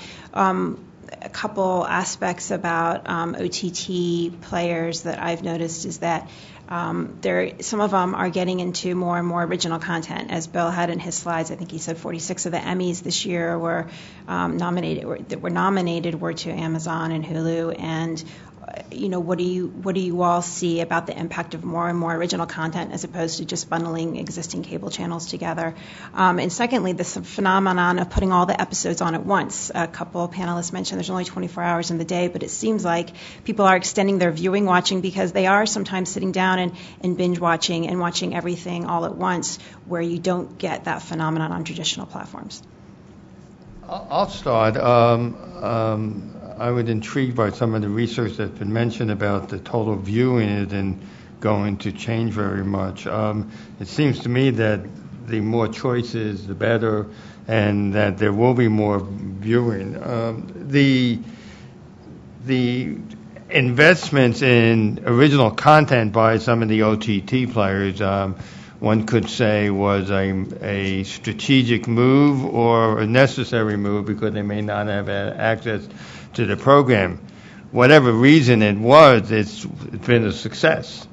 I mean, the Emmy nominations that Bill Lake mentioned earlier today, as well as other viewership numbers, indicate that these original content programming is meeting consumers' demands that maybe not available on the other programming networks. So it seems to me that the investments in original content is a strong indicator of and their success is a strong indicator of a future success, as well as an increase in program diversity. The reference I made to Commissioner Pai original content discussion in his comment on the NOI. It was, I mean, I never didn't know what that programming was, but it obviously was important to him, and so it's very encouraging to see these OT&T services do that.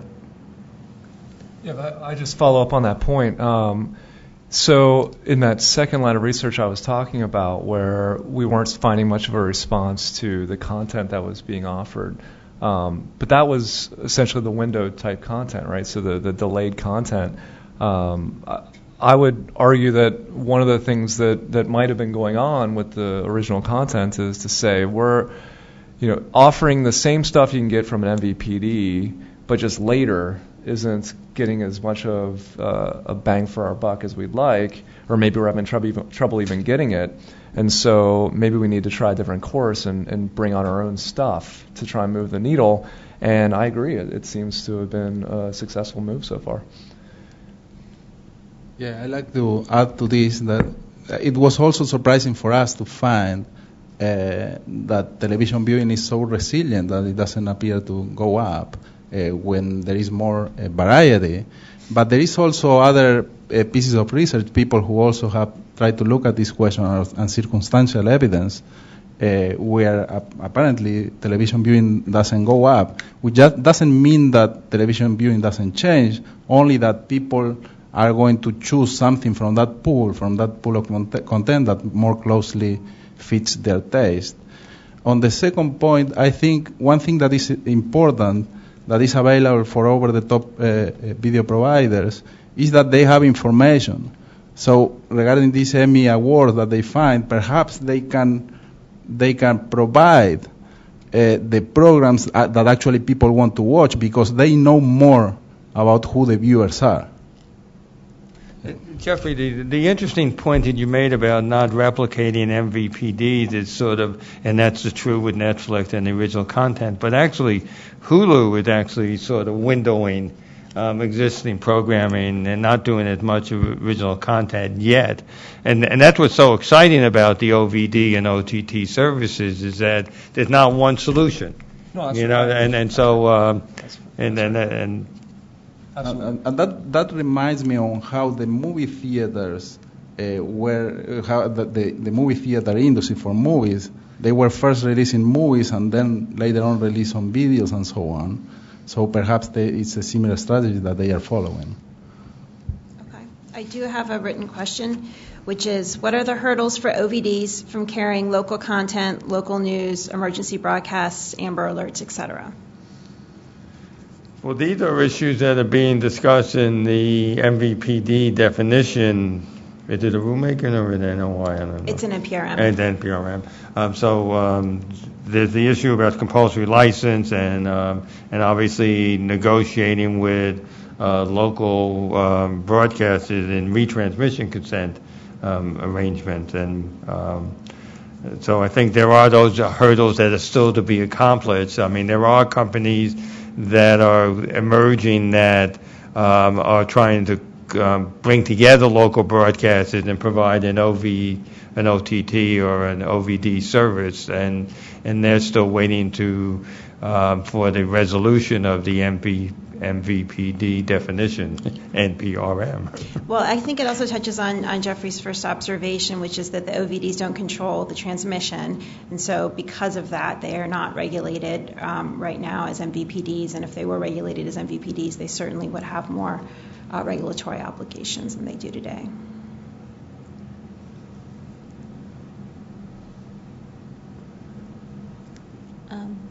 Lady in the back, please. Thanks.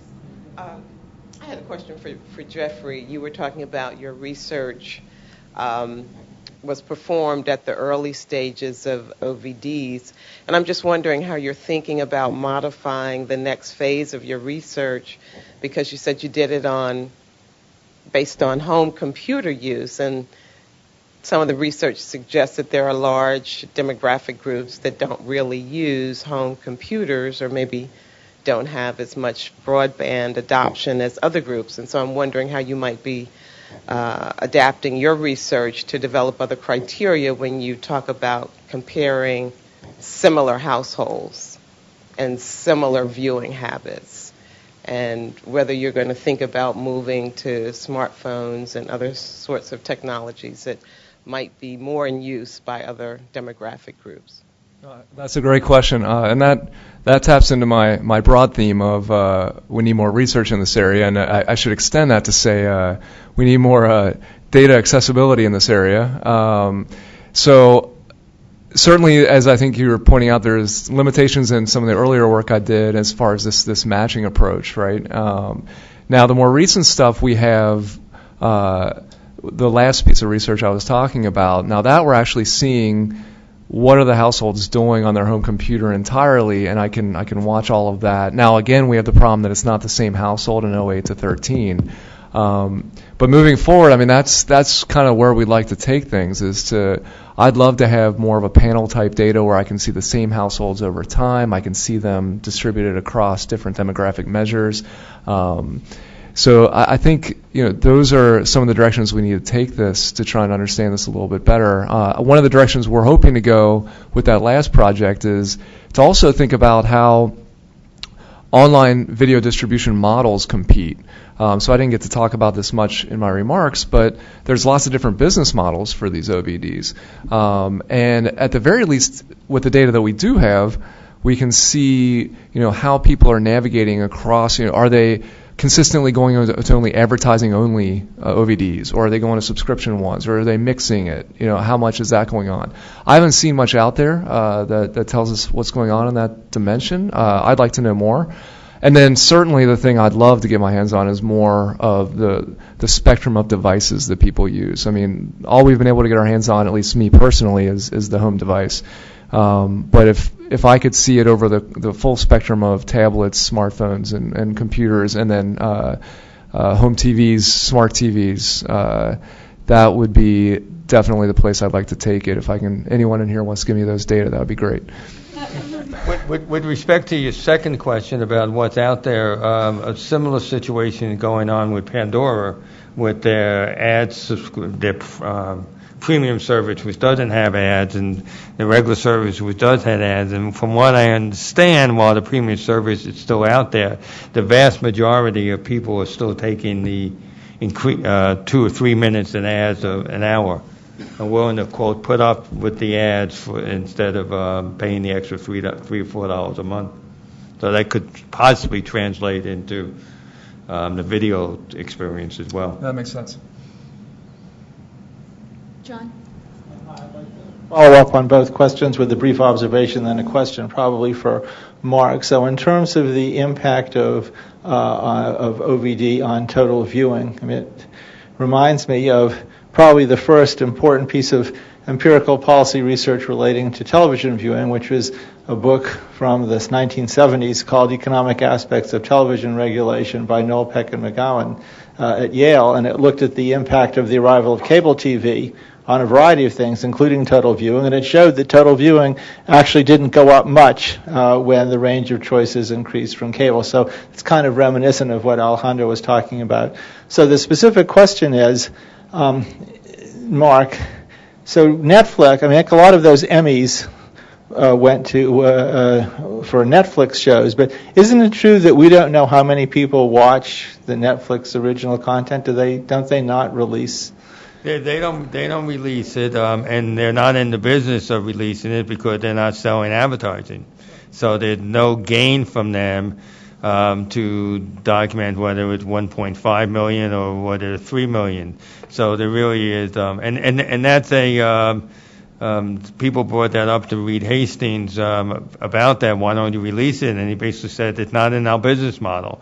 So yes, they do know, because you are making a one-to-one connection, and they do have that information. They haven't made it popular. They haven't made it public. Why haven't they made it public? Maybe the number isn't as high. We all think it's a much higher number. So if we actually know the truth, we may be disappointed. But on the other hand, just in terms of its impact on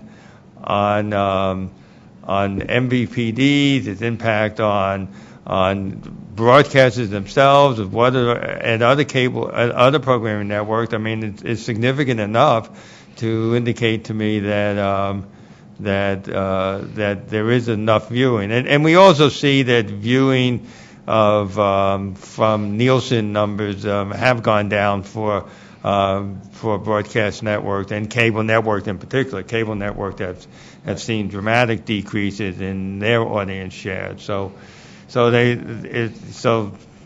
must be going somewhere. So maybe they're going to House of Cards. Right, and I wasn't trying to criticize them. I was just saying, to the extent that we're addressing the question of what's the impact on viewing, we actually don't know.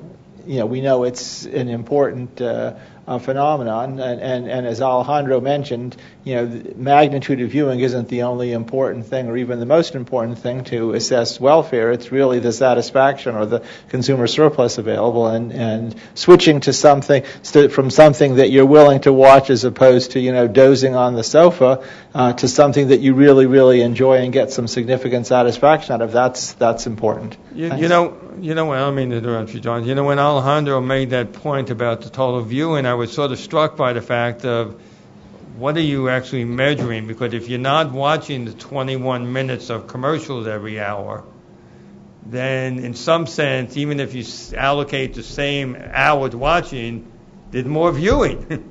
And the total hours may not have gone up, but you're watching, quote, more episodes of things, and you're watching more minutes of programming as opposed to the important advertising messages you read. Well, our study predated all this because we analyzed the cable adoption effect on viewing.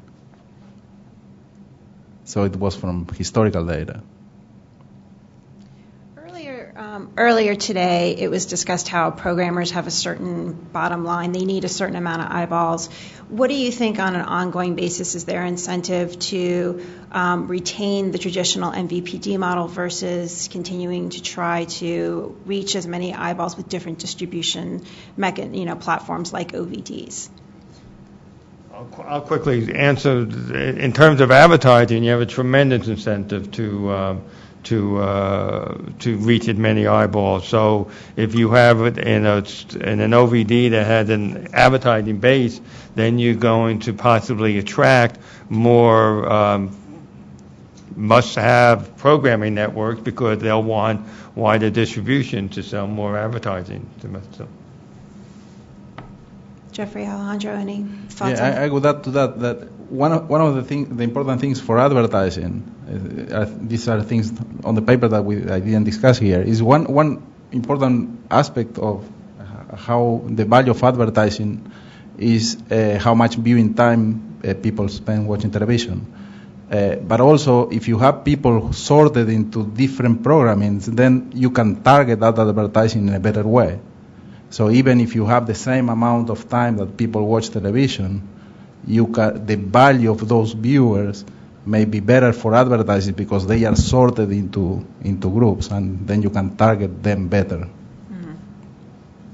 Yeah, I would add to that. I agree with that point. And that's actually an ongoing area of research, is really trying to understand, how much added value there is to the ability to target these ads, right? So, now more and more you can kind of get a sense of who the people are watching and actually target and tailor the ads to those people. So that is a potential benefit, but it's still not very well known exactly how big that benefit is. But it could exist. Any questions from the audience? I think we either stunned them or they're overwhelmed by a full day of Digesting everything they've learned today. All right. Well, I see no harm in wrapping up early unless you guys have any other topics you'd like to raise. Okay.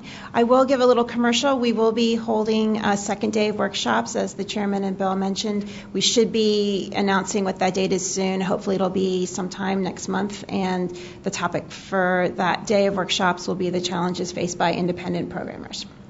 So stay tuned. I'd like to thank everybody that participated today and all of our panels. We appreciate the time that you spent. And as I think Bill said earlier today, this will be archived, and so everything will be made available and will inform all of our proceedings. So thank you very much. Thank